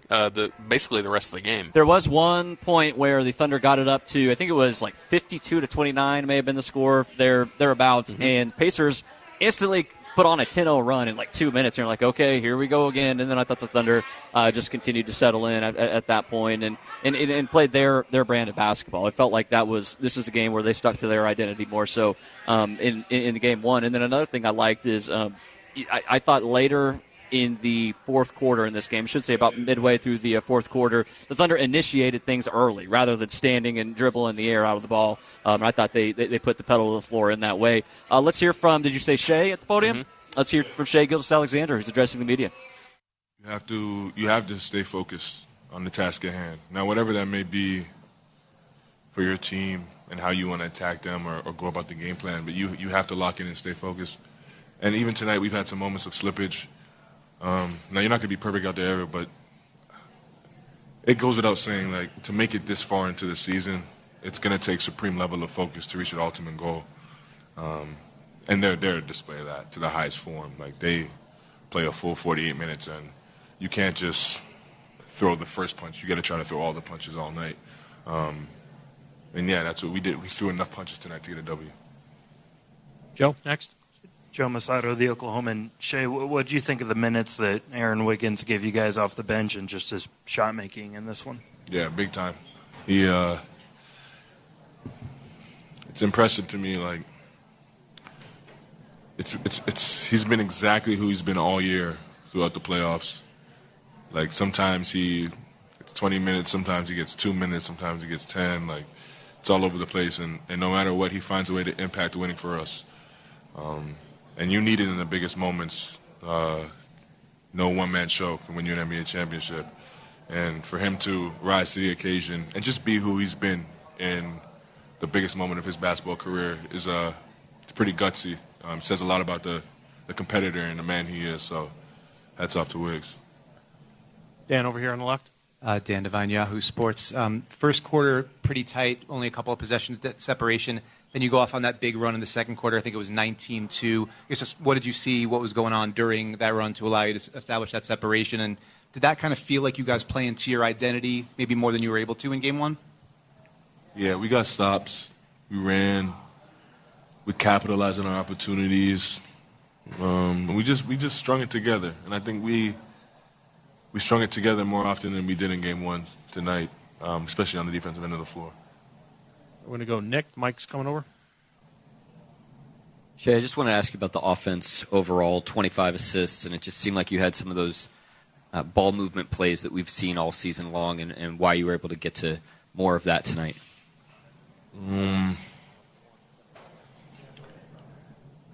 Every night you, me personally, you try to attack the defense, and you try to just, like, make the right play. You try to make them pay for what they throw at you, coverage-wise, scheme-wise. And I think tonight, myself for sure, did a better job of attacking it. But as a whole, we did a better job of attacking it. We were a little bit sticky last game, but you have games like that. It sucks to be on this stage and have games like that, but it is what it is. It's where we are, right? It's where our feet are, and all you can do is try to be better for the next one. And I've said that over the past couple of days, and I think we did a good job of that on both ends of the floor. Second row on your right. Shea, Guilherme Sacco from ESPN Brazil. Game 1 was loud, but today it was loudest. As a Brazilian, I think that it's the closest that you can have to a South American soccer crowd. How much of a factor does they play on your wing? Yeah, it helps a lot. It feels like throughout the whole playoffs, the crowd has found a way to get louder every game. I don't know how they do it. But, yeah, it's special to be able to play in front of them. It honestly, like, it makes the road games a little bit easier because it feels like it's almost not as loud as it's been at home. So, yeah, they're special, the best fans in the world. Fred over here on the left.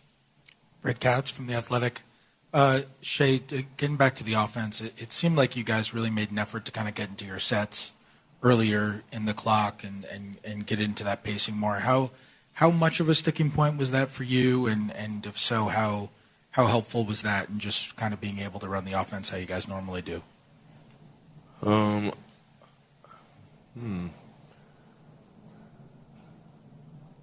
not too sure. That wasn't like something that we tried to emphasize going into the game. But I think we just had a better flow to us tonight offensively, more in rhythm. And I think that is definitely a product of it. You give yourself more time through a possession, you can work it more. Not something we tried to specifically do, but stuff like that definitely helps, the little things. Fourth row on the right.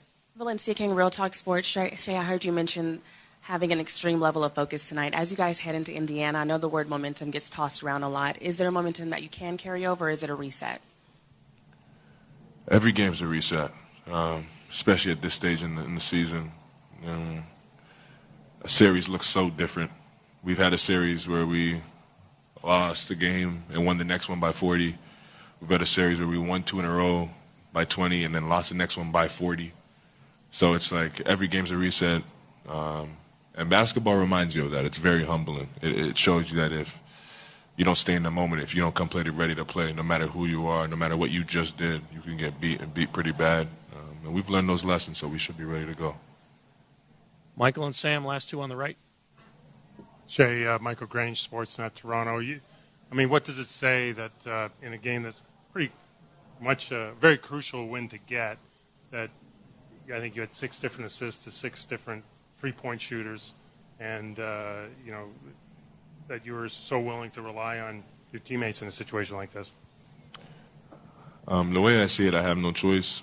No one-man show achieves what I'm trying to achieve with this game. All the stats and the numbers, they're fun, but I don't play in space as much as I do without having them out there. I don't get open as much as I do without having the screeners out there, whether it's a slide out or a set. Like, those guys are the reason why we're as good of a team as we are, and I just add to it. So the way I see it, I had no choice.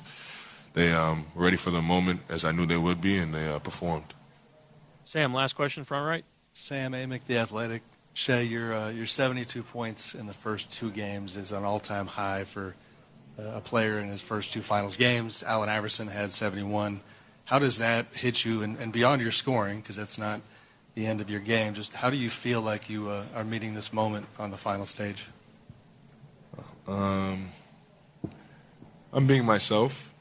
I don't think I tried to reinvent the wheel or step up to the plate with a different mindset. Just try to attack the game the right way, and I think I've done a pretty good job of that so far. Now, I would trade the points for 2 W's for sure, but this is where our feet are, this is where we are, and you can't go back in the past. You can only try to make the future better, so that's what I'm focused on. All right, that was Shai Gilgeous-Alexander after his team's blowout win in Game 2 of the NBA Finals. Series is even at a game apiece. Indiana will host Game 3 coming up on Wednesday. When we return, we'll take some of your calls, your texts, and we'll hear from some more Thunder players having a great time at Lively Beer Works Tap Room. Before that, though, let's find out who the hardest working player of tonight's game was. The hardest working player of the game. Sponsored by Oklahoma Farm Bureau Insurance. From livestock to equipment, they have you covered. Visit okfbinsurance.com to find an agent near you. Matt Ravis, who do you select? Well, there's probably a couple different guys you could select. I thought Hartenstein played extremely hard in his 17 minutes tonight. Lou Dort, Tyrese Halliburton not getting off into the fourth quarter whatsoever. But Alex Caruso, the human crash test dummy, and you could see that whenever he's out there playing in the NBA Finals, especially. And his box score was definitely packed. So I thought Alex Caruso worked extremely hard tonight. All right, we'll hear from some more Thunder players when we return. You're listening to the Thunder Recap. Relief is closer than you think. Call 405-674-4949 or visit nerverenewalnow.com. Parker Brothers Roofing. Call them and tell them Kale sent you, and it might save you some money. Google Parker Brothers Roofing or call 741-6252. It's finals time, OKC, and Academy Sports and Outdoors has everything you need to rep your team on the big stage. Swing by your local Academy store or shop online at academy.com to find officially licensed jerseys, caps, and tees, plus more fan favorites from top brands like Nike, New Era, and 47 brand. So make your finals play and show who has the best team and fans in the game. Cap off a great year with game-changing OKC gear at Academy Sports and Outdoors. Chapel Supply. If you need a pressure washer or generator for your home or business, let Chapel supply you. If you need bulk storage tanks or industrial hoses, let Chapel supply you. Come see why this family-owned business is one of the largest industrial cleaning suppliers in the United States. And now you can shop them online. Visit chapelsupply.com today. Online or in-store, experience Chapel Supply like never before. And remember, Chapel supplies you. Tony! Remember those daytime TV brawls? You know those chairs being thrown and hair being pulled? I'm Tony Snow with Secure Pavement. We're nothing like that. We're drama-free because we're straight shooters. Paving since the 1900s. We have the experience to do the job right. And if you need a new commercial parking lot or a pristine brand new driveway, we've got you covered. Call Secure Pavement or don't. But remember, if you don't use Secure Pavement, it's your own asphalt. SecurePavement.com. Verizon is excited to watch the big games on the road to the championship title. And starting today, if you visit the Verizon Norman store in any gear, you'll receive a Fanatics gift card or Verizon branded items. Visit your local Verizon store at 1441 24th Avenue Northwest in Norman. One price per person while supplies last. Participating locations only. No purchase necessary. Void where prohibited. See store for details. Red Hot. It's David Stanley Chrysler Jeep Dodge's Red Hot. Clear the lot sale. Want a lower payment but owe too much on that old ride? Get $18,000. Negative equity assistance to get you out and into a new Chrysler, Jeep, or Dodge. Possibly with a lower car payment. New ride. Lower payment. We have helped hundreds of good people out of bad car loans. Red Hot. At David Stanley Chrysler Jeep Dodge. Get out of that old ride with a lower payment and no payments for six months. Tag, title, and tax included. Owe too much on that old ride? Get $18,000. Negative equity assistance to get you out. $18,000. Red Hot. Clear the lot.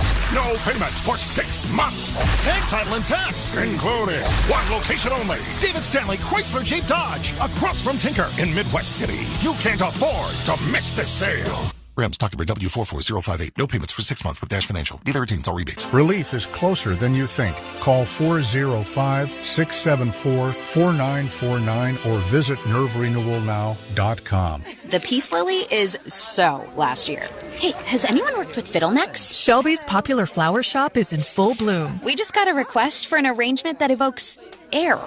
Who's up for that challenge?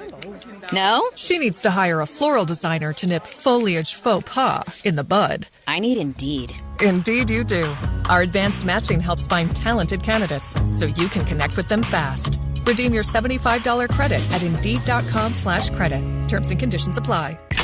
Hey, Joy. Oh, you are glowing. Oh, hey. More like Mirajoyed. That Miralax helped me go. I was so backed up. Tried mega coffees, prune juice, everything. Then Miralax. And hello, gentle relief without the harsh side effects. Ooh, how does it work? It works naturally with the water in your body for constipation relief. Find Miralax today at your local retailer. Use as directed for occasional constipation. The difference maker in tonight's game. Sponsored by Air Comfort Solutions. Visit aircomfortsolutions.net on WWLS, the sports animal. Welcome back to the Lively Beerworks Taproom Thunder Recap. And this guy is certainly a candidate for difference maker. Let's listen to Aaron Wiggins after his big night. We talked about, the big scoring nights you had during the regular season and, coming into this game, or I should say throughout this entire postseason. Is there an ups and downs kind of flow to that in the sense that you're sort of itching to put a performance together like this? Or is it just sort of those, any game, this could happen, and that's your mindset going in? Yeah, win first mentality for me. So not thinking about, how many points I'm going to score or what it looks like. Just want to go out there and play more than anything. So if I score 0 points but I get 15 rebounds and I'm playing 20 minutes, I'm happy. Not itching to have a big game by any means, just, trying to help the team win. Thank you. Thank you. Right, Aaron Wiggins with a team-first mentality there, but tonight when you looked at, the way the team performed when certain players were on the floor, Aaron was one of the best in that regard, wasn't he?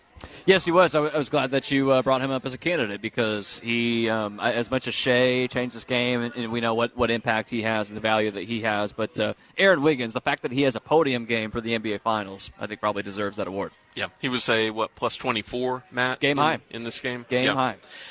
So Aaron, as he typically does throughout the course of the season, will kind of come out of nowhere with a big night when Oklahoma City really needs it. All right, we're going to hear from some more Thunder players. We'll hear from some of the Pacers as well during this show. We're going to get to your text messages coming up here in just a little bit, but let's go ahead and start off our phone calls with Bailey. You're on the Thunder Recap. Bailey, thanks for hanging on. Go ahead. Hey, I got a hot theory for you, something you've never heard. All right. Let's hear it. They shot us down, but we got up. We are titanium. There you go. That was kind of in line with the karaoke that was going on during the game. Did you see that? I saw some that happened in Game 1, too. I didn't realize that was, is it Sia or is it David Guetta? Who did that song? Up next on the phones, London is hanging on. We appreciate that. London, go ahead. Hey, I'm a first-time caller, and I am so excited. I wanted to talk about Aaron Wiggins. He absolutely made the difference. He made the difference for the game tonight. He had 20, and we won by 20. And so my main question is, should he be starting? I love his contributions off the bench. I don't think he is a starter for this team, but he is on a fantastic team-friendly contract. No reason Wiggs is going anywhere. So as the old saying goes, he saved basketball. Thanks so much for the call. Feel free to call in again anytime. 405-900-9957, 405-900, WWLS. Phil is up next. You're on the Thunder Recap. Phil, go ahead. Hey, guys. I'm just excited that they won. Wiggins, I know sometimes he has his moments where he's not showing up, but he showed up tonight, and definitely a lot of love from Shea from postgame stuff.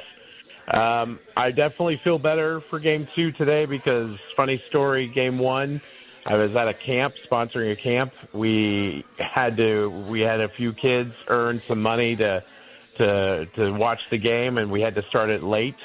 And in the process of trying to restart the game, I saw the final score, and I had to spend 48 minutes knowing, not spoiling it for children, that their favorite team was going to lose. So, and especially the way it happened, it was rough. They were like, what? No! So, anyway. Oh, man. It was heartbreaking. But anyway, tonight was much better. I'm just really excited. I definitely want to get your guys' thoughts moving forward. What do you see as far as minutes? Was Wallace start again, and as well as how they? We lost Phil. You wanted to say something? Yeah, well, he was talking about kids earning money at the camp. I'm assuming that's not real money. I think it's fictitious money. But, a lot of Thunder fans earned money to go see that Game 1 and got disappointed with it. How do you handle it? Do you, he knew about 40 minutes ahead of time. Do you say with 30 minutes left?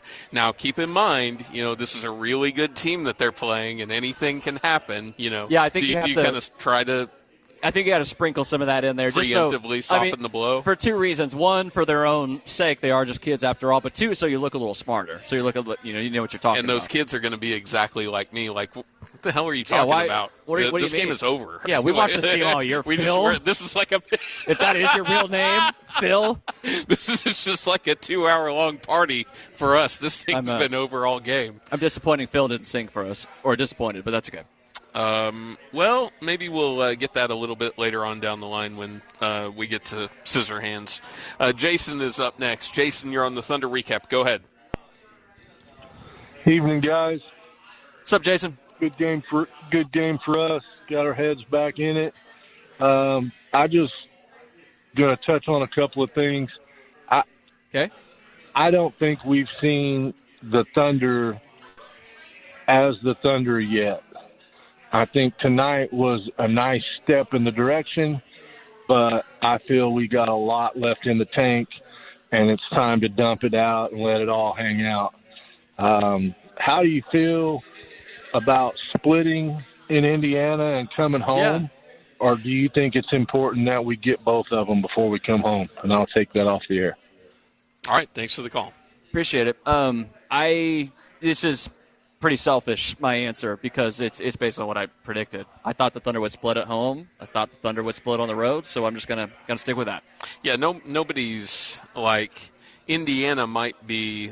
They're not happy that they lost this game. There is some solace in the fact that they won, and technically now there are more home games in Indiana.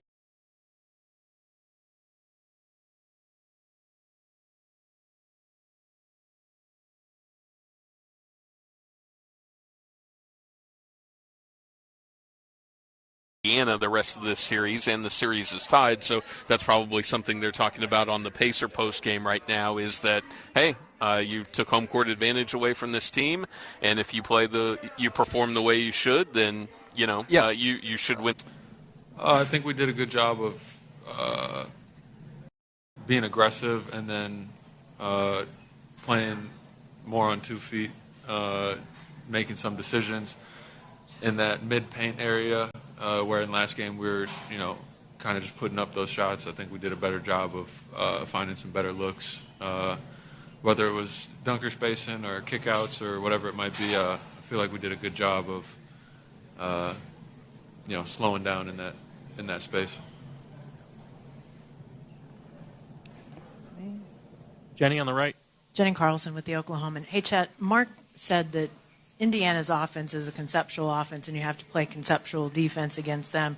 I know when it comes to Tyrese, you've got to have great on-the-ball pressure with him, but what are the rest of y'all doing, or what did you do tonight to make his job harder, to make their offense, more difficult for them out there?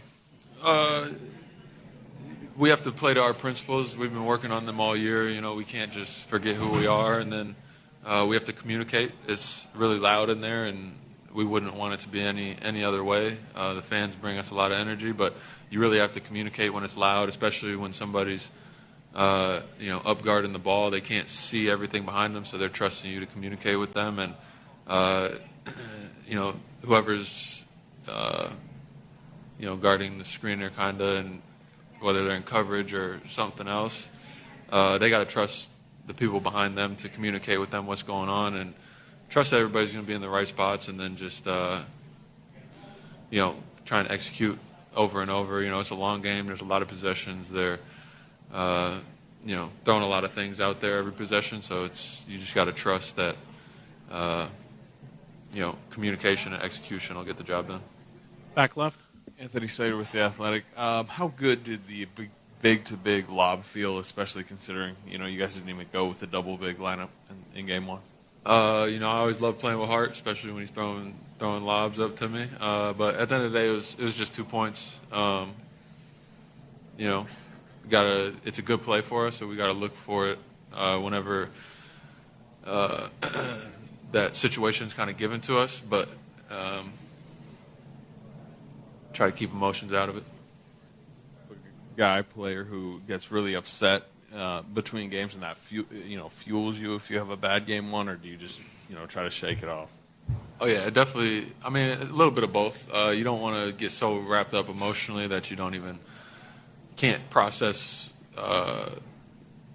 why things happened, good or bad. And then you also have to have a level of care.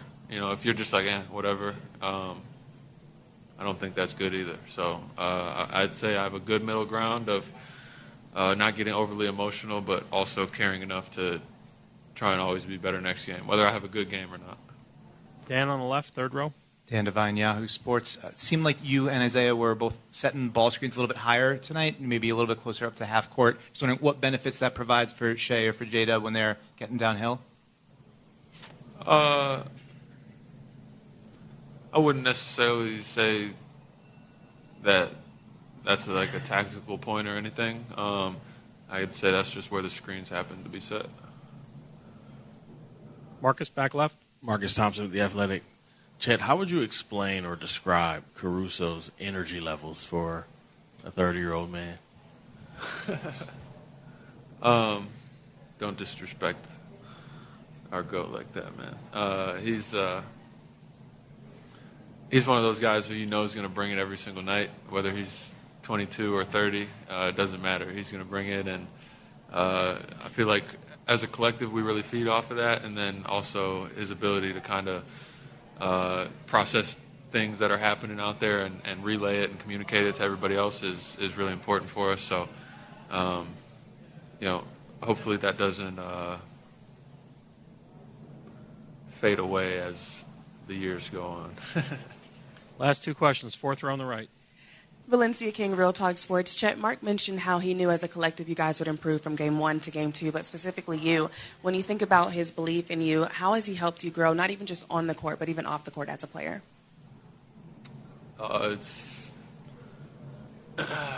It's extremely important. When other people instill confidence in you, it allows you to play more confident, allows you to have trust in what's going on, have trust in what he's telling me and us as a collective. And then also a big part of that is he has to trust that I'm going to do everything it takes to be better after bad games or bad plays or whatever. It's all about trusting that the other party has the right process in mind. He always has the right process in mind, and I try to as well. And from there, you can kind of build out a good working relationship, good ability to continue to improve and be better together. Last one on the right, fourth row. Adam Francisco, Suave Report. This was OKC's first finals win since June 12th, 2012. What does it mean, or what does that mean to you, and what were you doing in 2012? 2012, I was stuffing in the back of a SUV going on 12-hour car trips for AU tournaments and sitting playing, what's that game? It's like Jetpack Joyride on the iPads in the back of the car. That's a pull right there. But yeah, it's hard to think about stuff like that because we are in it. We won a game, but that isn't the end goal. So we got to continue to try and be better as the series goes on. Thank you, Chet. There you go, Chet Holmgren addressing the media. They think Alex Caruso is the crypt keeper or something. What kind of energy levels does Alex Caruso have for a 30-year-old? Well, I know that's old for basketball, but for real life, I mean, you're just kind of getting going at 30. For his age, he's actually pretty alert. He gets pretty nice discounts with that card. There are days that are better and some that aren't so good, but for the most part, we enjoy having him around. Yeah, that's right. Loves the early bird discount. Alex Caruso does. That old man. That was crazy. I don't know who asked that question. It's probably somebody we know, but wow. Wanted to remark on that. All right, we're going to come back. We'll start to dive into your text messages. Alex, you're going to be next up on hold, and we're also going to hear from some of the Pacers. We're told that Rick Carlisle was pretty animated after this game tonight, so a lot more still to come here from Lively Beer Works Taproom, just a couple of blocks west of Paycom Center. Free to park over here, walk to the game, and then come back and enjoy something either before or after the game, and a great spot, of course, to watch the games during the games, and they'll continue to do that for the road games as well. So keep that in mind if you're looking for a cool spot to check out Thunder Basketball. Lively Beer Works Taproom. Gideon Hamilton, Matt Ravis, you're listening to the Thunder Recap. H&H Shooting Sports' massive inventory reduction sale is happening now. You'll find unbeatable prices on over 500 firearms, including rifles, shotguns, pistols, and revolvers, with red tag deals on top brands like Ruger, Smith & Wesson, Springfield, Armory, FN, Browning, and more. Hurry in for incredible savings during the inventory reduction sale at H&H Shooting Sports, Oklahoma's headquarters for guns and gear, located just off I-40 and Meridian in Oklahoma City. Relief is closer than you think. Call 405-674-4949 or visit nerverenewalnow.com. Hot. It's David Stanley Chrysler Jeep Dodge's Red Hot. Clear the lot sale. Want a lower payment but owe too much on that old ride? Get $18,000 negative equity assistance to get you out and into a new Chrysler, Jeep, or Dodge. Possibly with a lower car payment. New ride, lower payment. We have helped hundreds of good people out of bad car loans. Red Hot at David Stanley Chrysler Jeep Dodge. Get out of that old ride with a lower payment and no payment for six months. Tag, title, and tax included. Owe too much on that old ride? Get $18,000 negative equity assistance to get you out. 18 grand. Red Hot. Clear the lot.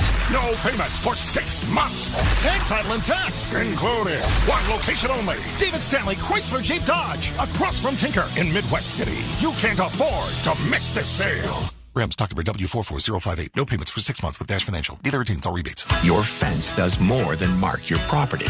It protects, it adds value, and it makes a statement. At FenceWorks by American Leveling, we build fences that stand the test of time. With over 100 years of combined experience, our team delivers top quality fencing for homes, businesses, and farms. Whether you need a classic look or something custom built, we've got you covered. We offer free estimates, a 1-year warranty on all installations, and financing with 12 months, same as cash. Plus, no payment until the job is done. Strong, reliable, and built to last, just like the people who build them. Call FenceWorks today at 405-820-7265 or visit FenceWorksOK.com. That's Fence, WORXOK.com. FenceWorks by American Leveling. Excellence is in our roots. It's always Sunday morning at Sunnyside Diner. Enjoy fresh-made food, local farm-to-restaurant eggs, fresh baked bread from the Sunnyside Bakery, and a thick slice of home-cooked happiness at all 5 Sunnyside locations. Sign up for their loyalty program and get double points every Wednesday at any Happy Plate restaurant. And in other Happy Plate concept news, pies and breads can be ordered online at eatatsunnyside.com. Enjoy Sunnyside patio side, curbside, or delivery. Visit the original location downtown at 6th and Classen, Southside at Southwest 89th and Western, Lakeside at MacArthur and Britton, in Edmond at 2nd and Broadway, or our newest Sunnyside location at Hefner and May. You can check out the rest of the Happy Plate family at Class and Grill and Class and Circle, Taqueria El Camino at 9120 North MacArthur, or Shannon's S&B Burger Joint on Northwest 59th and May. Sunnyside Diner, where blue skies meet full tummies. This week's Sweet Deal of the Week is Sunnyside Diner with 5 metro locations. Get your $50 gift card for just $25. Be on time at 8:20 a.m. at thesportsanimal.com. The United States Soccer Federation presents the U.S. Soccer Podcast. Inside the opening 45 seconds. What a goal! With that cannon of a left foot. All even at 1. Never miss a game. What a start for the United States. Shot for distance. What a goal! Never miss a moment. Exquisite from the San Diegan. Can he finish? Yes, he can. Yeah! The U.S. Soccer Podcast. Follow and listen on your favorite platform. With OG&E's Energy Efficiency Program, we'll provide the blueprint for lowering your bill and increasing your comfort. Whether it's tuning heat and air units, caulking and weather stripping drafty doors and windows, insulating your attic, or connecting you with valuable rebates, you'll improve efficiency and save money with no out-of-pocket costs. Learn more at OGE.com/efficiency. At OG&E, we energize life.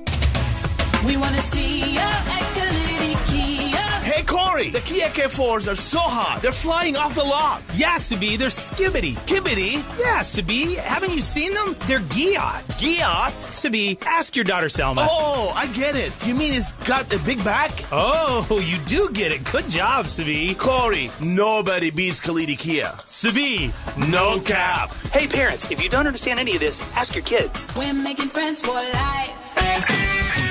Who delivered quality service in tonight's game? Driven by Randy Bowen, Chevy GMC in Chandler, where the buying experience is different by design. Hey, we're back here on the Lively Beerworks Taproom Thunder Recap, 98.1 FM, WWLS, The Sports Animal. You can always listen to our programming on thesportsanimal.com, the Sports Animal app, where you can listen on demand at any time, and the Sports Animal on all of your connected devices. Matt, who delivered quality service in tonight's game? That would be Shai Gilgeous-Alexander. He had 8 assists tonight and only had 2 turnovers, and I thought made a concerted effort early to get his teammates involved. Chet and Dub were taking shots early. He did his thing scoring-wise, needs to, but he had 8 assists tonight. What did you think about the ball movement? Was this more about they just made everything tonight, or was this more about they did try to move the ball around a little bit more? It's funny how the answer can be both at the same time, because I did feel like there was a more concerted effort, and I could tell that from the beginning, not just ball movement, but player movement off ball, but also shots going down. And so that old adage about the ball having life, that bore out tonight. All right, let's head back to the phones. Alex is up next. Alex, you're on the Thunder Recap. Go ahead. How you doing tonight, guys? Doing good, Alex. How are you? I'm doing just fine.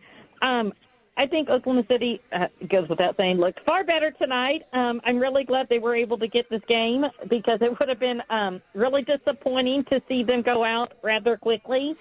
They were talking about on the broadcast that the winner of Game 3 and the finals tied 1-1 goes on to win the series 80% of the time, so that's going to be equally as nerve-wracking as the first 2 games.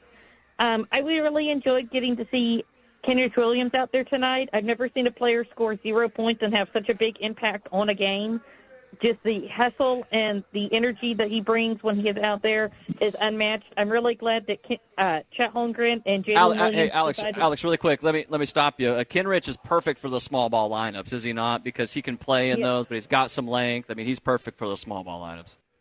Yes, he fits in there like a glove. I cannot believe how well that he fits in the small ball lineups.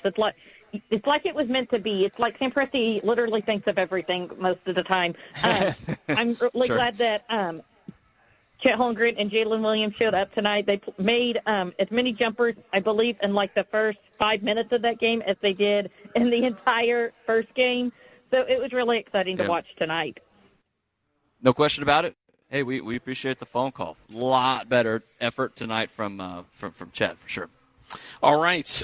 Now, we're about to read your text. Before that, though, we're going to hear from Rick Carlisle, the head coach of the Indiana Pacers. Just a few moments ago, he sat down with the media, and we were able to record that. We haven't heard any of this, so let's go ahead and listen in. I'll be interested to see what Coach Carlisle had to say about his team's performance in Game 2. Another bad first half. Obviously, it was a big problem, and we just played poorly.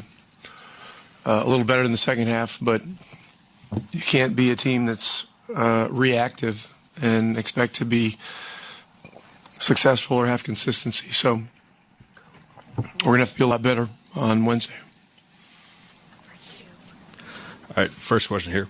Hey, Coach. Leandro Saha from ESPN Brazil. After not going with the 2 bigs in the first game, they played a big stretch with that of the game with the Hartenstein and Holmgren. Do you feel like this had a big impact on the result tonight? I don't know if there was any lineup that they used that wasn't impactful for them. Over here on the left. Yeah, Zach Osterman, Indianapolis Star. I guess just asking about Tyrese. He kind of struggled to get engaged with the game the first couple quarters. He does kind of find it there in the fourth quarter. Does anything change from him, from your perspective, in terms of just kind of being able to get a little bit more engaged and see some of those shots fall? Well, there's a lot more to the game than just scoring. So everybody's got to do more. Starts with the best players. Starts with Tyrese and Pascal and Miles, who will be in here to talk to you guys. And then it goes from there. And so, people shouldn't just look at his points and assists and judge how he played, or judge how any of our guys played just on that. That's not how our team is built. I mean, we're an ecosystem that has to function together. And, stats, we got to score enough points to win the game. But who gets them and how they get them, not important. First row here. Just 34 points in the paint in both of these games. You guys talk about being a paint to great team. What are the Thunder doing so well to keep you guys from playing the way that you want in there? Well, they were the best in the league during the year at keeping people out of there. And so they're great at it. We've got to find ways to get the ball in there. And, it's just there are so many things that have to go right on a set of two possessions to get the ball into the heart of their defense. You've got to get a stop, a rebound. You've got to be able to get the ball up the floor without a turnover, and then you've got to be able to get it into the lane and to the rim. And it's a tough task. So, we'll look at it. There were some stretches where we did some good things attacking the paint, but there weren't enough. Second row middle. Responding to the kind of the runs that they go on, and trying to basically respond to those. I mean, what can you say about their depth? Obviously, Wiggins comes in, has a big game for them. Caruso hits some big shots. I mean, how can you guys respond better to those things as far as you guys go offensively? Well, first of all, Wiggins and Caruso played great. Those guys played great. I thought the atmosphere, I thought their crowd was exceptionally great. And so as we go home, we're going to need our crowd to be just like this crowd was. I mean, these fans took it to another level tonight, and that's how Gainbridge is going to have to be, for us to have a chance to be successful. And, Caruso and Wiggins, as you mentioned, both those guys shot it well. They caused other problems. They ran well. They made plays.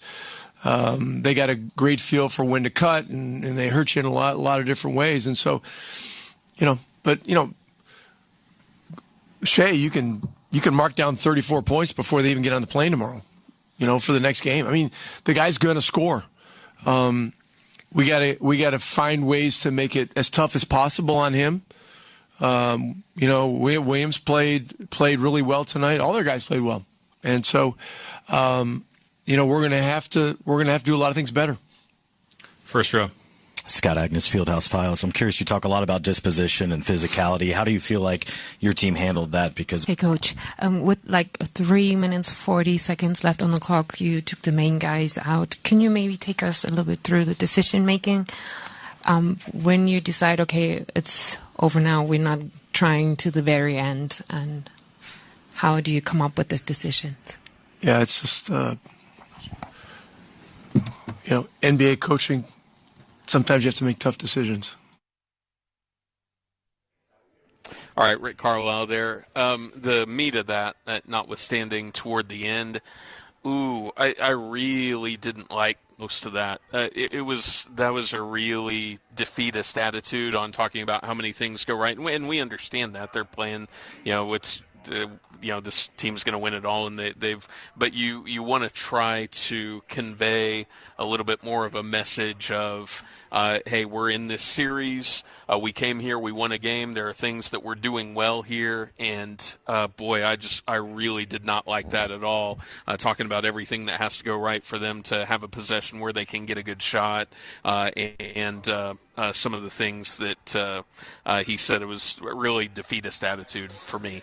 Yeah, interesting perspective. I could see how you get there. That was my initial takeaway from here. And then there's a couple short answers there. I don't know if that's necessarily what you're referencing, but now that you say that, I definitely heard some of that. Everything's a tool. If you're a coach, you want to try to use that as like a launching off point moving forward. I think he probably recognizes that Thunder are the better team, and although we're sitting here like the sky is falling after the Thunder lose game one and get away that way. He probably recognized what we did, but there's a lot of things that went right for the Thunder in that game. So, Carlisle's an interesting guy. He really is, and some of his answers I like more than others. So, it was an interesting presser, that's for sure. It is a tough decision though to try to pull guys out of that game where in theory you could get there, but what's the likelihood you do get there versus what's the risk you incur by leaving your starters in? If I coached against the Thunder, I would pull guys like midway through the second quarter if they got up by 16. So that's why I'm not an NBA coach. But do you remember the conversation we had at halftime? Like, what do you need to do? And I threw out some kind of ballpark numbers of 20 points with 5 minutes left. And that was about when Carlisle threw in the towel. So I think he just realized that, hey, your mission as a road team is to get one. You did that, and the Pacers are a pretty good home team, too. And they're a good road team, but they're a good home team. So we left something out of who provided quality service. Okay. And so I wanted to talk about this today. So there was a concerted effort by many people within our radio station to put forth this all-day Thunder coverage thing that began with the Morning Animals working on an extra day, and Jim Traber and Al Eschbach and their correspondents, Barry Trammell and Dean Blevins.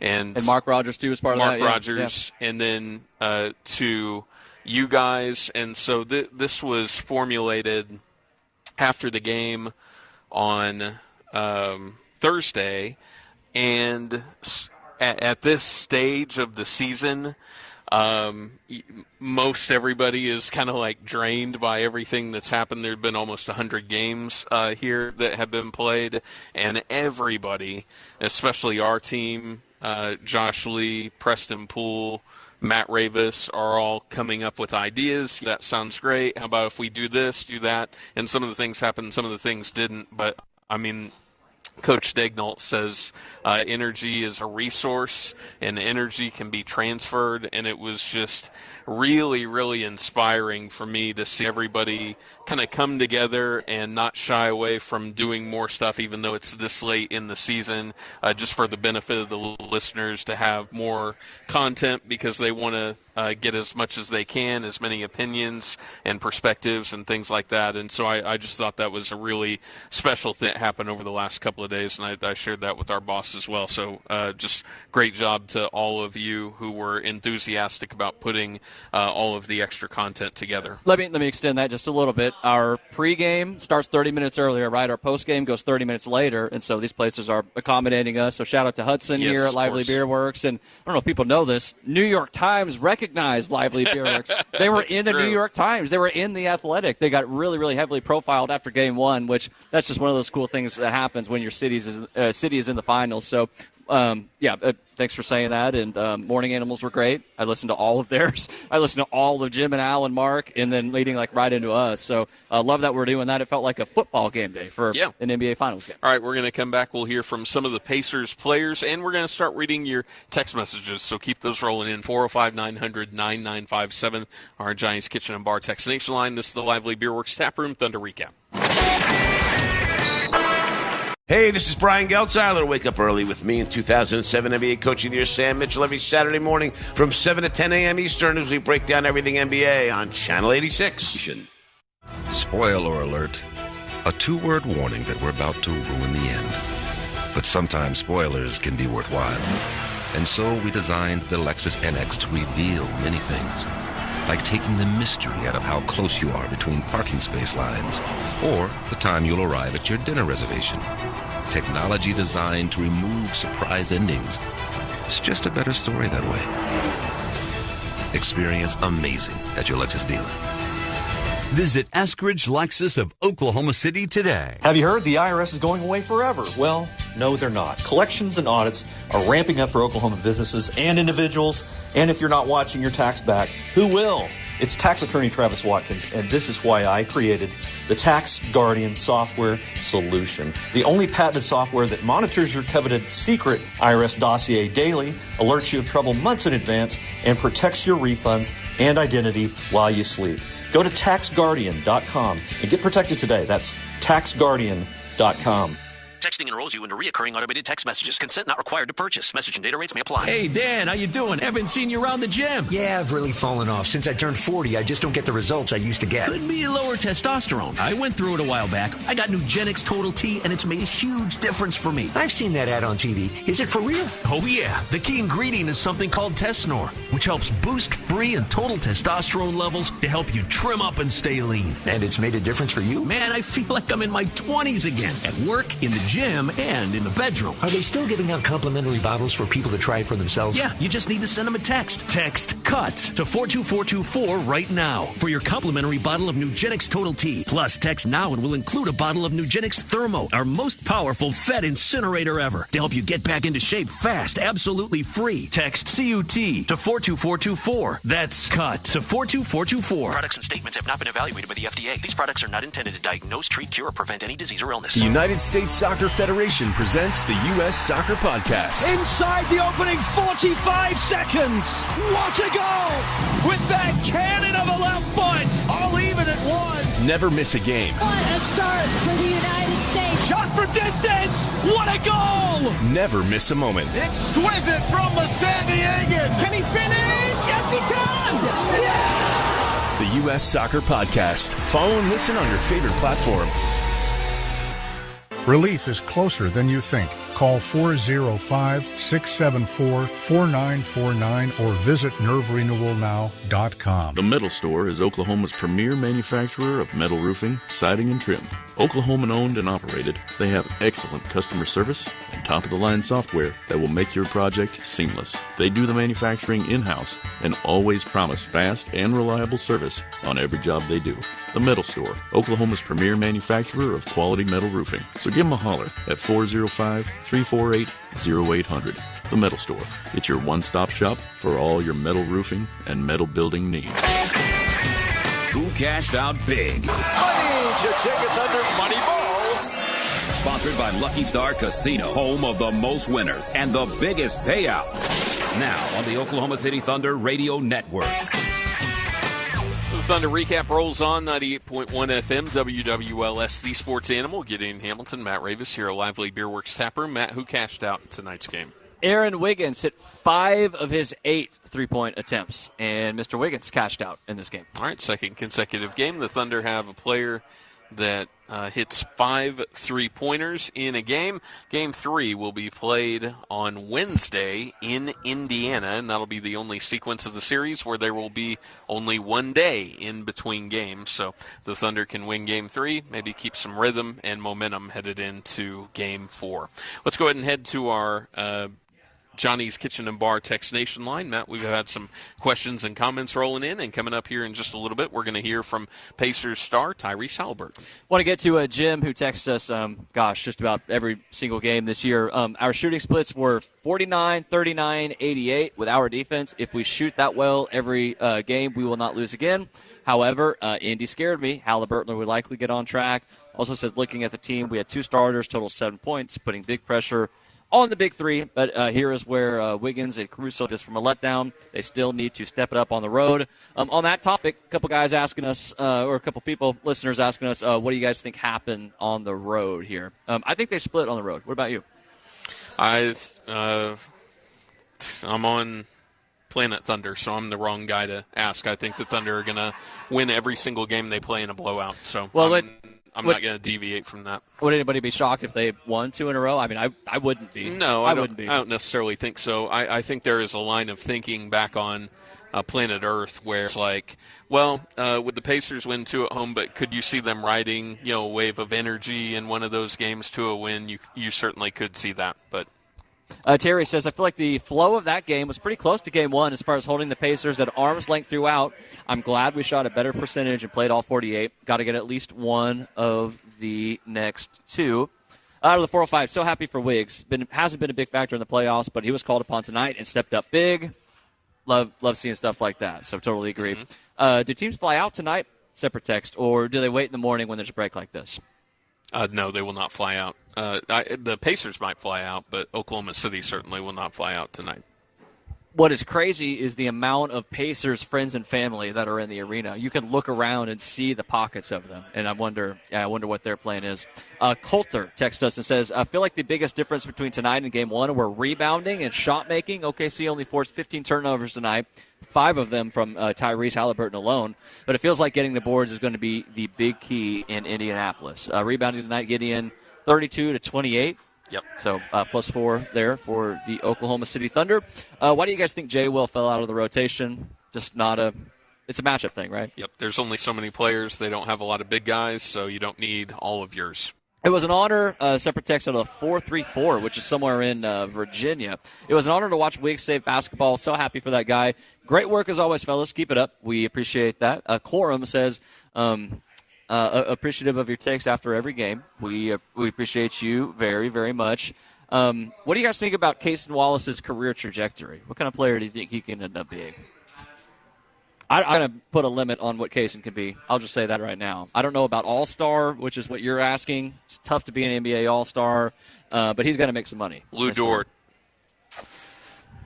I think he can be better than Lou Dort. I do. Most of that off of the ball. I think that I trust him more. I think he's developing that. But that'll be a big thing for him. And then 3-point shooting. But I think like in that range. I think that's a fair kind comparison. Of guy. Yeah. I think that's a lot of why they drafted him is because of his profile comparable to him. What do you guys think the Thunder have to do Game 3 to have great success? Do what they did tonight. That's I mean, is it too easy to say that? No. Too lazy? I feel like that's the answer, though. Rebound okay, make all your shots. Hope the Pacers miss a lot of shots. And I think everything will be fine. Ball pressure, Oklahoma City kind of died down a little bit. You can see it happen, and they can't keep it up forever.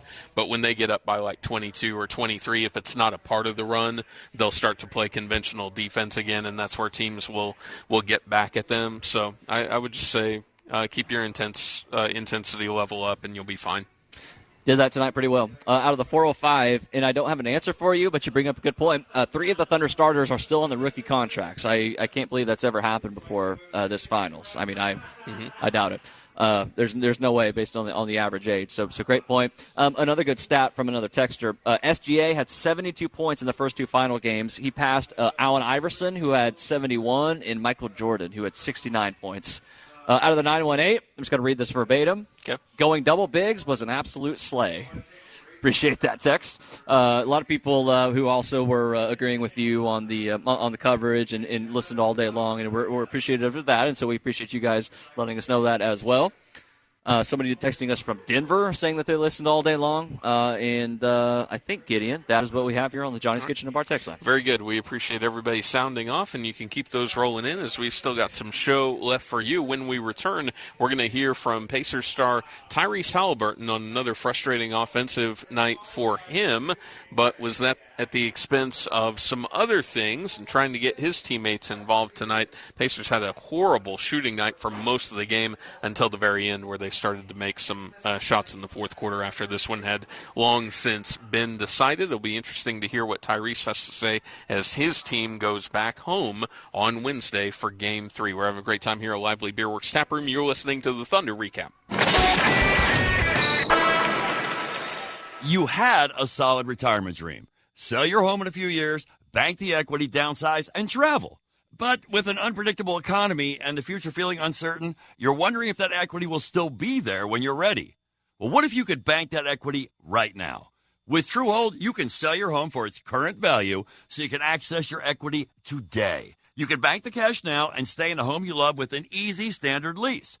Truehold even covers property taxes, insurance, and repairs. And since Truehold hands over your equity in cash now, it's yours to do whatever you'd like. Don't let a shifting economy put your hard-earned equity at risk. Visit Truehold.com and receive their competitive offer on your home in just 48 hours, and that's based on its best current value, not what's coming.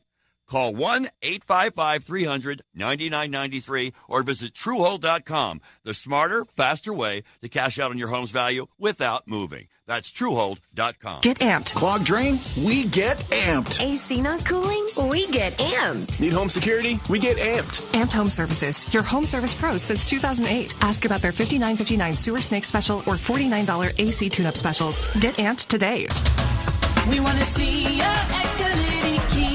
Hey, Corey, the Kia K4s are so hot. They're flying off the lot. Yeah, Sabi, they're skibbity. Skibbity? Yeah, Sabi, haven't you seen them? They're Giot. Giot? Sabi, ask your daughter, Selma. Oh, I get it. You mean it's got a big back? Oh, you do get it. Good job, Sabi. Corey, nobody beats Galiti Kia. Sabi, no cap. Hey, parents, if you don't understand any of this, ask your kids. We're making friends for life. Guys, it's Men's Health Month at Revive Oklahoma City. Get a free comprehensive wellness panel. It checks your testosterone, blood sugar, heart health, and more. Valued at $400. Offer ends June 30th. Call 405-942-3100 or visit ReviveMen'sHealth.com. The Metal Store is Oklahoma's premier manufacturer of metal roofing, siding, and trim.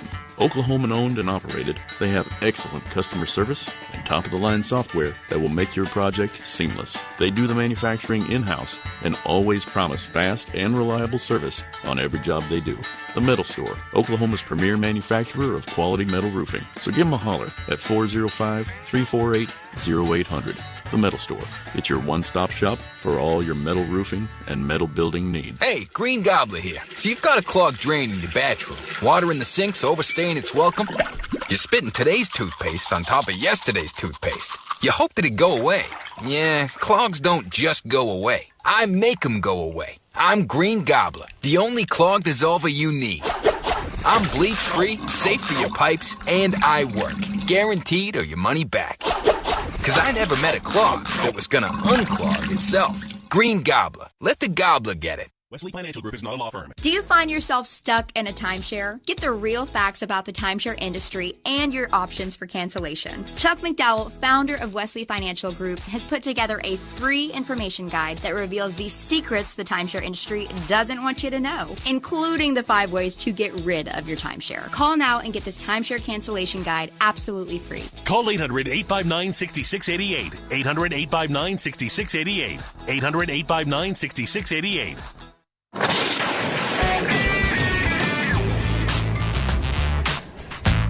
Hey, back here at Lively Beerworks Tap Room, 98.1 FM, WWLS, the sports animal. Gideon Hamilton, Matt Ravis here with you. Thunderwing Game 2 in blowout fashion over the Indiana Pacers. This one was over early for OKC, and the series is now tied at 1 game apiece, headed to Indiana, Game 3 on Wednesday. And right now let's hear from one of Indiana's top performers throughout the season and the postseason. Tyrese Halliburton offered his thoughts on what happened in Game 2 and what to expect moving forward. All right, we'll start right here in the front row. Tyrese, Jenny Carlson with the Oklahoman. Obviously, you had a stretch there in the fourth quarter where you really got it going, but felt like a lot of things were hard to that point. What were they doing? Anything different than what you saw in the first game? No, I mean, this is who they are defensively. They got a lot of different guys who can guard the ball, fly around. They're really physical, force the officials to, let us play a little bit more. So just got to do a better job playing through there. I think I've had 2 really poor first halves. So, I just got to figure out how to be better earlier in games. But kudos to them. They're a great defensive team, but, watch the film, see where I can get better. Left on the front row. Zach Oster with the Indianapolis Star. Kind of in that same vein, but Coach called your offense an ecosystem where, the more one guy succeeds, the more everybody succeeds. What have they done to disrupt that when they've had success slowing you guys down offensively these first 2 games? Yeah, I think we just got to do a better job of getting to the paint. It's a lot easier said than done, but I feel like in the first half we were just moving the ball on the outside, and we I don't think we had a single point in the paint in the first quarter, if I'm not mistaken. So, our offense is built from the inside out. We got to do a better job getting downhill. They collapse and then, make plays from there. But, thought we could improve a lot there. But yeah, man, they're flying around. They got great point of attack defenders. They got great rim protectors. It's a great defense. So we can do a lot better job and, we'll watch the film and see if we can get better, going into Game 3. Okay, go all the way to the left, Tim. Tyrese, for as frustrating as I'm sure tonight feels like right now for you guys, you are leaving here with a split. Yep. That has to mean something to you guys. What I know it's not a console, it doesn't take tonight away, but you came in here and did what you had to do. You took home court. How much nicer will that make things when you get back home and figure out how to attack Wednesday? Yeah, I think anytime you're the lower seed in a playoff series, your job is to go split or go try to get one on the road. We got Game 1. Felt like we really let the rope slip, there in the second quarter. So I think you can. There's many different ways that you can choose to digest, what's in front of you. yeah, I think we focus on taking it a day at a time. So you got the split, you feel good about that. But we definitely wanted to play better tonight. I think our processes need to be a lot better for us to be successful here. So it's still a race in the first of 4. So we're going to our home court, tied 1-1, and we love playing at home, love playing in front of our fans. Our fans are amazing. So just see where we can get better, and just take it a day at a time. Second row in the middle. Tyrese Spence, good with Yahoo Sports. In the fourth quarter, it seemed like you got going off the ball a little bit where they couldn't track you. Was that just by happenstance? Was that like something intentional of yours? And is that something that you can kind of replicate early in games in these first halves that you said were poor? Yeah, I think through the course of a series, even in the games that you lose, you're trying to learn from them, see where you can get better. So we had some success there. Me playing off the pitch a little bit more, flying around, rather than, if I'm in that high ball screen, which, I feel like I am really successful at, that gives them a chance to really load up, pack the paint. They got a couple steals in there. I had some really dumb turnovers tonight. They're kind of showing like a soft blitz, sometimes a full blitz. They're giving me different looks. So I got to do a better job and just figuring out where I can be better. And in that game in the second half when you're down by so much, you can choose to just take the game for what it is and just be done, or, try to continue to learn different things. So, I think through the course of the series and already through these first 2 games, I'm learning, where my spots are, where I can be better. So we'll take the good and the bad, watch film, see where you can improve going into the next game. Just as a quick follow-up. Vince, I need to get to DA so we can get out of here. Sorry. Most teams defensively try to take the 3 away first. They don't seem to really mind if you shoot threes. They're taking the paint away. So what's the challenge when you see a defense that's kind of unusual in that sense? Yeah, I think you just have to choose. You have to make a decision on getting threes your way. I think we made some shots that were kind of on the swing. But we got to do a better job of getting downhill and just playing from the inside out. They are a team, like you said, who really takes away the paint, does a great job of swarming the ball. It feels like there's 5 guys around you every time you're in the paint. But we got to do a better job of getting threes our way. And I felt like in the first quarter we were able to, turn them over probably a little bit more than they're accustomed to. And we didn't do a great job of capitalizing on that. Again, when you're forcing turnovers like that, you should probably be getting more rim 2s than just early kick ahead 3s, and that's me, and that's where we can be better as a whole. So again, watch the film, see where we can get better. We know that the paint is our emphasis and the paint is our friend. The more that we're able to attack the paint, usually better things happen for us. So it's just about getting threes your way. If you just swing the ball around and take late shot clock threes, it's really difficult. And sometimes we're stuck in that situation. You got to make whatever you can with it. But we got to do a better job of not playing so late into the clock and getting threes our way. Tyrese Halliburton there, and they had 4 shot attempts in the paint, like into the second quarter. And, man, I know it's easy for us to sit back here and say, hey, Pascal makes something happen here, or, attack the paint, try to see if you can get to the free throw line, or try to see if you can finish, try to see if you can draw traffic, and then pitch. And it's another thing to actually do that. And I think he illustrated that really well when he said, it seems like there's 2 or 3 guys, because there always is. This is what the Thunder do. They want to try to force you to take 3-point shots. No, you just imagine being Siakam and you're, 6'10", and you try to put the ball on the floor, and then you gather and typically put the ball down low. I mean, you're going to expose yourself to those guards and their hands, and they've got quick hands. Kaysen, Caruso, Dort, whoever it is going to be able to strip the ball away from you. So Siakam is very aggressive and opportunistic, but you can't just go down every possession, and you don't want to be that predictable anyway. So, but I totally agree with Tyrese. I mean, the Pacers are better when they get into the paint as opposed to just launching up long shots. Well, look, unless they continue one of the greatest shooting runs that we have ever seen in postseason play, which they have been on over the last 2 seasons, they're going to have to score more than 26 points in the paint in a game to not only win another game in the series, but to even be competitive in any games in the series. It will have to change. Makes me think about every time the Thunder lose, why do they allow so many corner threes? Why do they do that? Well, you have to allow something on the floor, and they concede those, or concede is not the right word. You live with those rather because you're packing the pain and trying to cut it off there. And so that's the philosophy behind that defense. All right, Matt, give us an early guide to Game 3. This is a Pacers team that is really good, not great, on their home floor throughout the playoffs. This is where they've encountered some of these losses in the series because they've actually won a couple of games on the road to begin not one but two series in a row, and then they've split at home, and the series have gone a little bit longer. They were good on their home floor against Milwaukee in the first series, and obviously played well there in the closing stages of the regular season, but it's not like an automatic thing here. And if the Thunder play the way that they can play, they should be fine here in these next couple of games, but definitely expect a different phase of energy and some performances from some of their role players. Role players at home, we know that to be true. So, but if you're the Thunder, the good news is through two games, even though the result was different, you know what you need to do to win. Everything that you've lapsed in the series has been completely controllable. I'm sure the Pacers will have their own adjustments. Rick Carlisle will have a curveball. I can promise you that. So it's about taking that in stride and controlling what you can control.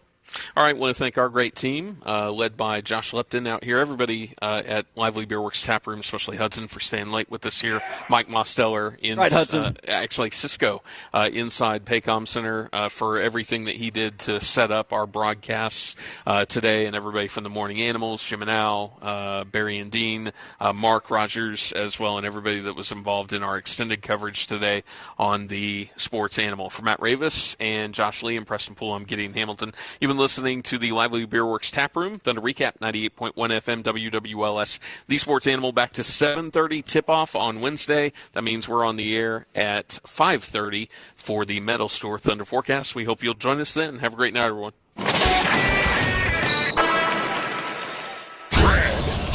It's David Stanley Chrysler Jeep Dodge's Red Hot. Clear the lot sale. Want a lower payment but owe too much on that old ride? Get $18,000 negative equity assistance to get you out and into a new Chrysler, Jeep, or Dodge. Possibly with a lower car payment. New ride, lower payment. We have helped hundreds of good people out of bad car loans. Red Hot at David Stanley Chrysler Jeep Dodge. Get out of that old ride with a lower payment and no payments for six months. Tag, title, and tax included. Oh, too much on that old ride? Get $18,000 negative equity assistance to get you out. $18,000. Red Hot. Clear the lot.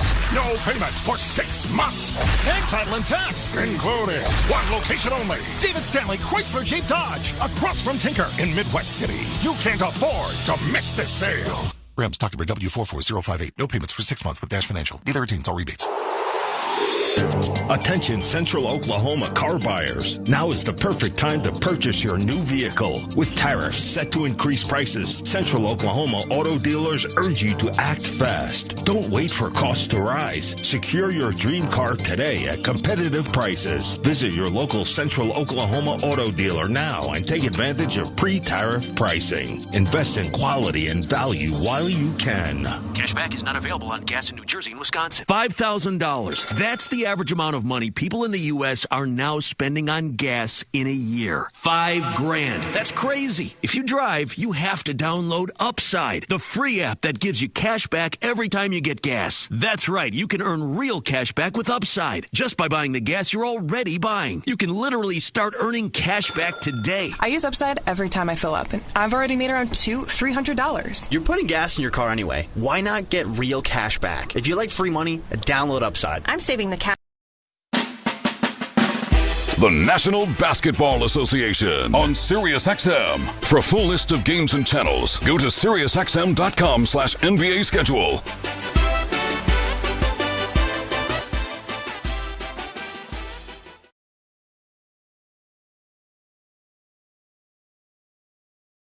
M91. For SiriusXM Sports, I'm Ryan Payton. Teemu Selanne is one of hockey's all-time greats. He played till he was 43, and over the 21 NHL seasons, he was a point-per-game player. Among his accomplishments, he was a 10-time All-Star, a Rocket Richard Trophy winner, a Stanley Cup champion, and he won the Calder Trophy as Rookie of the Year in 92-93, and what a season that was. He was 22, he was playing with the Jets, and in North America for the first time. At the end of the season, He had 132 points, including 76 goals. That smashed Mike Bossy's record of 53 for most by a player in a rookie season. The way Selanne set the record became perhaps the most iconic moment of his career. He did it with a hat trick in front of the home fans in Winnipeg against Quebec and proceeded to throw his glove in the air and pretend to shoot it with his stick. He would go on to spend the next 2 decades playing his way into the hearts of hockey fans all around North America, and was one of the rare stars who even fans of rival teams didn't have anything bad to say about. By the end of his career, when that was done, he was one of the most universally beloved players to ever play the game of hockey. Teemu Selanne, if he probably wanted to, he would have played another 2-3 years, but he knew his time was done. But what a time it was in the NHL. Teemu Selanne, the Finnish Flash, one of the best. For SiriusXM Sports, I'm Ryan Payton. Hear it all on demand. Your favorite shows, your favorite games. Don't miss a second of your favorite SiriusXM programming on demand with the SiriusXM app. Download it now for free. I'm Frank Trachtenberg with your Sirius XM Sports schedule for Monday, June the 9th. All times are Eastern, and please remember, all games, times, and channels are subject to change. Check SiriusXM.com for the latest updates. In Major League Baseball, 6:40 p.m., Cleveland Guardians taking the Cincinnati Reds. Guardians on Sirius 208, XM 175, and Internet 848. Reds on Internet 847. 6:40 p.m., Pittsburgh Pirates face the Miami Marlins. Pirates on Sirius 209, XM 176, and Internet 861. Marlins on Internet 855. 6:45 p.m., Philadelphia Phillies take on the Chicago Cubs. Phillies on Sirius 210, XM 177, and Internet 860. Cubs on Internet 845. 7:10 p.m., Boston Red Sox taking the Tampa Bay Rays. Red Sox on Sirius 161, XM 178, and Internet 844. Rays on Internet 866. 7:40 p.m., Milwaukee Brewers take on the Atlanta Braves. Brewers on Sirius 106, XM 179, and Internet 856. Braves on Internet 842. 7:45 p.m., St. Louis Cardinals taking the Toronto Blue Jays. Cardinals on Sirius XM channels 89, Internet 865. Jays on Internet 868. 9:38 p.m., LA Angels take on the Athletics, with the Angels on Sirius 137, XM 181, and Internet 853. A's on Internet 841. 9:40 p.m., Arizona Diamondbacks take on the Seattle Mariners. Diamondbacks on Sirius 138, XM 182, and Internet 840. Mariners on Internet 864. 9:40 p.m., San Diego Padres take on the LA Dodgers. Padres on Sirius 139, XM 183, and Internet 862. Dodgers on Internet 854. Spanish feed on Sirius 160, XM 180, and Internet 870. In the NHL Stanley Cup Finals with puck drop at 8 p.m., catch the Florida Panthers taking on the Edmonton Oilers with the Panthers feed on Sirius 211, XM 220, and Internet 931. Oilers on Sirius and XM channels 167, Internet 930. National feed on Sirius XM and Internet channels 91. I'm Frank Trachtenberg with your Sirius XM Sports schedule for Monday, June the 9th. All times are Eastern, and please remember, all games, times, and channels are subject to change. Check SiriusXM.com for the latest updates. In Major League Baseball, 6:40 p.m., Cleveland Guardians taking the Cincinnati Reds. Guardians on Sirius 208, XM 175, and Internet 848. Reds on Internet 847. 6:40 p.m., Pittsburgh Pirates face the Miami Marlins. Pirates on Sirius 209, XM 176, and Internet 861. Marlins on Internet 855. 6:45 p.m., Philadelphia Phillies take on the Chicago Cubs. Phillies on Sirius 210, XM 177, and Internet 860. Cubs on Internet 845. 7:10 p.m., Boston Red Sox take on the Tampa Bay Rays. Red Sox on Sirius 161, XM 178, and Internet 844. Rays on Internet 866. 7:40 p.m., Milwaukee Brewers take on the Atlanta Braves. Brewers on Sirius 106, XM 179, and Internet 856. Braves on Internet 842. 7:45 p.m., St. Louis Cardinals taking the Toronto Blue Jays. Cardinals on Sirius and XM channels 89, Internet 865. Jays on Internet 868. 9:38 p.m., LA Angels take on the Athletics, with the Angels on Sirius 137, XM 181, and Internet 853. A's on Internet 841. 9:40 p.m., Arizona Diamondbacks take on the Seattle Mariners. Diamondbacks on Sirius 138, XM 182, and Internet 840. Mariners on Internet 864. 9:40 p.m., San Diego Padres take on the LA Dodgers. Padres on Sirius 139, XM 183, and Internet 862. Dodgers on Internet 854. Spanish feed on Sirius 160, XM 180, and Internet 870. In the NHL Stanley Cup Finals with puck drop at 8 p.m., catch the Florida Panthers taking on the Edmonton Oilers with the Panthers feed on Sirius 211 XM 220 and Internet 931, Oilers on Sirius XM channels 167 Internet 930, National feed on Sirius XM and Internet channels 91. I'm Frank Trachtenberg with your Sirius XM sports schedule for Monday, June the 9th. All times are Eastern, and please remember, all games, times, and channels are subject to change. Check SiriusXM.com for the latest updates. The PGA Tour comes to life on SiriusXM. It's your destination for everything on the tour. Hear live hole-by-hole coverage and expert analysis. PGA Tour Radio, SiriusXM 92. For SiriusXM Sports, I'm Ryan Payton. He's known as one of the greatest quarterbacks to play in the NFL, and he played for the Colts and the Broncos. Peyton Manning played in the league for 18 seasons. Between those two teams, the first 14 with Indianapolis winning a Super Bowl and 4 MVPs. On March 18, 2016, the number 18 was retired by the Colts and will never be worn again by any Colts player. He set many franchise records with Indy, including most passing attempts in a season, most touchdown passes for a rookie, and many, many others. After being with the Colts for 14 seasons, he went to free agency and then signed with Denver for the final 4 seasons of his career. He would go on to win another MVP in 2012, would advance to the Super Bowl that season, but fall short of his second title. Then he would get one more chance in 2016, in which he would win his second Super Bowl title. In his last season in the NFL, what a way to go out. Manning would end his career with a total of 2 Super Bowls and 5 MVPs, and he's pretty good in commercials as well. He went through many coaches and made each one better and made all his teammates better as well, not just the ones he played with, but the ones he played against on the field on any given Sunday. He will go down as one of the best to play the game, and he will definitely go down as one of the best quarterbacks in NFL history. For SiriusXM Sports, I'm Ryan Payton. SiriusXM has soccer covered end to end. SiriusXM FC. Hear live play-by-play and talk shows hosted by legends of the game. It's SiriusXM FC on Channel 157. I'm Frank Trachtenberg with your SiriusXM sports schedule for Monday, June the 9th. All times are Eastern, and please remember, all games, times, and channels are subject to change. Check SiriusXM.com for the latest updates. In Major League Baseball, 6:40 p.m., Cleveland Guardians taking the Cincinnati Reds. Guardians on Sirius 208, XM 175, and Internet 848. Reds on Internet 847. 6:40 p.m., Pittsburgh Pirates face the Miami Marlins. Pirates on Sirius 209, XM 176, and Internet 861. Marlins on Internet 855. 6:45 p.m., Philadelphia Phillies take on the Chicago Cubs. Phillies on Sirius 210, XM 177, and Internet 860. Cubs on Internet 845. 7:10 p.m., Boston Red Sox take on the Tampa Bay Rays. Red Sox on Sirius 161, XM 178, and Internet 844. Rays on Internet 866. 7:40 p.m., Milwaukee Brewers take on the Atlanta Braves. Brewers on Sirius 106, XM 179, and Internet 856. Braves on Internet 842. 7:45 p.m., St. Louis Cardinals take on the Toronto Blue Jays. Cardinals on Sirius XM channels 89, Internet 865. Jays on Internet 868.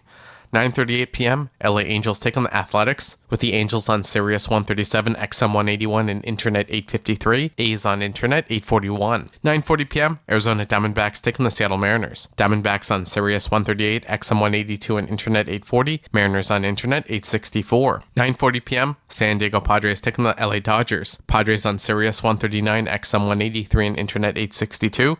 Dodgers on Internet 854. Spanish feed on Sirius 160, XM 180, and Internet 870. In the NHL Stanley Cup Finals with puck drop at 8 p.m., catch the Florida Panthers taking on the Edmonton Oilers with the Panthers feed on Sirius 211, XM 220, and Internet 931. Oilers on Sirius XM channels 167, Internet 930. National feed on Sirius XM and Internet channels 91. I'm Frank Trachtenberg with your SiriusXM sports schedule for Monday, June the 9th. All times are Eastern, and please remember, all games, times, and channels are subject to change. Check SiriusXM.com for the latest updates. In Major League Baseball, 6:40 p.m., Cleveland Guardians taking the Cincinnati Reds. Guardians on Sirius 208, XM 175, and Internet 848. Reds on Internet 847.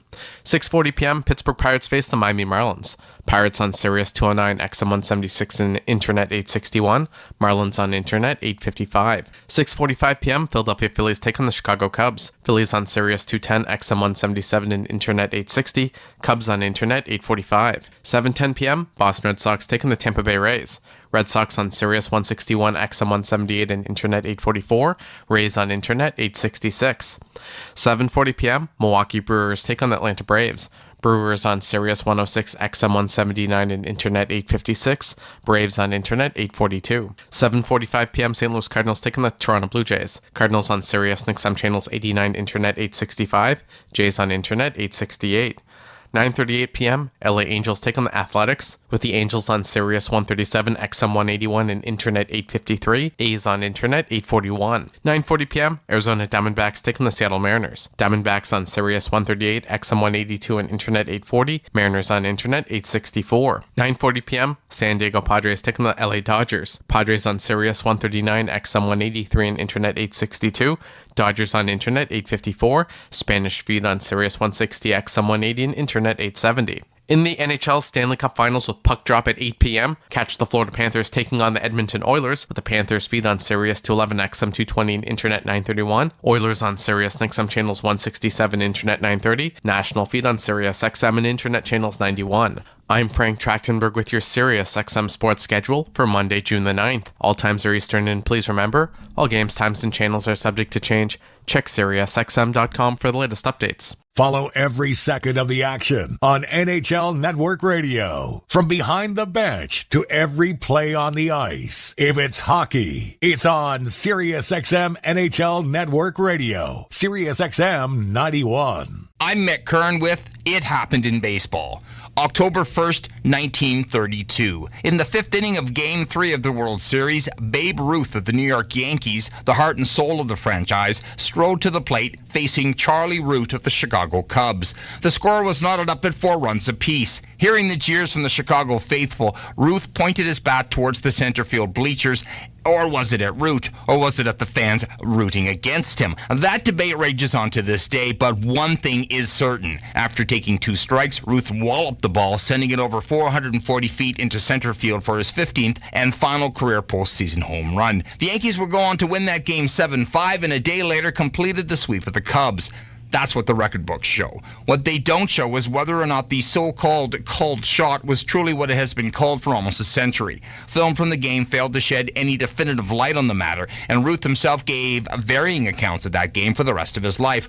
Why let the truth get in the way of a great story? Most baseball folk in attendance that day doubted the tale. What is known is the called shot myth had life breathed into it by overzealous New York sports writers, including some who weren't even at the game. Over time, it became part of baseball lore that the Sultan of SWAT called his own shot that day. Regardless, whether he did so or not, most people understandably believe that if anybody could have called their own home run, it could only have been the Babe. Charlie Root went to his grave insisting there was no called shot. For It Happened in Baseball, I'm Mick Kern. SiriusXM Fantasy Sports Radio is the place for expert advice, strategy, and information from the best fantasy sports analysis to win your league. Plus, hear pick-by-pick coverage of live drafts and interviews with top players, coaches, and team executives on SiriusXM 87. I'm Frank Trachtenberg with your SiriusXM sports schedule for Monday, June the 9th. All times are Eastern, and please remember, all games, times, and channels are subject to change. Check SiriusXM.com for the latest updates. In Major League Baseball, 6:40 p.m. Cleveland Guardians take on the Cincinnati Reds. Guardians on Sirius 208, XM 175 and Internet 848. Reds on Internet 847. 6:40 p.m. Pittsburgh Pirates face the Miami Marlins. Pirates on Sirius 209, XM 176 and Internet 861. Marlins on Internet 855. 6:45 p.m. Philadelphia Phillies take on the Chicago Cubs. Phillies on Sirius 210, XM 177 and Internet 860. Cubs on Internet 845. 7:10 p.m. Boston Red Sox take on the Tampa Bay Rays. Red Sox on Sirius 161, XM 178 and Internet 844. Rays on Internet 866. 7:40 p.m. Milwaukee Brewers take on the Atlanta Braves. Brewers on Sirius 106, XM 179 and Internet 856. Braves on Internet 842. 7:45 p.m. St. Louis Cardinals take on the Toronto Blue Jays. Cardinals on Sirius XM channels 89, Internet 865. Jays on Internet 868. 9:38 p.m., LA Angels take on the Athletics, with the Angels on Sirius 137, XM 181, and Internet 853. A's on Internet 841. 9:40 p.m., Arizona Diamondbacks take on the Seattle Mariners. Diamondbacks on Sirius 138, XM 182, and Internet 840. Mariners on Internet 864. 9:40 p.m., San Diego Padres take on the LA Dodgers. Padres on Sirius 139, XM 183, and Internet 862. Dodgers on Internet 854. Spanish feed on Sirius 160, XM 180, and Internet 870. In the NHL Stanley Cup Finals with puck drop at 8 p.m., catch the Florida Panthers taking on the Edmonton Oilers with the Panthers feed on Sirius 211, XM 220, and Internet 931. Oilers on Sirius and XM channels 167, Internet 930. National feed on Sirius XM and Internet channels 91. I'm Frank Trachtenberg with your Sirius XM sports schedule for Monday, June the 9th. All times are Eastern, and please remember, all games, times, and channels are subject to change. Check SiriusXM.com for the latest updates. In Major League Baseball,